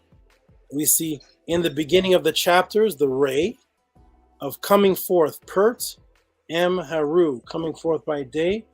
In the praisings, thou art my Ka within my body, which forms and strengthens my limbs. Okay, so the Ka forms you. Also, your body is composed of sound, the pur house, the Ra, which is the light, because your body is composed of light energy. The body of sound light is the word, the pur and pur Amharu. This is how the Cometians taught, and this is what created the metaphysics, the esoteric, all the New Age misrepresentations. This was the Cometians' daily life. So thus their daily life was based on Osiris. You could not remove Osiris from the Cometian way of life, because if you remove Osiris, then you remove the afterlife teachings, you remove the Aku that they call the pyramids, you remove the whole Giza plateau, you remove everything. There's now no need for 9 aspects. There's no immortality, because the story of Osiris was a story used to tell man that he was an immortal being. And thus, so to answer the question to my good brother here, who asked the question, because now we answer question in the Tehuti Podclass, to answer the question, my good brother, this is why Osiris was considered the most important subconsciously to everybody, because every single person in Kemet understood his body as the light body and understood the great house as the Aku, the word for light, which is in the coordinates at the place that gives the number for the speed of light, because it all represents light. It's the transformation of your physical body into its original light essence, which is called the Ka and the Ku. And when it flies or escapes the physical body, then it's called the Ba. When you remember your sound frequency, that is your Ren. When you understand the Kai Bet, the shadow, that is your shadow body. When you get your consciousness back, your memory back, that is the Sakem. When all of this comes together, then you become the Sahu, the indestructible body. The Sahu is what they call the mummy. That's the indestructible body, because you do not want any impurifications to come into your body, because you want to be perfect as Asar. You want to be light, and you want to be light. So you want to be light, the light energy, and you want to rid heaviness out of your system so that you become light and thus you're represented by a feather, and that feather is light that gives the bird the ability to fly. As the light body flies out of the body, just as the bird flies off the ground, if you remove the feathers from the bird cannot fly anymore. So thus the feather, which is light, is now weighed with your heart, and your heart must be light so that they can balance in Ma'at. And that is why Osiris is considered an extremely important being to everyone in Kemet and to everyone today, because he represents immortal life. Thank you for that question. This is how we answer questions at the Tehuti Podclass.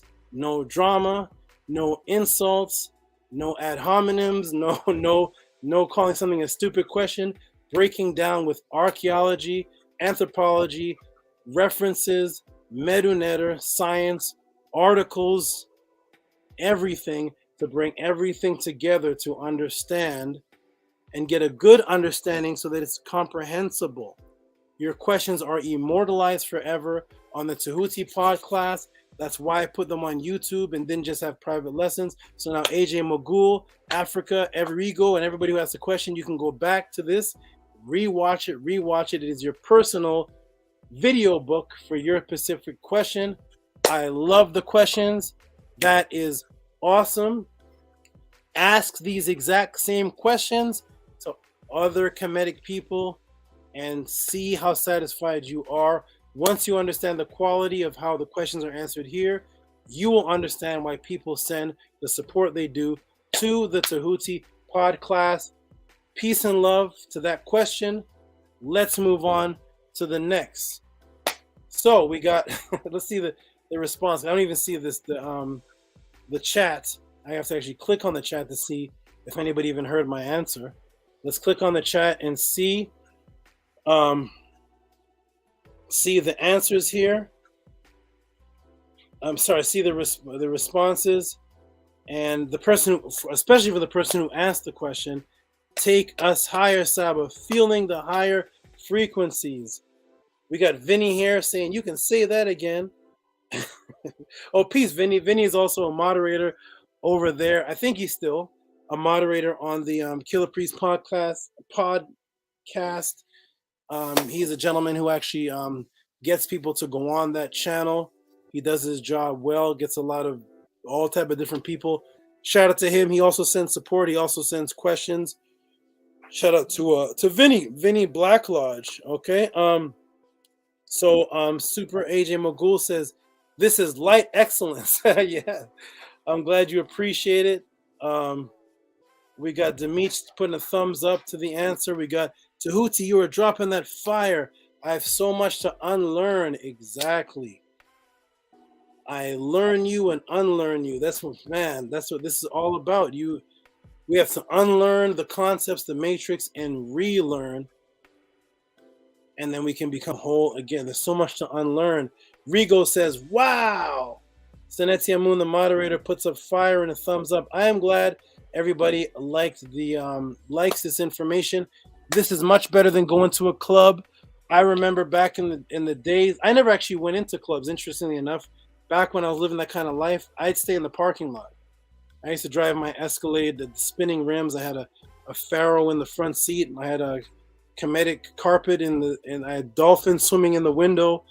I used to drive up to the parking lot and just sit in the parking lot and just do magic. And I had a PlayStation with Mortal Kombat and do magic and just attract the crowd out of the club. And then people would crowd around. And then I just started talking. I actually never was in the club, but I would go to the club. But anyways, I know that the people that went into the club, they spent $200 a night minimum. It was money to get into the club. It was buying shots for women, $8, $10, $8, $10. Give me a bottle of this. Let me get a lap dance. It was, people were spending, let me get some more weed. Money, money, money, money, money on a Friday night. What are we doing on a Friday night? We are getting knowledge, information and knowledge. Pure. Nobody's getting hurt. Nobody's getting insulted.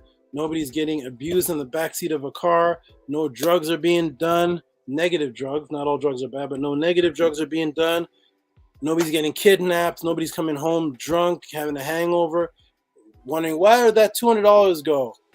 You are here getting knowledge, and this is the step of becoming an immortal being. The more knowledge you get, the more you understand that you can live forever. You can. Whether you believe it or not is irrelevant to me. I just know that I'm here to teach that. That is the bottom line of all of this, is that we have the ability for our legacy to live forever and for our consciousness to live forever. So we're here to build physically on the land, and we're here to keep the legacy going. You're here to keep your name going. And after you physically die, you continue and become an ancestor. Peace and shout out to everybody that came here to the Tehuti Podclass, who's getting information. Voltage is still here, gaining knowledge the best way. Peace, Voltage. Here's a new person here, official for Beats.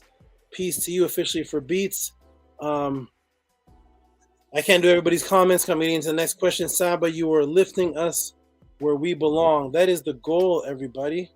That is the goal, to uplift, to get the energy. How long can people talk without the conversation going to sports? How long can we talk without talking about a nickel bag of weed? How long can we talk without, I'm going to bag that girl? How long can we talk about, well, listen, I don't like the way that guy did this. I don't like the way his shoes look. I don't like the way he did this. That. I'm showing you that we can have a conversation for hours without any negativity. Not one negative thing is going on in this YouTube channel. Okay, Charlotte, go back up there. Back up. Good. That is what we're all about. Let's get into it, everybody. A stranger put drinking water. Yes, drinking water. All right, everybody. This is awesome. Welcome to the Tehuti Podcast. We are breaking it down. Is that late already? Oh, wow. Okay, thank you. Welcome to the Tehuti Podclass. We have more questions that came in. Ari Trill Production, shout out to you. You're new. I haven't seen you. Shout out to you. With no drama. That's right. No drama. We are in resonance. It's right. That's right. Okay, let's see what else. Ahati Ma'at says, yes, a physical community of like minds would be nice. Okay, let us move on. I'm glad I can answer your question. What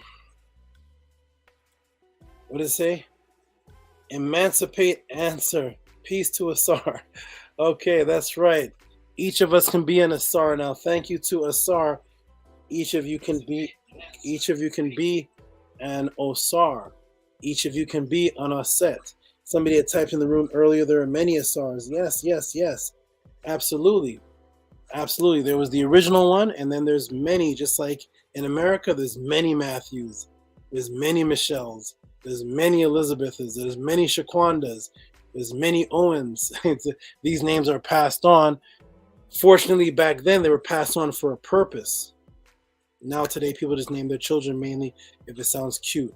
All right. Let us continue.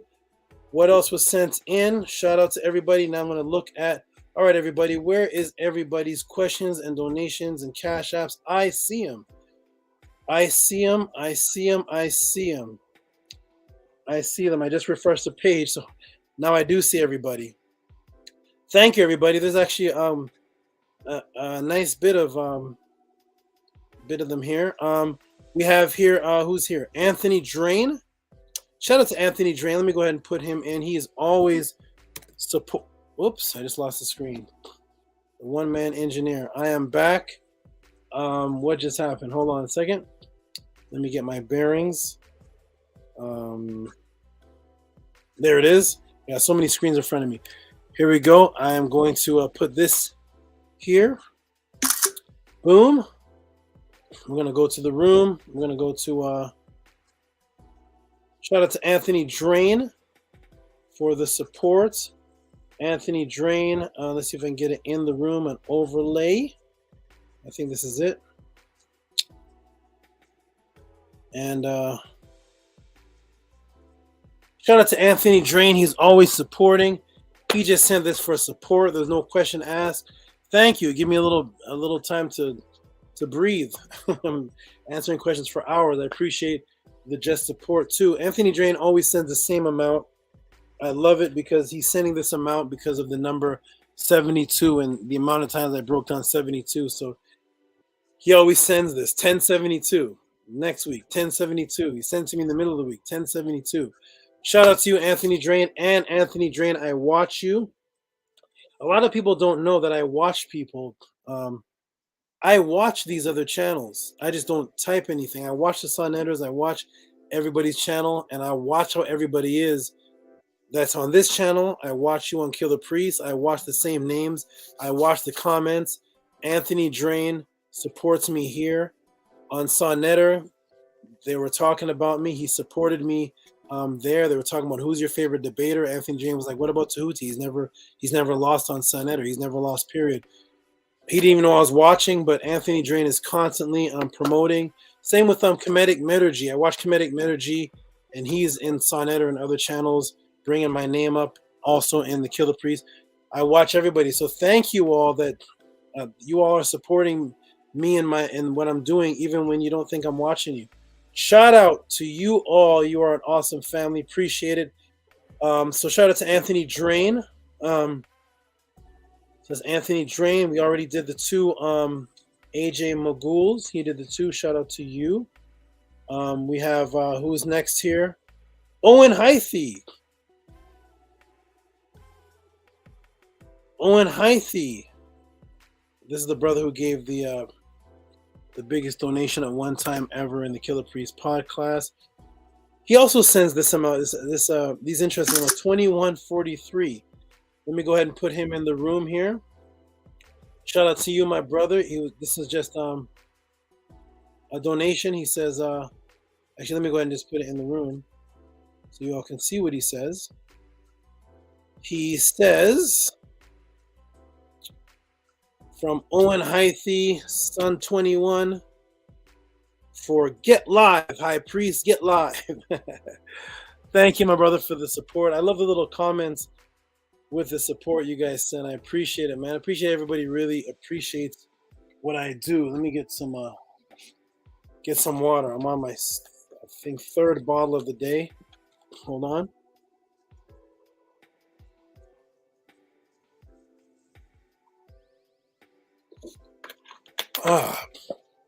Yeah. Okay. Shout out to you, Owen. Appreciate the support. You are awesome as usual. Let's go ahead and see who else is here.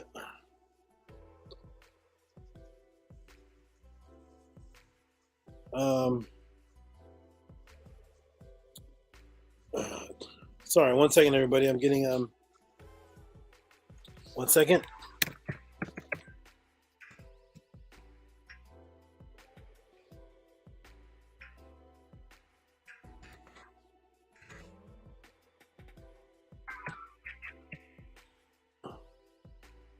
Okay, let me go ahead and okay. Sorry, I'm doing a anaconda business in the middle of all this. Yes, I am the snake man. The anaconda transactions. Okay, what do we got here?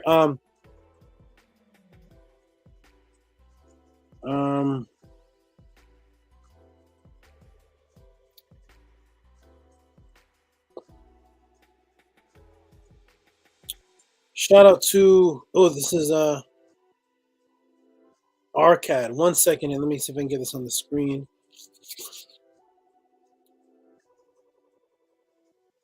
We're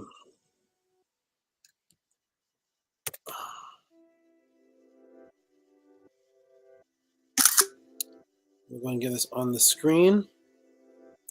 Okay, I see the question. This is actually going to be a quick answer because I'm not sure exactly what the person's asking for, but I'll give a quick answer. And Jermaine, since you always send in donations, if you want me to further elaborate on something specific next week on this topic, I will go ahead and do that for you. But let me see here at overlay. One moment, everyone. I got it on the one man.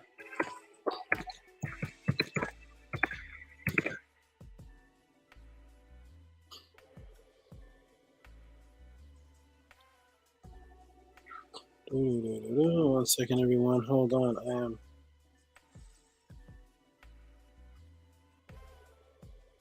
One moment, everyone.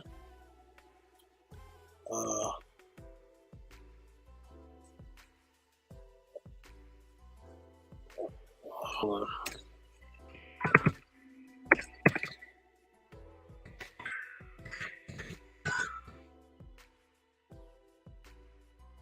Okay, let me go ahead and get to the screen. Is it showing up on the screen? No. Is this it? Oh, there it is. Shout out to Jermaine Arcade, who says, for insight in... Oh, the spider hair coming down. This hair is very itchy. Never get tarantula hair. Okay. And to Ptah and Sekhmet's relationship.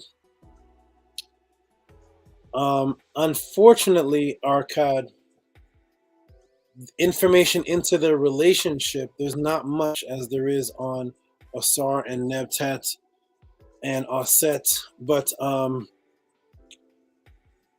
as far as how they relate to each other, so Ptah is the husband. He is called the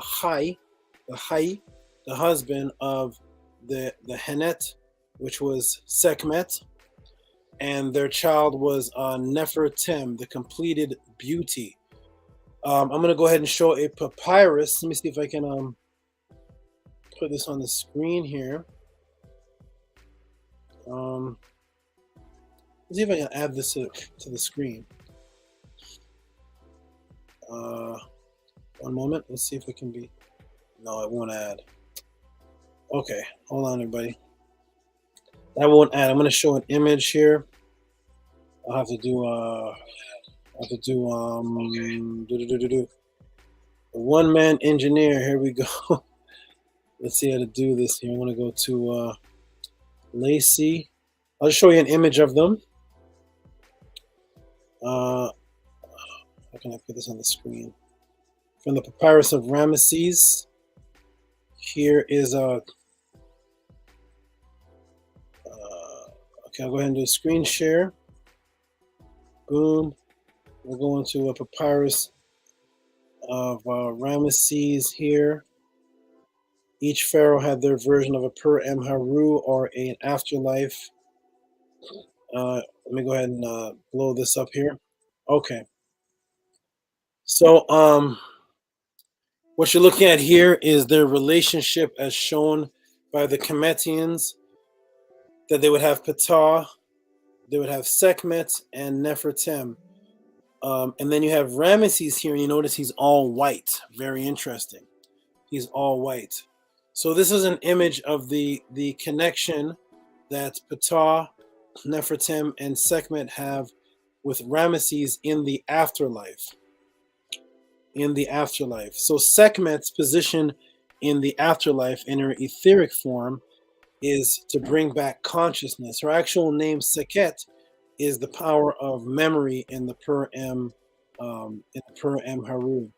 Whereas Ptah's position, Ptah has many positions. He's an earth god meaning symbolically of something underneath you, pushing you up, as demonstrated in the Amduad, the earth gods with their arms pushing up towards Ra. That's why he's called Ptah.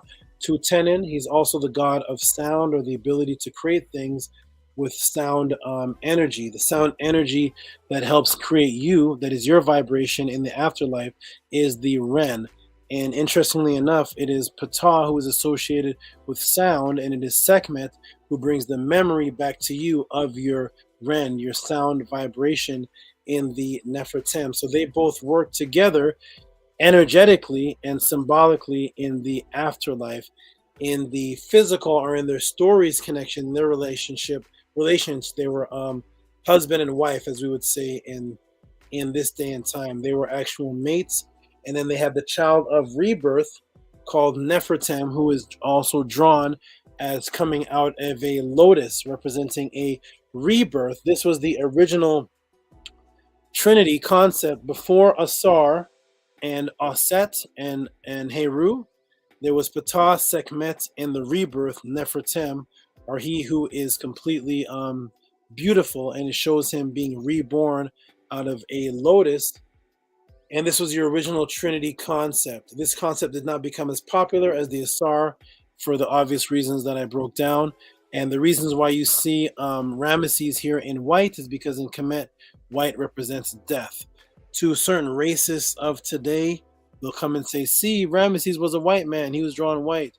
In actuality, the Kemetines are very clear that white represents fear and death. And then the European reversed it by having, instead of wearing white in the African traditions of white representing contact with those of the afterlife, putting white chalk on you or drawing your face white or your whole body white, they made the funerals death. And the wedding ceremonies is where the women dress in white, and the funerals is where you dress in black. They actually reversed it. Where in ancient Kemet, white was symbolic of death and black was symbolic of life. And that's why Asar was called the Kem-Or. But Asar and Ptah's relationship is they're both mentioned in the Per Em-Haru, and they're both mentioned as having position in helping one, Per Em-Haru, or come back into physical consciousness in the afterlife.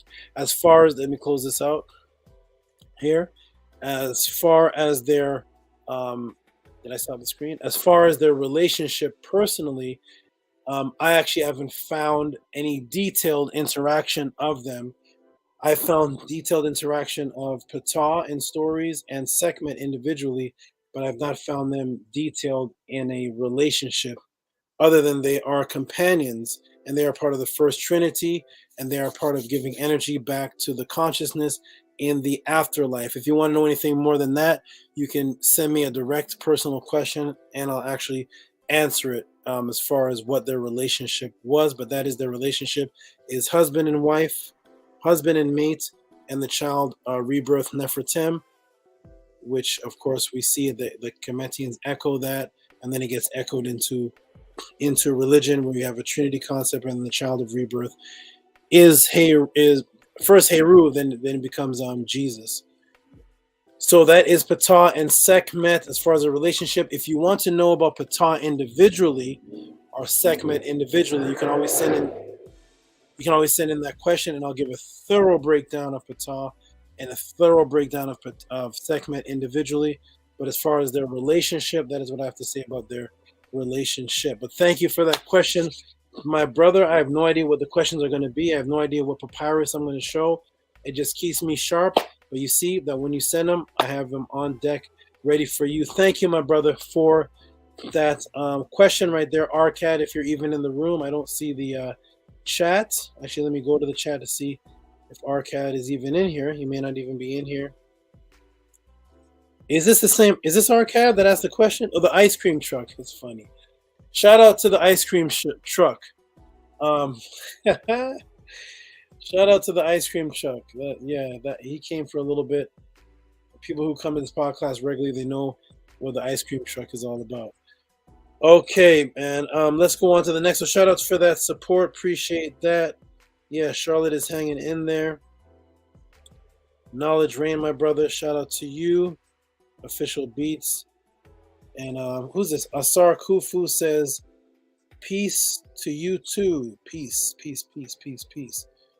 Okay, awesome. Okay, let's go on. Shout out to Daniel Set Mercer. Shout out to the best chat. All right, I'm gonna break down again. Welcome to the Tehuti Podclass. For those who just stepped in, it is 10:40. We'll probably go to about 11:20. Then I'm gonna shut down my time. You ask questions by sending them in through the Cash App or the PayPal, or you can just send in support. You can do Cash App, TT Moon, or Rocky SV, PayPal. I appreciate it all, and I hope you appreciate the answers. My AI moderator says support with a Cash App. You can also support by inquiring, getting the pamphlets or the books, 33-page PDF right here. This one is for $10. And stepping on the matrix here, this one is for $15. You can send 25 and get both, which is what most people do. Shout out to the moderators who are keeping things intact. Nani Aset Mur, Anki Ma'at, and Senet Moon. And then there is Ahati Ma'at. I gotta find the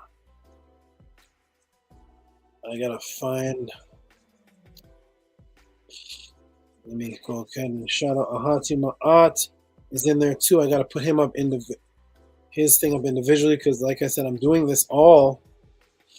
Why is it not coming up? 1 second, everybody.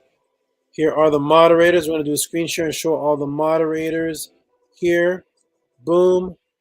There they are. Shout out to the moderators who are helping the room stay focused, organized. Ahati Ma'at, Seneti and Moon Min, Nani Aset Mur, and Anki and Ma'at. These are the moderators named so by Stranger. These are the ones with the wrench in their hand that you can ask questions to as far as the running of the room, how it's run, not questions of knowledge.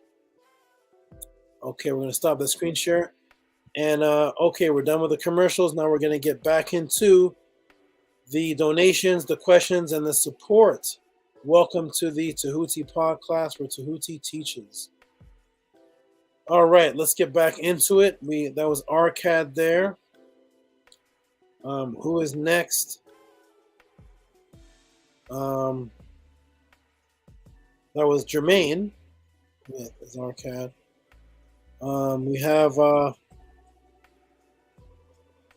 We have Jamal Lewis with $1. It says tithes and offerings. Let me see. And get this in here. Whoa.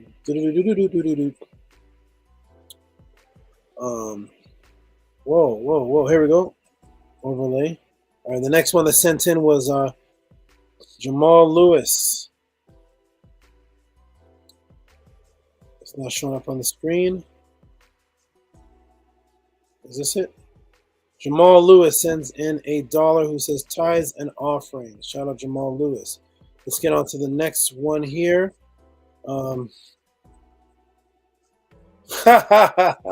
Jermaine is on it. Oh, man.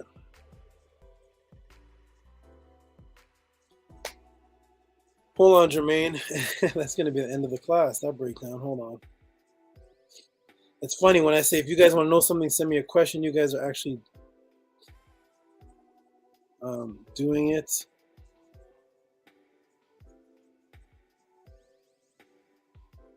Hold on. Hold on, everybody. Wait a minute. Let me get back to the room. Let me take a look in the room because this answer here. Oh boy. All right. Shout out to everybody in the room. Who's in the room here? Arcad. Scribe is in the room. Ahati, are you in the room? Scribe, are you in the room? Kinetic Energy, are you in the room? You guys are my light-skinned triad. You guys in the room, the most dedicated. Kinetic Energy, the Scribe, and Ahati Ma'at. Are you all in the room? I want you to step up for just a minute. I got to step away before I get this, before I go to this next one. If you're in the room, you can come in the room, give a little testimony, a breakdown of how you feel about the Tehuti Podclass, and just talk for a moment while I step away.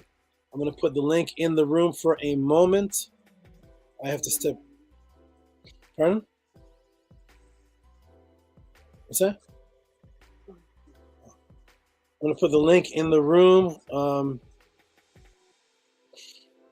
for those who gave a donation. And for Ahati Ma'at, where is the room? Hold on, everybody. Let me blow the screen up. Okay, there's the link in the room. That link is for Scribe. That link is for if Comedic Matter G wants to jump on for a minute, or Ahati, or any of the consistent people. Just jump on for a moment while I step away to take a quick break before I answer the next question. You can jump on. We have Nania Setmer who says, "You are the best master teacher, Saba Tehuti." Thank you. Bag Chaser. Powerful information tonight. Again, Bag Chaser. I hope you caught the bag. I hope you chased it and caught it. Maybe you're catching another one. Consistent bags. All right. Is Ahati Ma'at in the room? Is scribe in the room? Is comedic energy in the room? Don't be shy. Step up. I need you to come on the screen for a moment while I take a little break for just a moment. Hop on the line. Don't be shy, guys. Next week is fine. Okay, I'll decide because actually I'm ready to answer now, but I'll see. Who's in the room? Is anybody in the room? Is anyone in the room of the people I named? They've disappeared now. Where's the Hatima'at? Where's Scribe? Where is Comedic Energy? Jump on. Does Voltage Controller want to jump on for a moment? I just need to step away for just a moment. I like to give the room, keep the room visual while I step away so I don't just leave it a blank screen. There is the link in the room. And I'm actually giving you guys the floor for a minute while I step away. Are any of you in the room? Any of you? You have disappeared. Okay. Let me scroll up and see, when did everybody disappear? I see the scribe is here. There's the scribe right there. I see comedic energy is here. Okay. I see everybody's here. All right. Play the church videos. What's the church videos? You mean the cartoons? The church. Oh, the church videos of me catching the Holy Ghost? That's hilarious. Oh, we have a Hatima'at has stepped in. There he is. I can't hear sound. I don't know why. You can't hear me? Let me see how. My sound. We can hear you clear, Chris. Sound. I can't hear a thing. We can hear you great. The cartoons. You can't hear me at all? StreamYard. Press 1 if you can hear a interesting. hottie. I can't hear anything. Press a 1 if you can hear a hottie. Put we Hold hear on, you. let me see something. We hear you, a hottie. You don't need to hear us. You don't need to hear us at all. We hear you. You don't Why is it not working now? need to hear us. Settings. We hear you. Clear.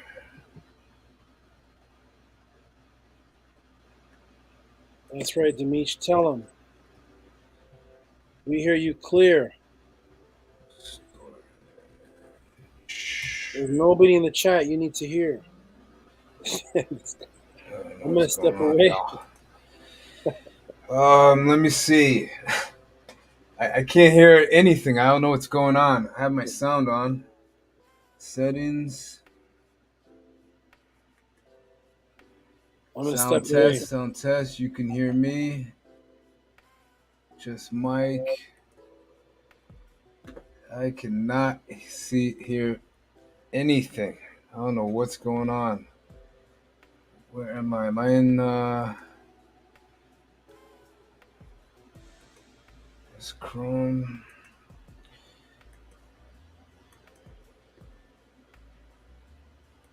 I don't know. Sound app. Troubleshoot. Mic's on. Speakers on.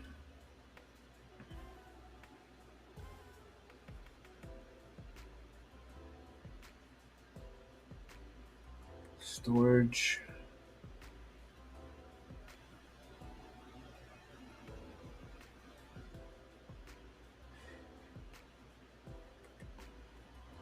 I'm gonna try something here. Press 1 if you can hear me.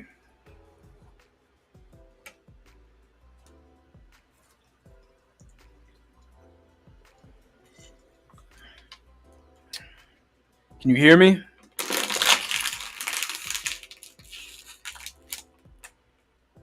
Okay, I can't hear a thing. That's all right. We're gonna.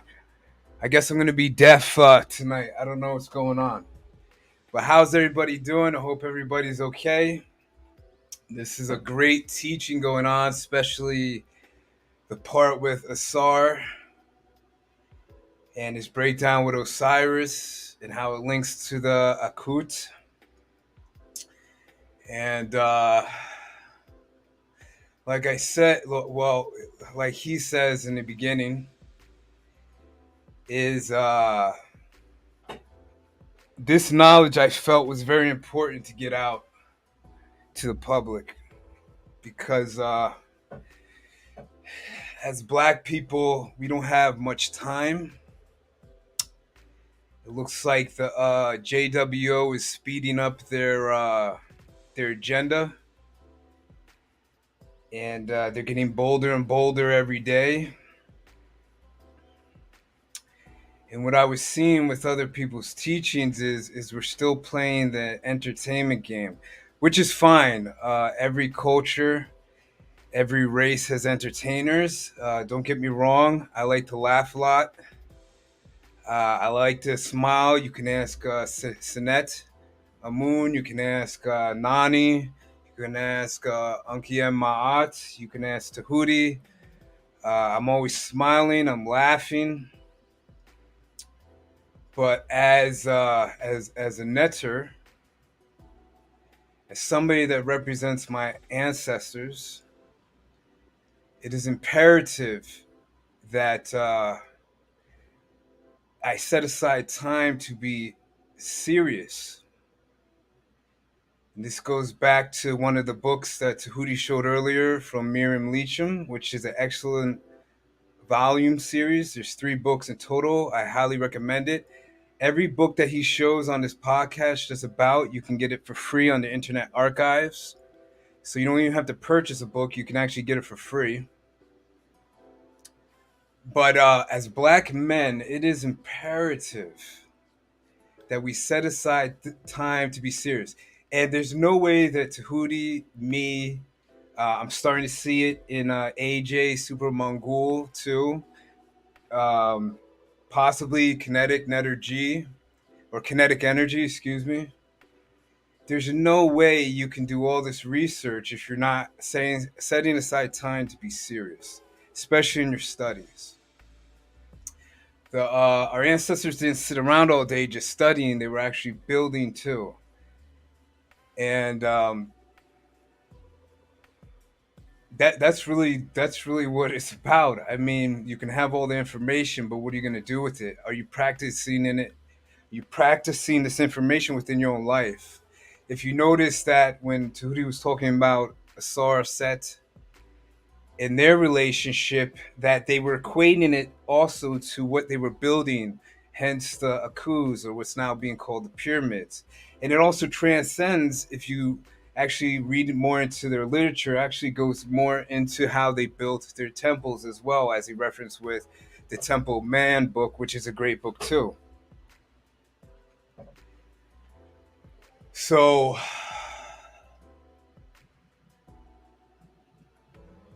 okay, so I just saw Dimitri's comment, and he makes a good point. I'm not against any race, but I'm more concerned with my own, if that makes sense. So I'll say it again. I am not against any race. I'm not one of these people that, obviously I wouldn't be talking to you if I was, but I'm not one of these people that thinks that no culture should work on their own culture. I am just for my race first. Race actually comes from Ra.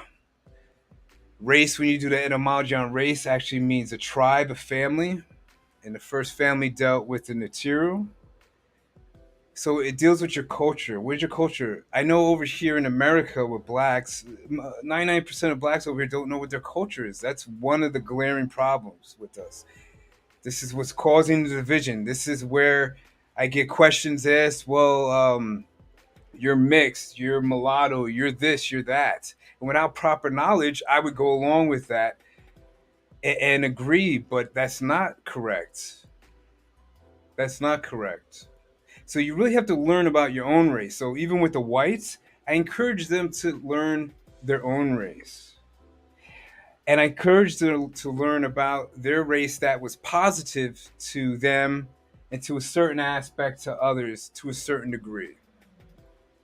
But my concern is about my people, and the knowledge that's been distorted to keep my people from knowing who exactly they are. If you watch Tehuti, how he teaches, he is specific, he is precise, and he's unwavering with his teaching. This is one of the major things that attracted me to him, was when I asked him a question, he was precise, he was unwavering, he went right to the source. And it's interesting because you ask any of these other brothers that have 100,000 views or whatever. See, to me, the more views you have in this day and age, to me, is suspect. I have to do more investigation into you.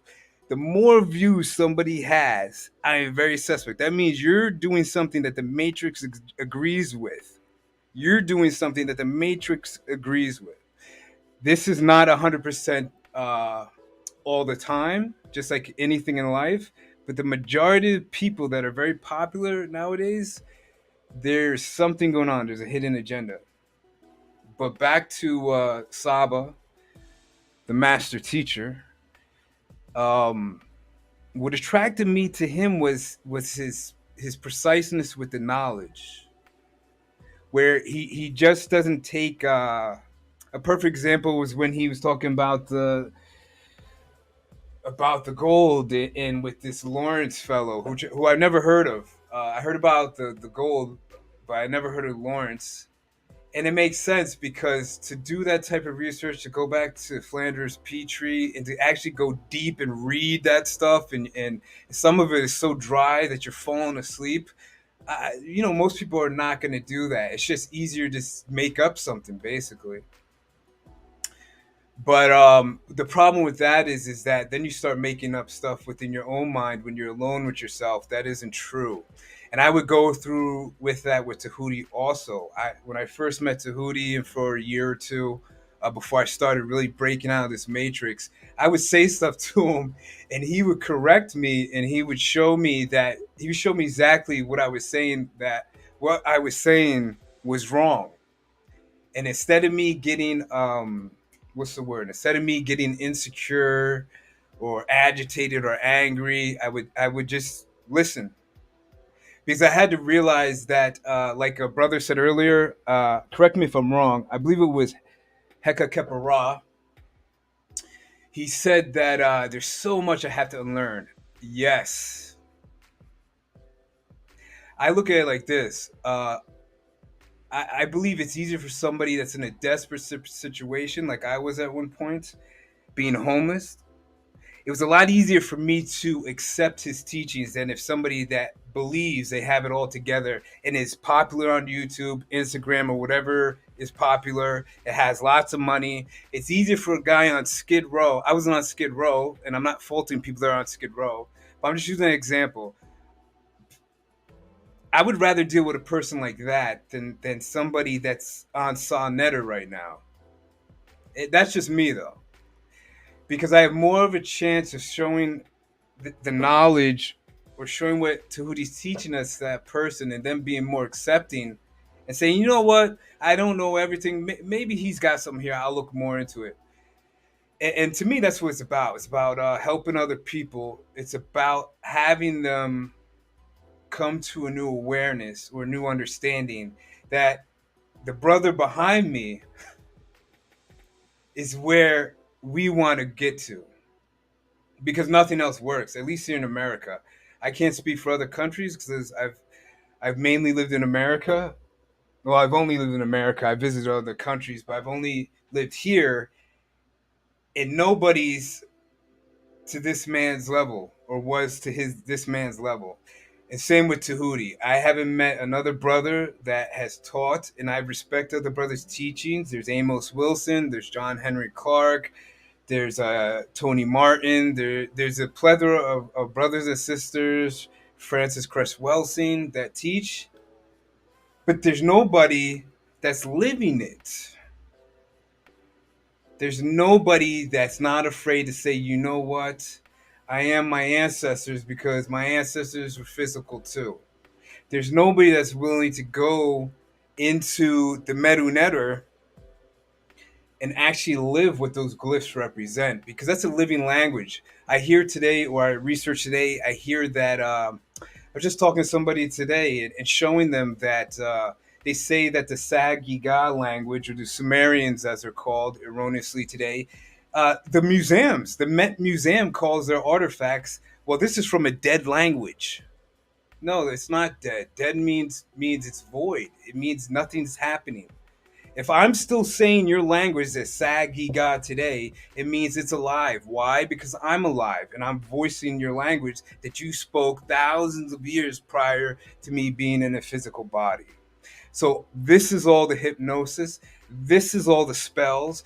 This is why Tehuti takes us through the etymology dictionary. If you're not a fan of that, I hope sometime in the future you are, because that is one of the main keys to breaking out of the matrix, is understanding almost everything that's coming out of your mouth. And if you don't understand something that's coming out of your mouth, you don't speak it.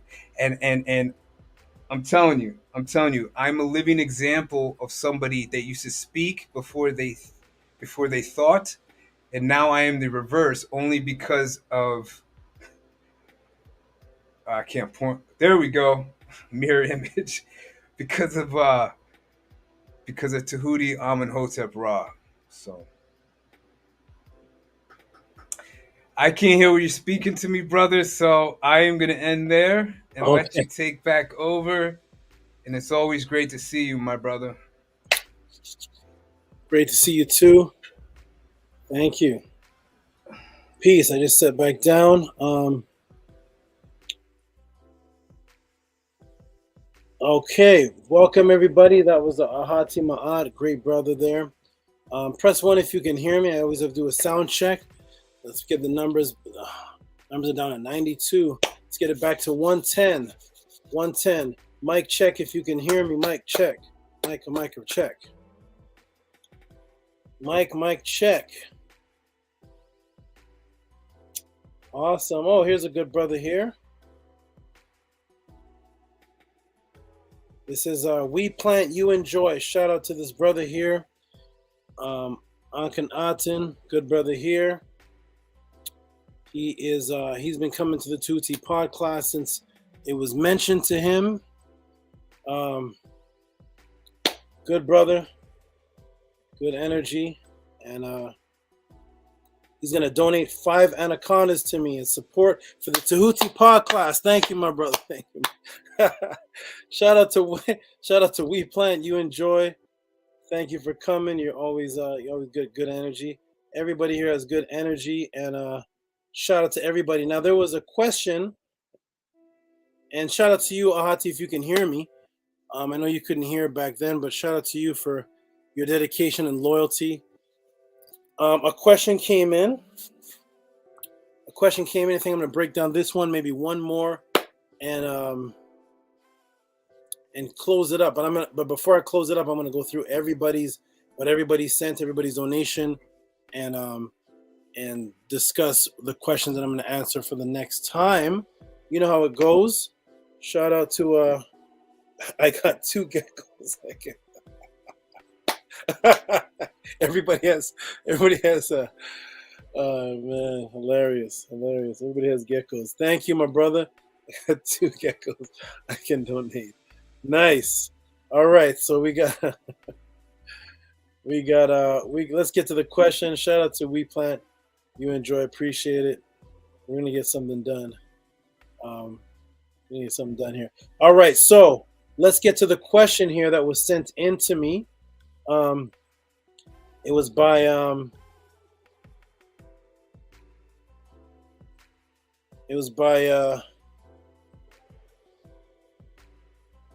Jermaine Arcad. Let me go ahead and like I said, ladies and gentlemen, I do not know what questions are going to be sent to me. I've never seen this question before. It came in, I guess, because I made a statement, and he immediately cash apped me. He immediately cash apped me for the statement. I got about 2,000 geckos in the attic. What's going on here? Really? Well, we're about to be in business. 2,000 geckos in the attic? Where do you live? I need what? About to open up a pet shop. All right, shout out to Vinny Blockage. Stephen E's here. Shout out to Stephen E. So let me go ahead and put the question in the room. What's the question here? The question is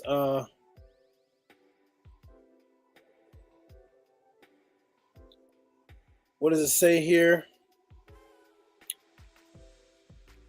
Let me blow this up so I can see. Right. Break down how stars came from water. How stars came from water. Okay, wonderful, wonderful. Let's get into it, everybody. Let's get into it. Let me go ahead and get a on the spot questions, and I gotta answer them. Okay, let's go ahead and get into it here. Let me see if I can. I like showing things. You know how I do things here. Let me shrink the screen down. Shout out to you for that question. Let me get back to the screen. Shout out to you, Jermaine Arcad, about stars coming from water, which is very interesting because stars are supposed to be fire, which they are, and fire and water are not supposed to mix. So water is not supposed to come from fire, and fire is not supposed to come from water because they actually extinguish each other. Fire actually evaporates water. And water puts out fire. So what is the relationship between fire, water, what comes from what? Where are we actually living? And who actually taught about this? Let me see something here. Let me move the screen here. I have so much. Let me move all these screens here. Hold on, everybody. Move all these screens. Only moving one at a time. I gotta be able to see the screen. Move. Oh wow. Hold on, everybody. I'm moving screens so I can see everyone and see what I'm about to teach here. Okay, let me do this. Boom.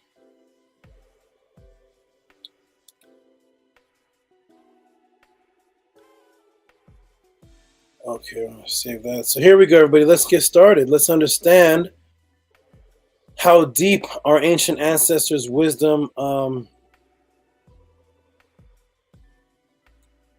deep the ancient understandings of what is being called primitive people actually birthed what we call science today. It is the primitive so-called people that actually birthed what we call science today. And we're going to break it down. So, in the Kemetic stories, Ra comes out of noon. Okay, so Ra comes out of noon, which is fire coming out of water. Noon is known as the oldest primordial water and also the sky. The feminine aspect of noon is Nut, which is actually the name of heaven and the actual sky, seen physically through the Cygnus rift. But we're going to get into it. Let's go. You know how we do. Let us go. All right, I'm going to put on the screen share. And we'll just break down how the Kemetians taught and how this leads into science today. All right, we're going to go ahead and blow this up here.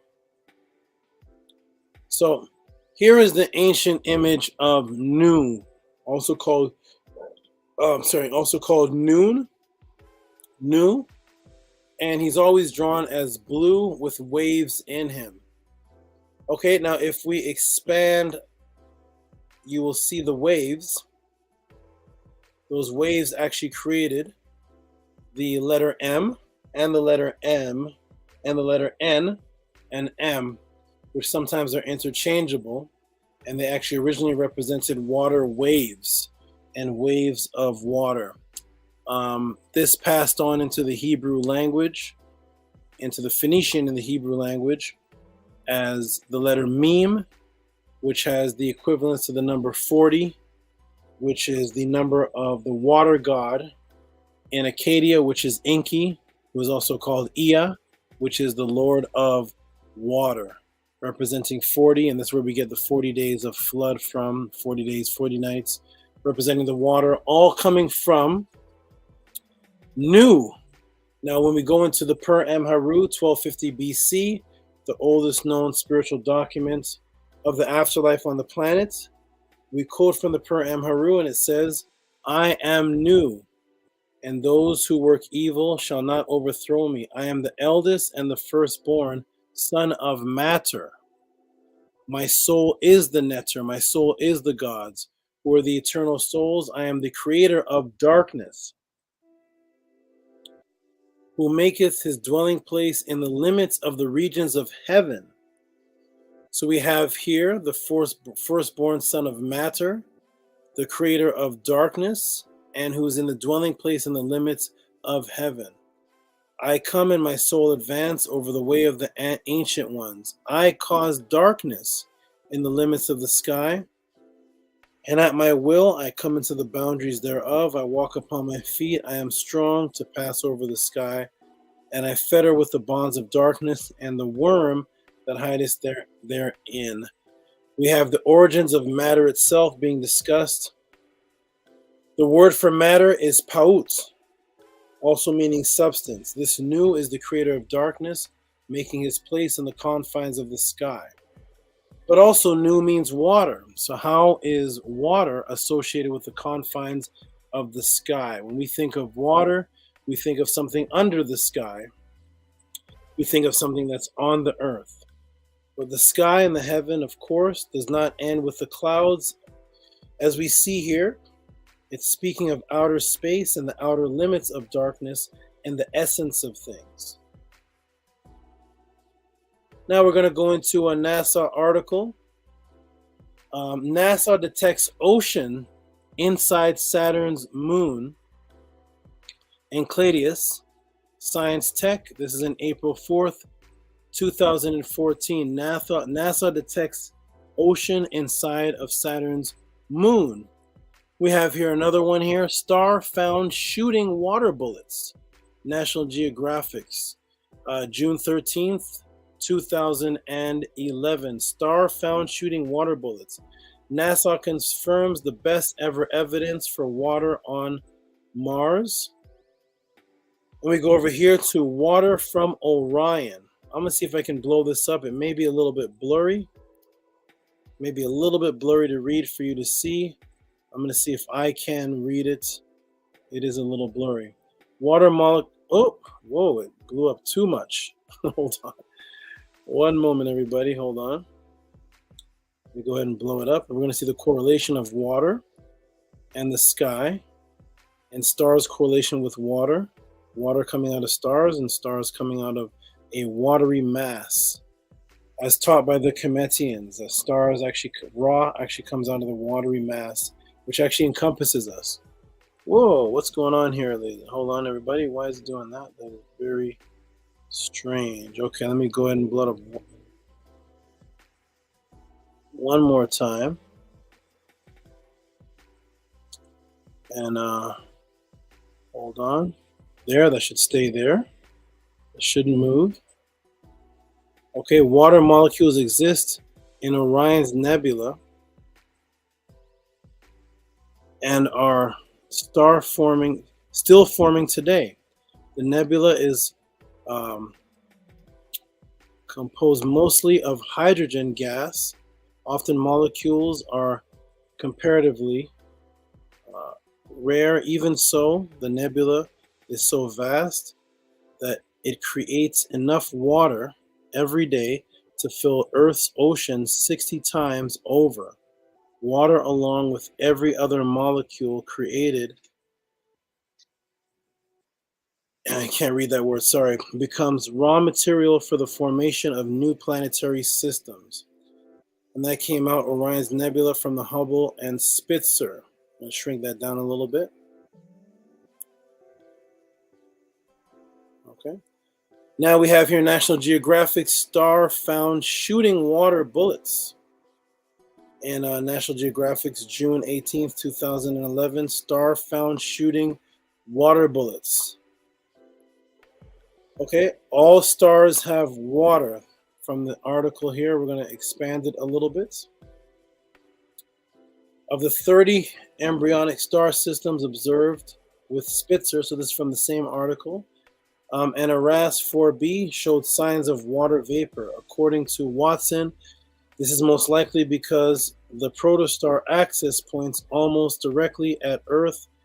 The other 29 could very well have just as much water emission as Aras 4b, but they are turned the wrong way and you can't see them, he said. The team has already identified hundreds more protostar systems like Aras 4b and plans to observe them with Spitzer telescope, including more stars that exhibit this rare orientation. Stellar sprinkler nourishes galactic garden. What's really exciting about the discovery is that it appears to be a stellar rite of passage, the researchers say, which may shed new light on the earliest stages of our own sun's life and how water fits into that picture. We are only now beginning to understand that sun-like stars probably all undergo a very energetic phase when they are young, Kynenstein said. It's at this point that their lives, it's at this point in their lives when they spew out lots of high velocity material, parts of which we now know as water. Like a celestial sprinkle system, the star may be enriched in interstellar medium, thin gases that float in the voids between stars, and because hydrogen and oxygen and water are the key components of the dusty disks in which stars are formed, the protostar sprinkles may be encouraged the growth of further stars, and the study says. Water on the Sun, Stanford University. Water on the Sun, Stanford University.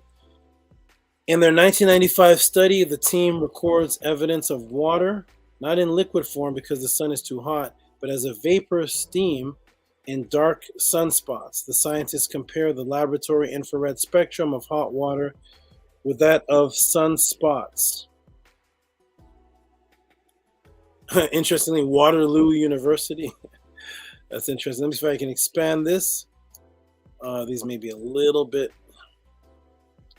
I can maybe only able to read this. Researchers confirm that water exists on the sun, and it's too blurry for you all to see. We're going to just move down with that. It's too small. Water on the sun. Now, we're going to see how in actuality we are still in water. We're surrounded by the water, which is actually producing the solar system that we're in, is actually in water. The Kepler belt, water surrounds our solar system.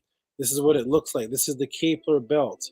This is water actually surrounding the solar system. It's called the Kepler belt. That's one belt.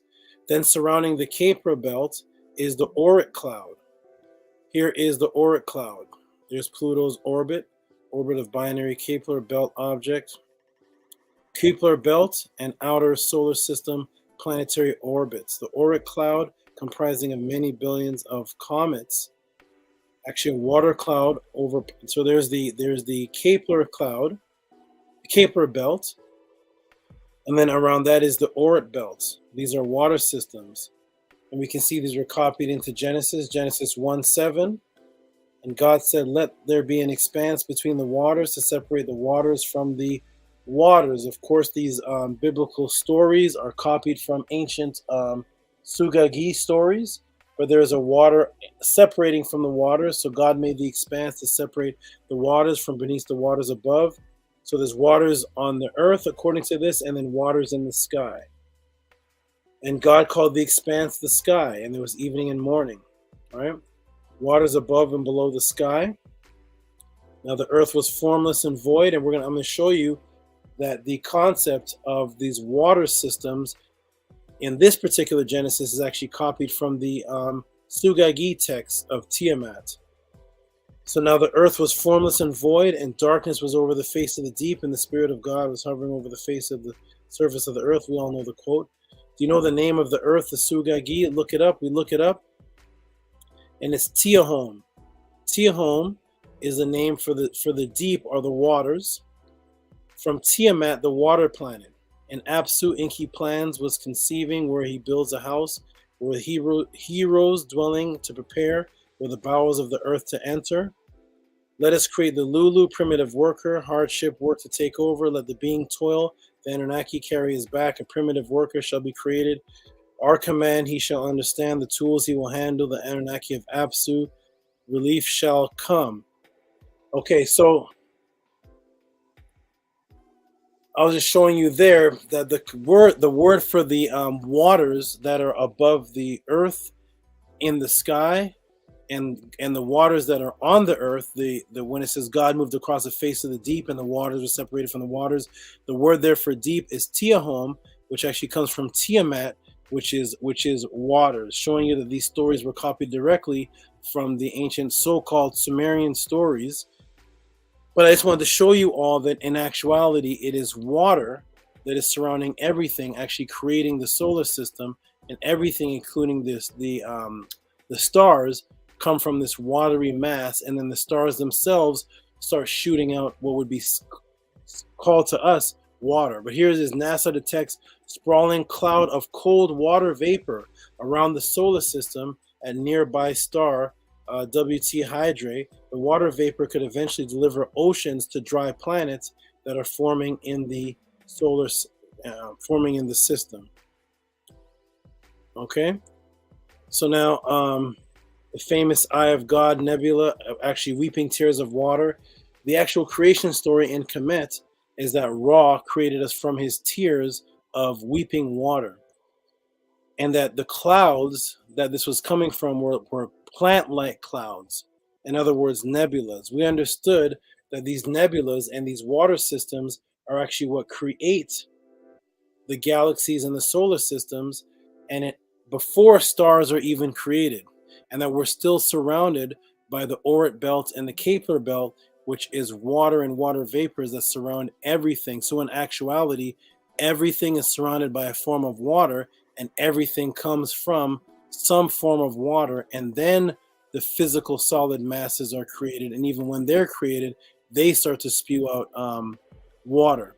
So in the beginning, in Kemet, we acknowledge that Nu was the watery mass, but this watery mass was not just the watery mass on the planet Earth, but was the watery mass in the limits of the sky. And the watery mass in the limits of the sky is the Kepler belt, the Oort belt, and all the watery mass from which solar systems and galaxies actually comes from this watery mass. So in actuality, the stars, the planets, and everything we know comes from the watery mass, and then the stars and the watery mass then provide the planets with water vapor, which eventually becomes oceans after evolution. But everything is actually surrounded within the watery mass. The watery mass surrounds us all. We're still in water right now, and that's why the Kemetians said that Nu, the water, was the water on the earth. In other words, the Nile River was a part of Nu. The oceans were Nu, but there was also the major watery mass, the Oort belt and the Kepler belt, which actually surrounds us all, from which all life comes from, whether it is star life or whether it is earth life. We're surrounded by it all. I'm going to stop right there. Stop screen share. We are surrounded by the Nu, the waters which surround the limits of the skies, is actually what creates all life, and that includes the origins of star life and the process that they have to go through to become the stars that we see today, which most of the stars, a lot of the stars we end up seeing are actually already dead. We're seeing them in their process, but they all come from water. Everything comes from water and fluid in some form or fashion, even this solar system, the Kepler belt and the Oort belt. Go ahead and look it up. Thank you for that question. Brother Arcad, sending a random question. Thank you for that. but that is the answer to that. I appreciate it. And we're going to move on. We're going to move on because we're going to close up pretty soon. It's 11:30. So Arcad, I don't know if you're still in the room. I'm going to look in the room in a moment to see if you're in the room because I do not see the chat as I'm teaching. I'm going to pop my head into the room right now to see if Arcad is even in there. Arcad, are you in there, my brother? Are you in there? He's in here somewhere. Oh, yes, great question, Arcad Infinite. Great question. All right, and let us move on. Let us move on. Robert William gives bombs. Darius says sun is mostly hydrogen, although helium means sun in Greek. There we go. Okay, let's move on to the next. So we have some support coming in from who is this? Nito Campbell. Thank you, Nito Campbell. You are awesome.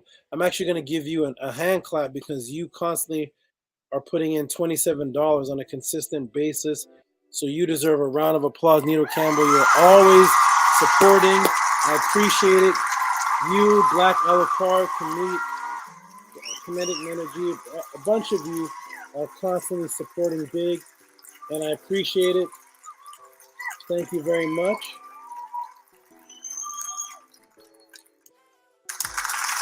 Okay, wonderful. Thank you so much for that support. Nito Campbell, always sending in $27. Nito Campbell and Ogul, always sending in the $27. Appreciate it for the support. Thank you so much.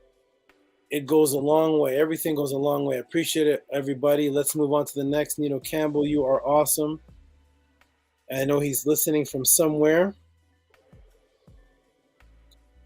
And I love this brother here, Nathaniel. He always gives support and then always gives a reason why his support is not enough.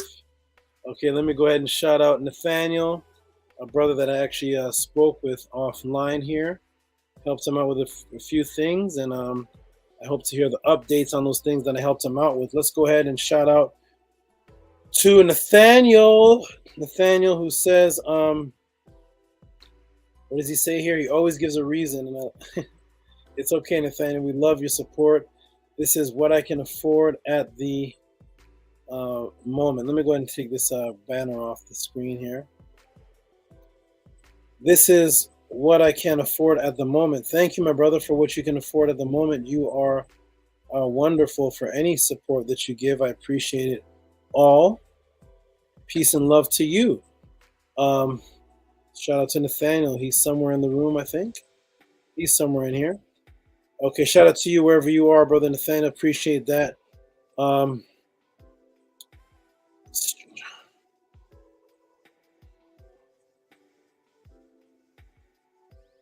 Stranger. Let me go ahead and see what Stranger here is saying.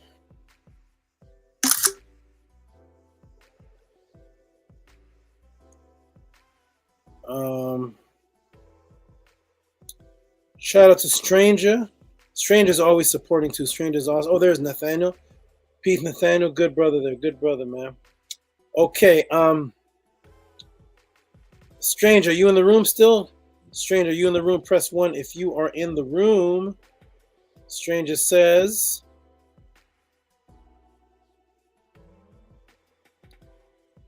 Stranger with the $20. Thank you, Stranger. You are awesome. You know what? You get a hand clap too because you are constantly supporting. You constantly send in multiple donations per class. Shout out to you. Appreciate that. You are awesome. Shout out to Stranger. Stranger's always supporting. Peace and blessings, Stranger. And Stranger asked a question here. Stranger says, let me go ahead and read this. It says, how do people in Kemet settle property disputes? Did they pay mortgage? Stranger, I'm going to let me go ahead and shrink this down.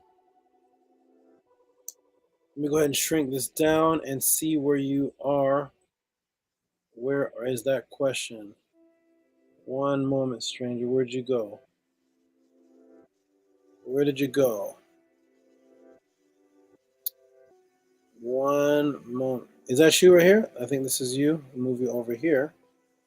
Okay, I'm gonna put that for next week, stranger. I'm gonna put that for next week. I'm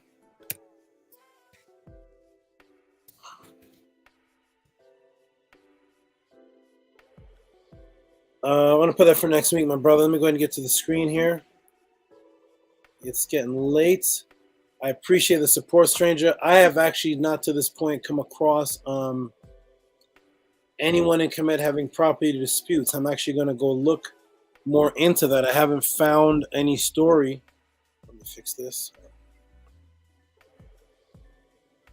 I haven't actually found any story of like people getting foreclosed on and having mortgages. I have not found that kind of concept in Kemet with a mortgage or a debt, which sounds like death, and mortgage from the word mort, right? Mortician or death. So I have not actually found that in Kemet. I'm actually going to go look into that for you because in my research, I've never seen anybody paying a mortgage. I've never seen a property dispute like a mortgage not being paid and then they're foreclosed on. So I will say that for now. That's what I have to say for now. I appreciate the support. I will answer this next week if I come across something. To this point, I've not come across that in Nile Valley history. If I do come across something, then I'll add on to it next week. But up until now, I have not seen any such situation of a foreclosure or a landlord coming and having to put somebody out, or a dispute, or somebody paying mortgage where a mortgage is usually a payment where there's interest and a monthly payment. I don't think they had those. I've never seen that concept in Kemet, but I'll look into it. Shout out to Stranger for that support. Appreciate that. I will look into it, see if there's something I missed. All right, on to the next, and that is we're gonna close out pretty soon.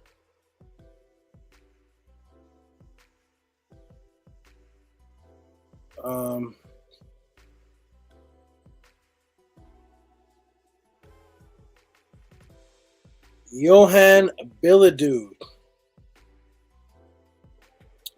Johan Billadou, let me go ahead and put you. It's getting late. When it gets late, we're gonna start. Oops, let me delete that. Start saving some of these. I want to give thorough breakdowns. I've been here since. Oh, come on, hold on a second. I was doing it again. Okay, let me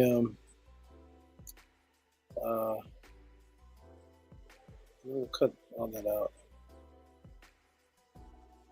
Okay, let me go ahead and do it one more time so I can get you on the screen.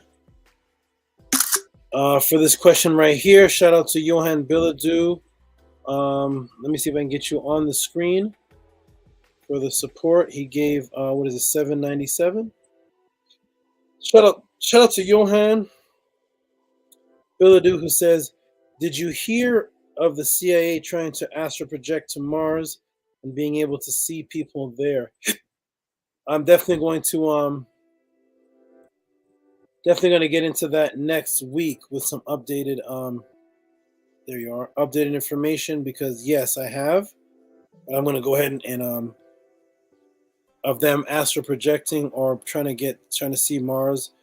I'm going to get into that definitely next week. I'm not even going to touch that right now. I'm just going to put for next week because for next week I can get into that a little more thoroughly. Oh, sorry, hold on. I have to save it under for next week 1. This computer is very specific. Okay, for next week 2, actually. Shout out to Johan Billadou for that question. Are you in the room, Johan? I don't see a Johan name in the room. You may be under here as something else. But shout out to you. And shout out to this new person here. I can't really pronounce their name. Leo, I don't know what that name. I'm not sure, but yes, you have to get a PayPal, or you could do Cash App. Shout out to you for wanting to support. Appreciate you. So Johan, I'm gonna see if I can get into that next week. Give you a thorough, little thorough breakdown.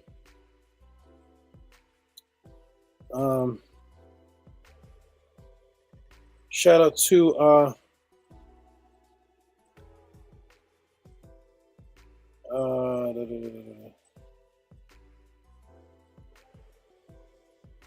who's this? Oh, yeah. Case. Wait. I don't know if you. Hold on. I don't know if you want to be anonymous, but I'm just going to put. Oh, yeah. This is definitely for next week. This is definitely next week. This is a thorough breakdown that I have to break down. We're going to have fun with this next week. Shout out to this person here. Well, I don't know if they still want to be anonymous. It's not in the. It's not in here, but at one time this person wanted to be anonymous, so I'll keep it there until further notice. And I'm definitely going to get into this next week. Oh, it's all right. Okay. Shout out to Casey Coogan. Shout out to Casey Coogan. So let me go ahead and fix that. Hold on a second, everybody. 1 second. This is going to be a great one. I'm going to go ahead and delete that so that I know who. Is this you? That has to be you. Sound Scepters. There we go. Nice question. Definitely for next week because it is 11:40. So I'm going to go ahead and get that back here and do the full thing. Shout out. Okay, here we go. Shout out to Casey Coogan who asked about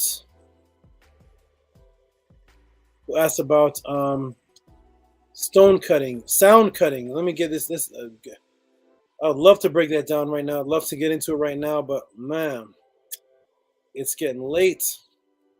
We're gonna get into that. Let me go ahead and see where you are so I can put you in the screen. See where you are. I think this is you. Shout out to Casey Coogan who says, what a great question. It says, break down netters, scepters, cutting stone with sound. Shout out to you, Casey Coogan, another consistent supporter. Absolutely, we will get into that. It is getting late now, but I'm going to write you down here. Definitely for next week. That's a great question. If I start to answer that now, we won't be done the podcast till 1 o'clock. So till 12:30, and I cannot do that. So we'll put for next week 3. Yeah. All right. Shout out Casey Coogan. You're always supporting. You're great. That question was awesome. We're definitely going to get into that if you don't mind next week because it is getting late. Late.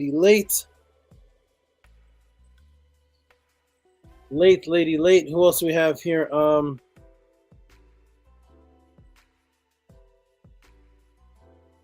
Who's this?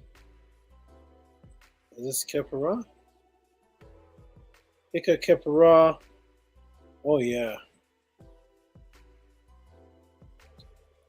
Okay, let me go ahead and Ika Kepara. Let me go ahead and get you. Thank you for the support again. Ika Kepara. Let me go ahead and put you.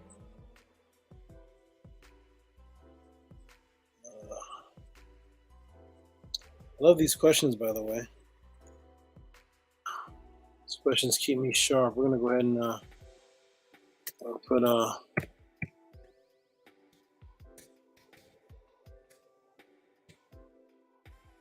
shout out to Hika Kepara who sends the $25. Let me see if it's showing here. If it's showing here, shout out to the question. Here it is. Shout out to Hika Kepara, and Hika Kepara is another one who constantly is supporting. So you get a round of applause too. You are awesome, Hika Kepara. Always sending in the support.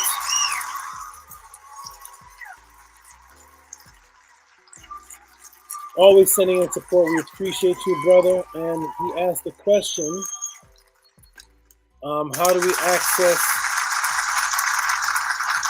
access genetic memory?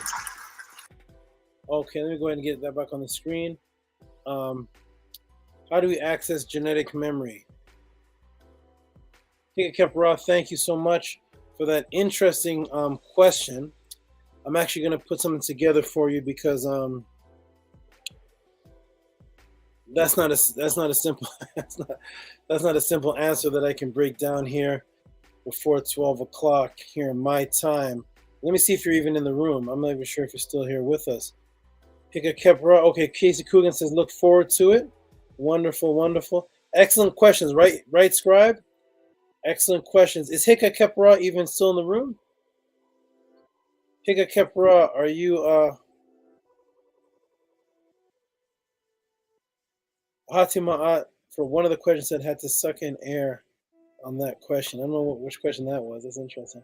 Hika Kepra, I don't even know if he's still in here, so I'm going to go ahead and break you down, give you something about that next week, because I don't even know if you're still in here with us. It is late. Oh, he's here. There he is.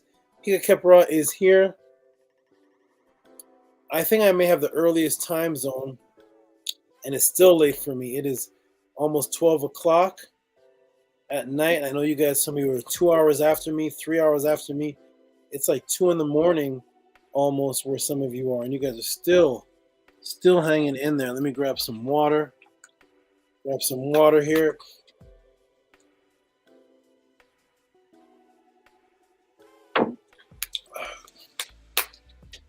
Hika Kepara. You all are keeping me busy with these questions. Yes, he's here. Shout out to you. You're a constant supporter. I'll get to that. Yeah, we'll definitely get to that there.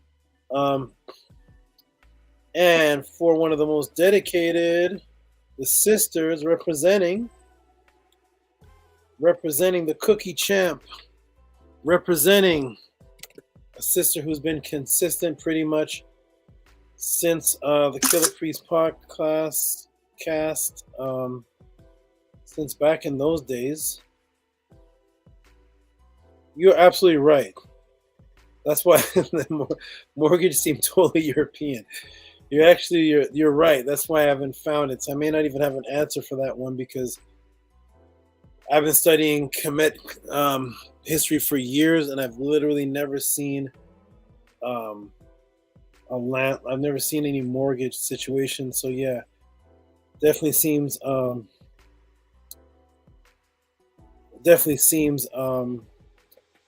definitely is European. Of course, it's Europe because it's all over Europe. So yes. All right, now let's which one is this here?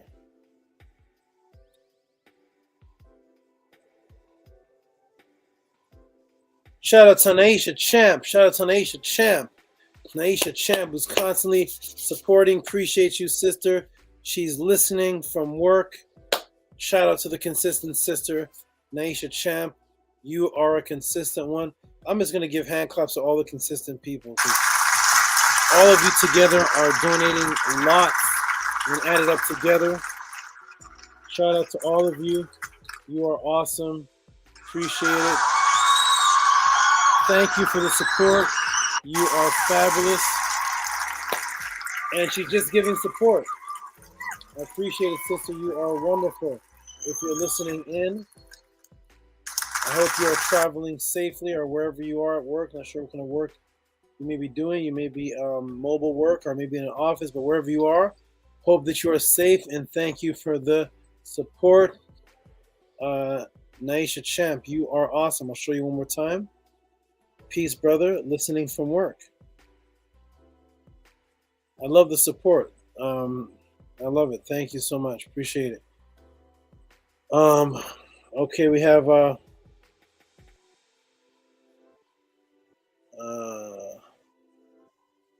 We have we have Demich.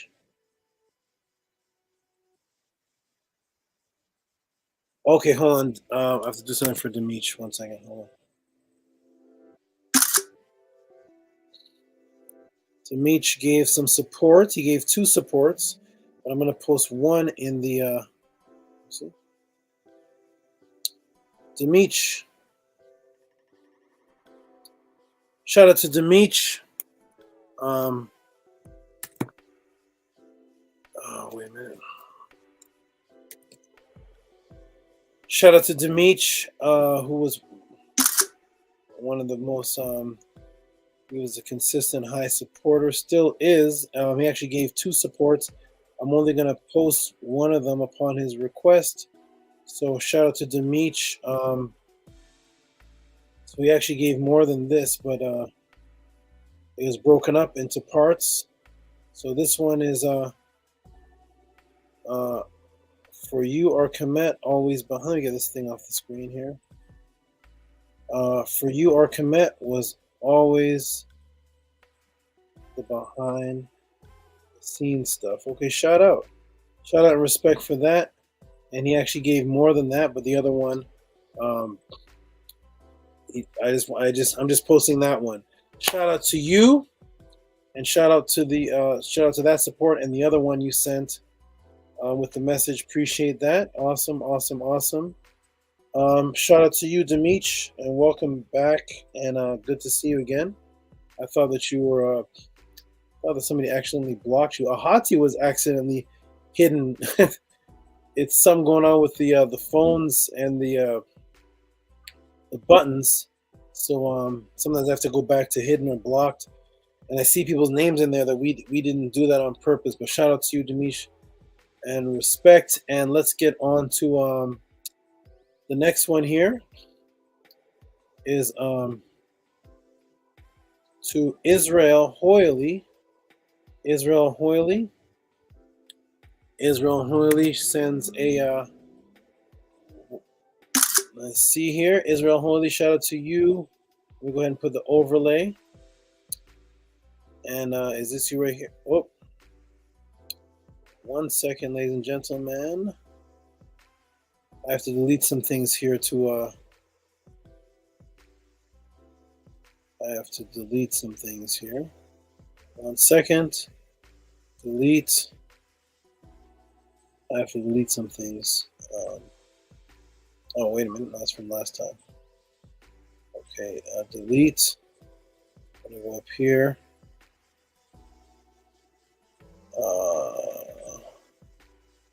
Let's do Stephen, that's from last time. Another time. Okay, good. Let me go ahead and overlay here, and we're going to go ahead and screen share the overlay for the brother Israel Hoyley. And Israel Hoyley, what does he say? He says, for small support. Until next time. Shout out to you, Israel Hoyley. All support is appreciated.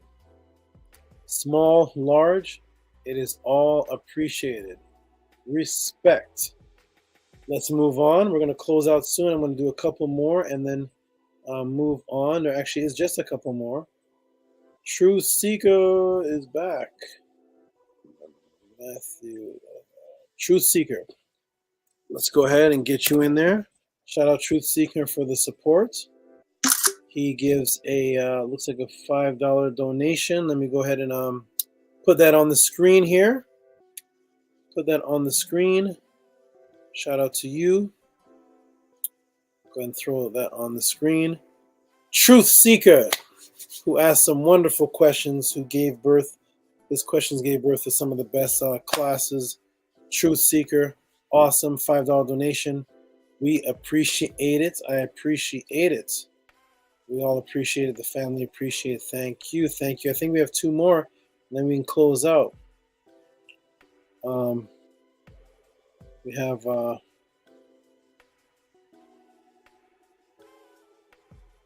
this is a long one. I can't even get all this in the screen. Who's this? This is a Comedic Menergy. This is so long to put on the screen. Let me see if I could fit this. What type of Kinetic Energy wrote me a book? Hold on.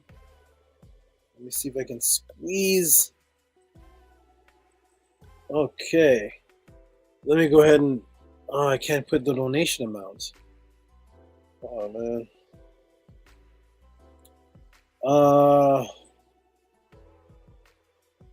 I'm gonna cut out your name. Oh, wait a minute.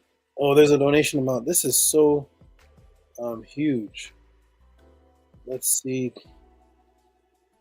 Man, this is big. Okay.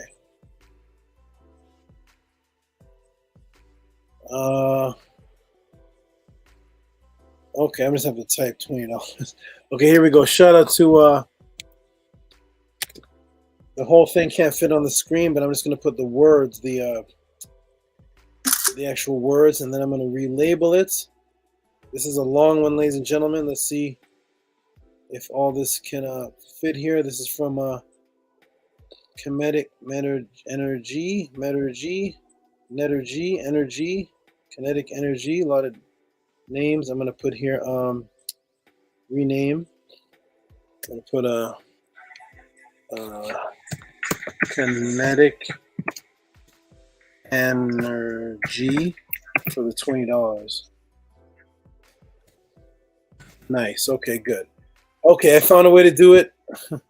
I found a way to do it. Here we go. I'm gonna put this on the screen. Shout out to the brother Kinetic Energy, and he says, I'm gonna go ahead and read this.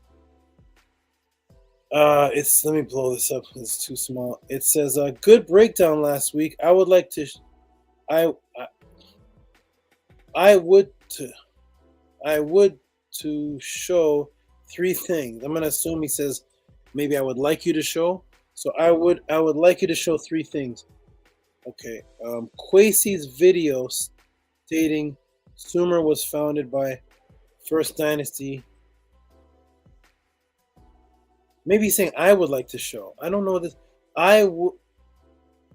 Maybe say I would like to show. It must be he would like to show. I would like to show three things. Kwesi's video stating Sumer was founded by First Dynasty Egyptian. 2, Diop in his work stating Sumer looked like a stage movie set. 3, Professor Walter Williams saying Sumer or whatever name used to that land is biblical only. Now was not Thutmose in this land, Assyria, as well as Ramesses in his military. Was Egypt not there? There was no record of a civilization, no papyrus, no writing or African paying homage or respect to a land, Sumer or whatever term is called. It's all referring to the same area. In any area outside of Egypt. I don't know. I'm not sure if this is a quote. I'm not sure what's going on here. Africa, Egypt. So what's these 10,000 year dates of the land, Sumer, or again, whatever the name of them, non-Semitic, sun-dried brick, no African, no alphabet having, Sumerians, or whatever name you prefer. All right, I'm not sure if I understand this. Shout out to Kinetic Energy for the donation. I don't know. I'm not sure if this is I'm not sure what's happening in this one here. I'm not sure what's going on. Maybe Kinetic Energy wants to show a video of Kwesi saying something and show Diop saying something. And then the bottom here, I don't know if he's quoting Professor Walter Williams saying, and then all this down here, is all this Walter Williams saying this? I'm not sure what's happening here, but maybe Kinetic Energy would like to come on and show something. I need clarity on this because I don't know if the brother's quoting Walter Williams, and if he's quoting Walter Williams, I'm not sure if this question is in the quote. So what's these 10,000-year-old dates? I'm not even sure what 10,000-year-old dates are. So I'm not sure, but shout out to Kinetic Energy, $20. And I don't know if this is Walter Williams saying sun-dried brick building, no alphabet having Sumerians. Yes, I'm not sure. Shout out to Kinetic Energy for that. I'm not even sure if that's what that is. Question, or if he's quoting somebody.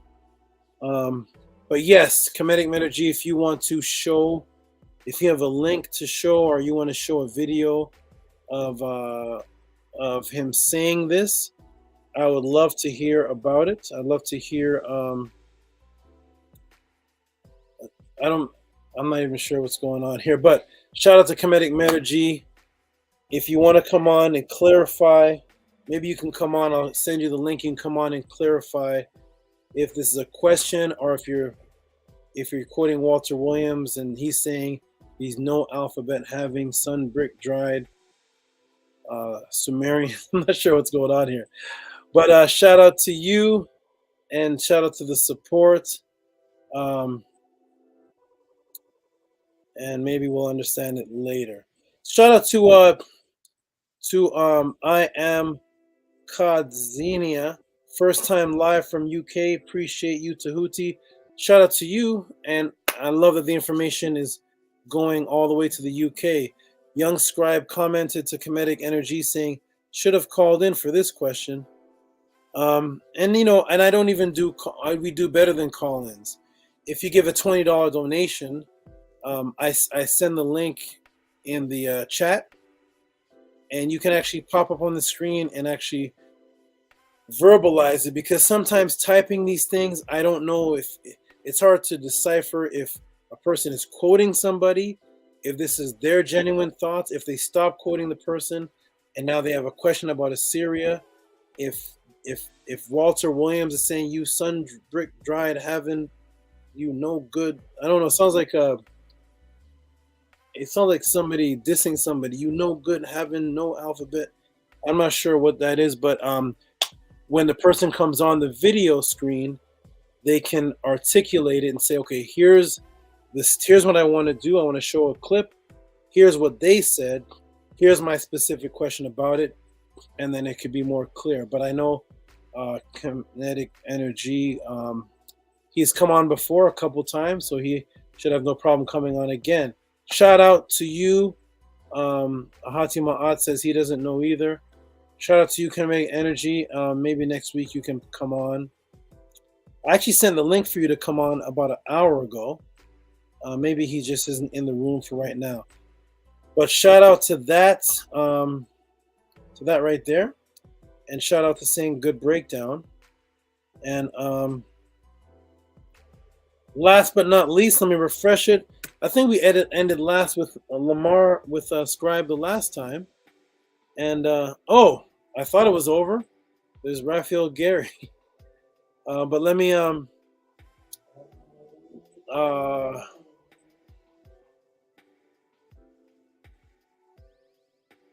I'm not sure if Scribe is sending this as a okay, I see.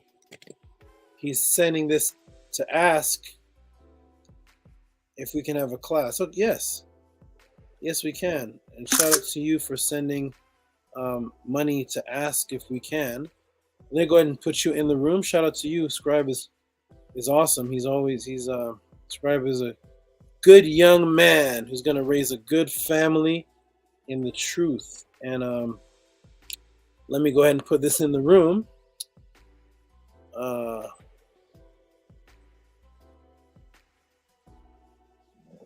This is.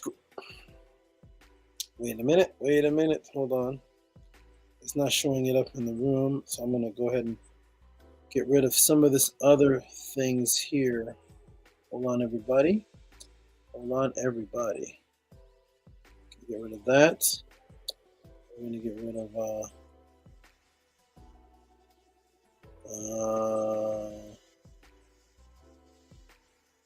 I have to get rid of something to put this on. I'll get rid of this. Okay, now I can put Lamar and Raphael up on here. Here we go. So we got Lamar Owen Scribe, who sends $22.99. I like those numbers. $22.99. You know what, Lamar? You get a hand clap too because you send in multiple constant donations, constant support. You've sent in more money than $50 over the time. You send in sometimes more than one. I appreciate it. You're wonderful, dedicated. Shout out and respect to you. And we're going to go ahead and I'm going to answer that question, which is simply yes, we can set up a class.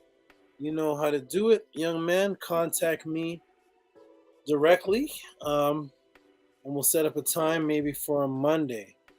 That's usually when AJ Magul has his classes, but he hasn't had one in a couple Mondays, so I'm going to go ahead. Mondays at that time are free, I think, unless somebody else calls it. But yes, shout out to you for that. Can we have a Per M. Haru study guide class? I'm not sure if you're asking this for the pod class or for you personally. When you contact me directly, you can tell me specifically if you want that in the pod class or if you want a personal setup class with me. Shout out to you, Scribe. You are awesome. Sanetia Moon lives. Contact Tehuti via email. Mystical Television. Greetings, Sanetia Moon. Greetings. All right. Wonderful. I think that's the last moderator active in the room right now. Nanny is taking a break. Anki Ma'at. Oh, Hati's here. So it's Hati and Saneti holding it down for the time being. Okay, let's go to the last donation. I thought Scribe was the last, but boom, very last minute pops up. The infamous, the well-known supporter,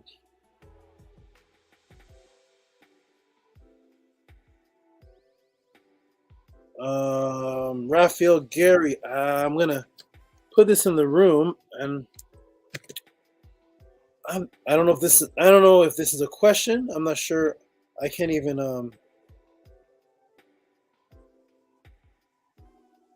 I'm not even know if I'm reading this right. Let me go ahead and put it in the room so everybody can see. Shout out to yeah, there he is. There's a shout out to you. Oh, he put Thunk. That's cute. It's funny. Thunk, you Thaba. All right. Yeah, Sanetia Moon says like the video. Haha. All right. So let's go and end it off. We got Raphael. Let me go ahead and put Raphael in here. And I actually don't know what this is. Some of you are gonna have to come up on the screen and ask. But shout out to you, Raphael, Gary, and as you all can see what I see, and it says 4 evil black group uses Rothschilds as face of rulership. I'm not sure what is going on there. Evil black group uses Rothschilds as face of rulership. So Raphael, you can send me a direct message or maybe even an email to clarify if this is I see a question mark at the end, but I don't quite understand what the question is. I'll read it again. See if maybe I'm not reading this right. Looks like words together too. Evil black group uses Rothschilds as face of rulership. So shout out to you, Raphael Gary. I'm going to give you a hand clap because you are another avid, consistent supporter. Even if I don't quite understand what the questions are, I know they can clarify it for me later. But shout out to the support because Raphael Gary, you are constantly giving large donations and support to the cause. I appreciate it. Maybe you can clarify that next week, what the actual question is, or or you can come up to the screen and actually ask it verbally, because I don't understand what the question is here, or if it's a statement, but it has a question mark. So I don't understand, but I give you a shout out and respect and another hand clap, because you are always supporting consistently with large amounts. You're not playing around, and I want to be able to answer you thoroughly, or even know if it's a question in the first place. I'm sure you will clarify that for me later on, because we are about to close up, ladies and gentlemen. I don't want to assume what the question is and start answering. I really don't know what that's even asking right there. But shout out to you for that. Oh, Raphael, type something here. Is it a possibility? Is it a possibility? I'm not sure. Let me put that on the screen again. Maybe I'm reading something. I don't know. Evil Black Group uses Rothschild's face of rulership. Oh, are you asking if the are you asking if the Rothschilds, if really it's blacks behind the Rothschilds, and the Rothschilds are just the face, but it's really blacks doing it? Is that the question?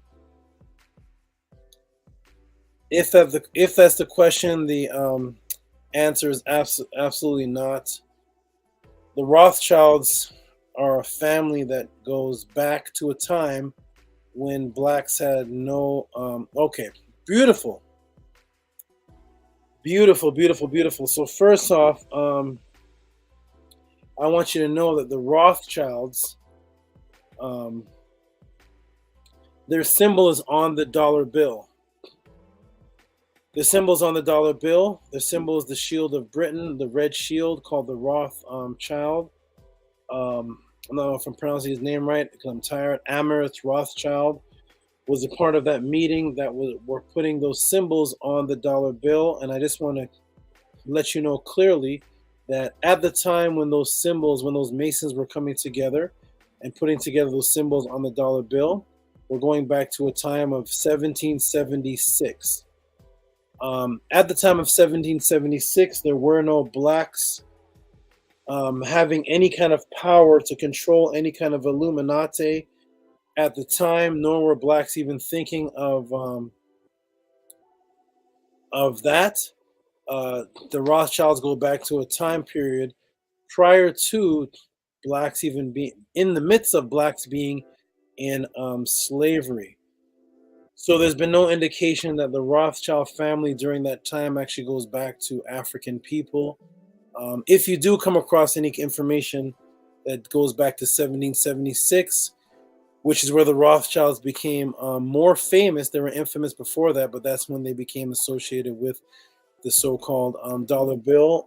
At that time, blacks were in slavery, and the blacks that were supposedly free, the Moors, were definitely not controlling any form of Illuminati to put Rothschilds as the face. It is strictly the Rothschild family, the Red Shield family, that goes back hundreds of years. But thank you for that question.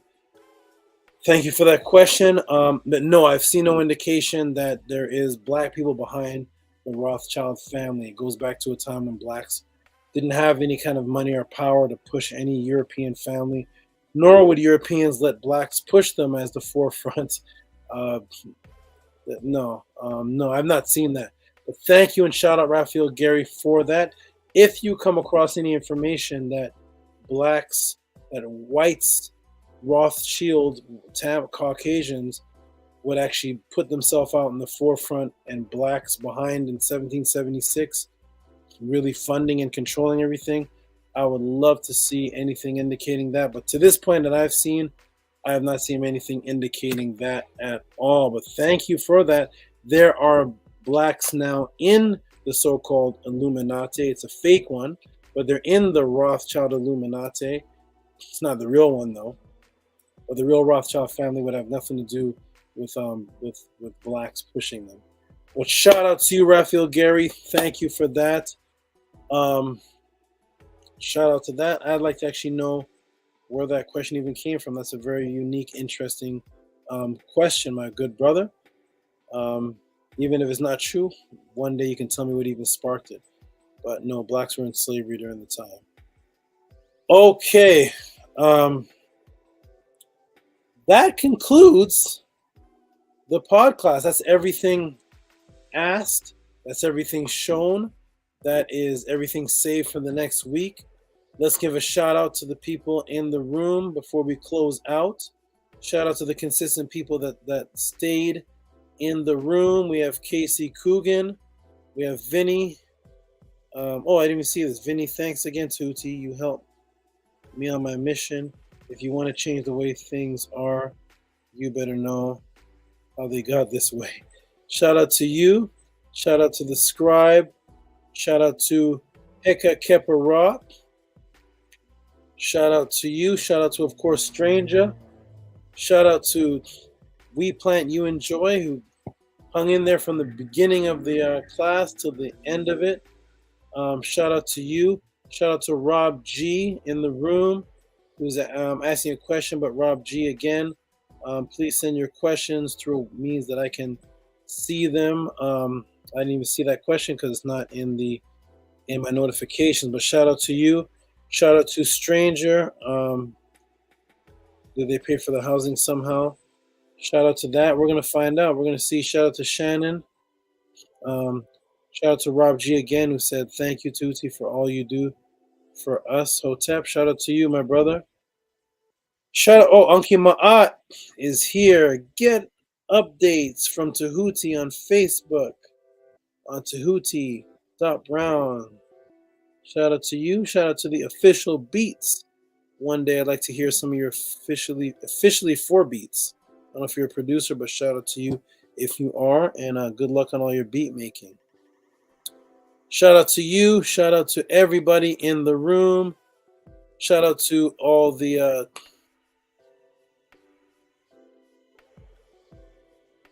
shout out to Raphael Gary.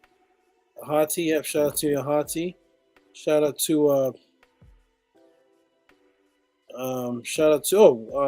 very last minute, shout out to Wasret Wajet Atun Ray, who says, greetings, Tehuti.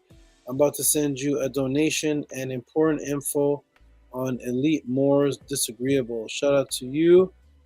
Shout out to Darius, who says, I've been watching for the last few hours. Shout out to Darius. Jody, who sends in a picture with eyeglasses. Shout out to you. Shout out to Stephen E. Shout out to you once again. Ask questions, seek Ma'at. The support is TT Cash App Moon. If you're watching this video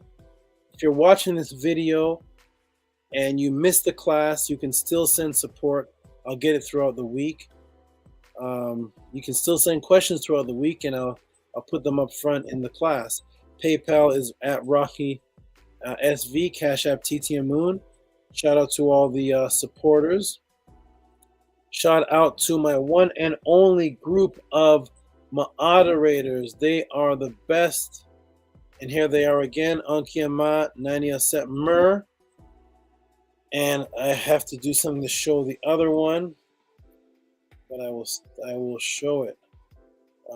Boom, boom, boom. Because we have Ahati as a moderator. Let me see if I can find it. It's difficult to show this one, but I will find a way. I got to go to Quick Look. Quick Look pops up. I got to go back to the screen. The one-man engineer is back. I got to go to share screen. Share the screen, and boom, and we go to Quick Look, expand, and there they are. The moderators, Anki and Ma'at, Nania Setmer, Saneti Amun, and Ahati Ma'at. You can see their faces glowing. You can see them expanding.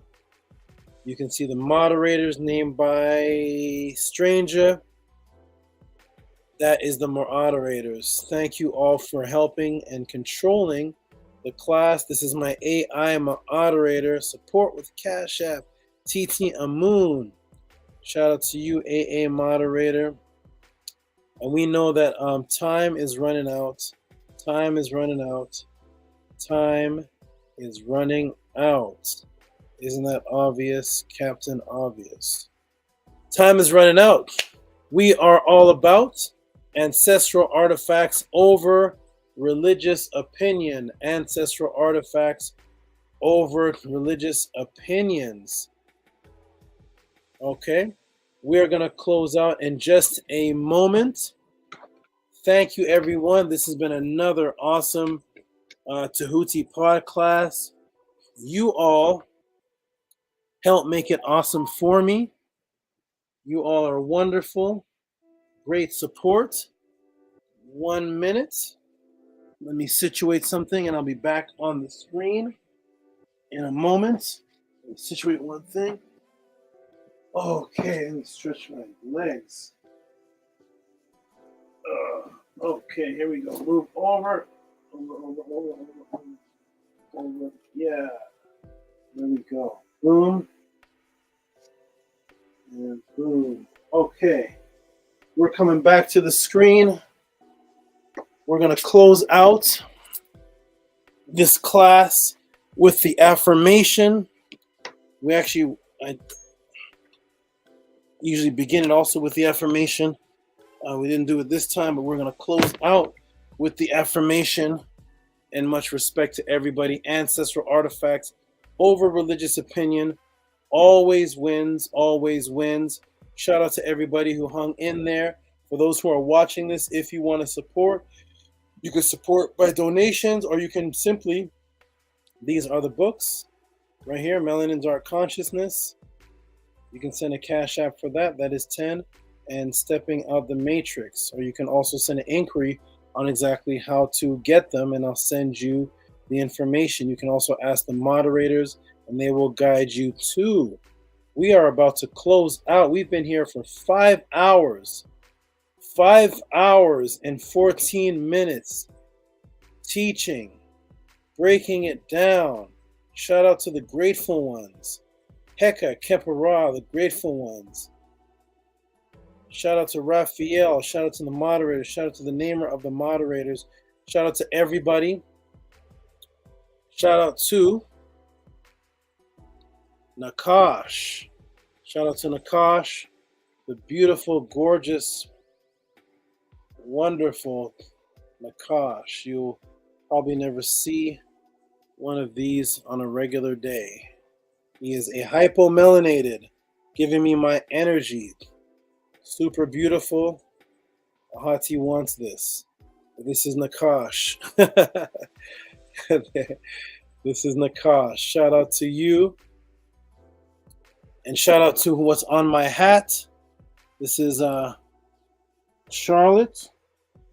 She's on my hat. She just shed last week and she's super big. She's big as the top of the hat. Shout out to you. Shout out to everybody in the room. Scribe. Peace to the chat. Always grateful for this community. Shout out to We Plan, who says they all look just alike.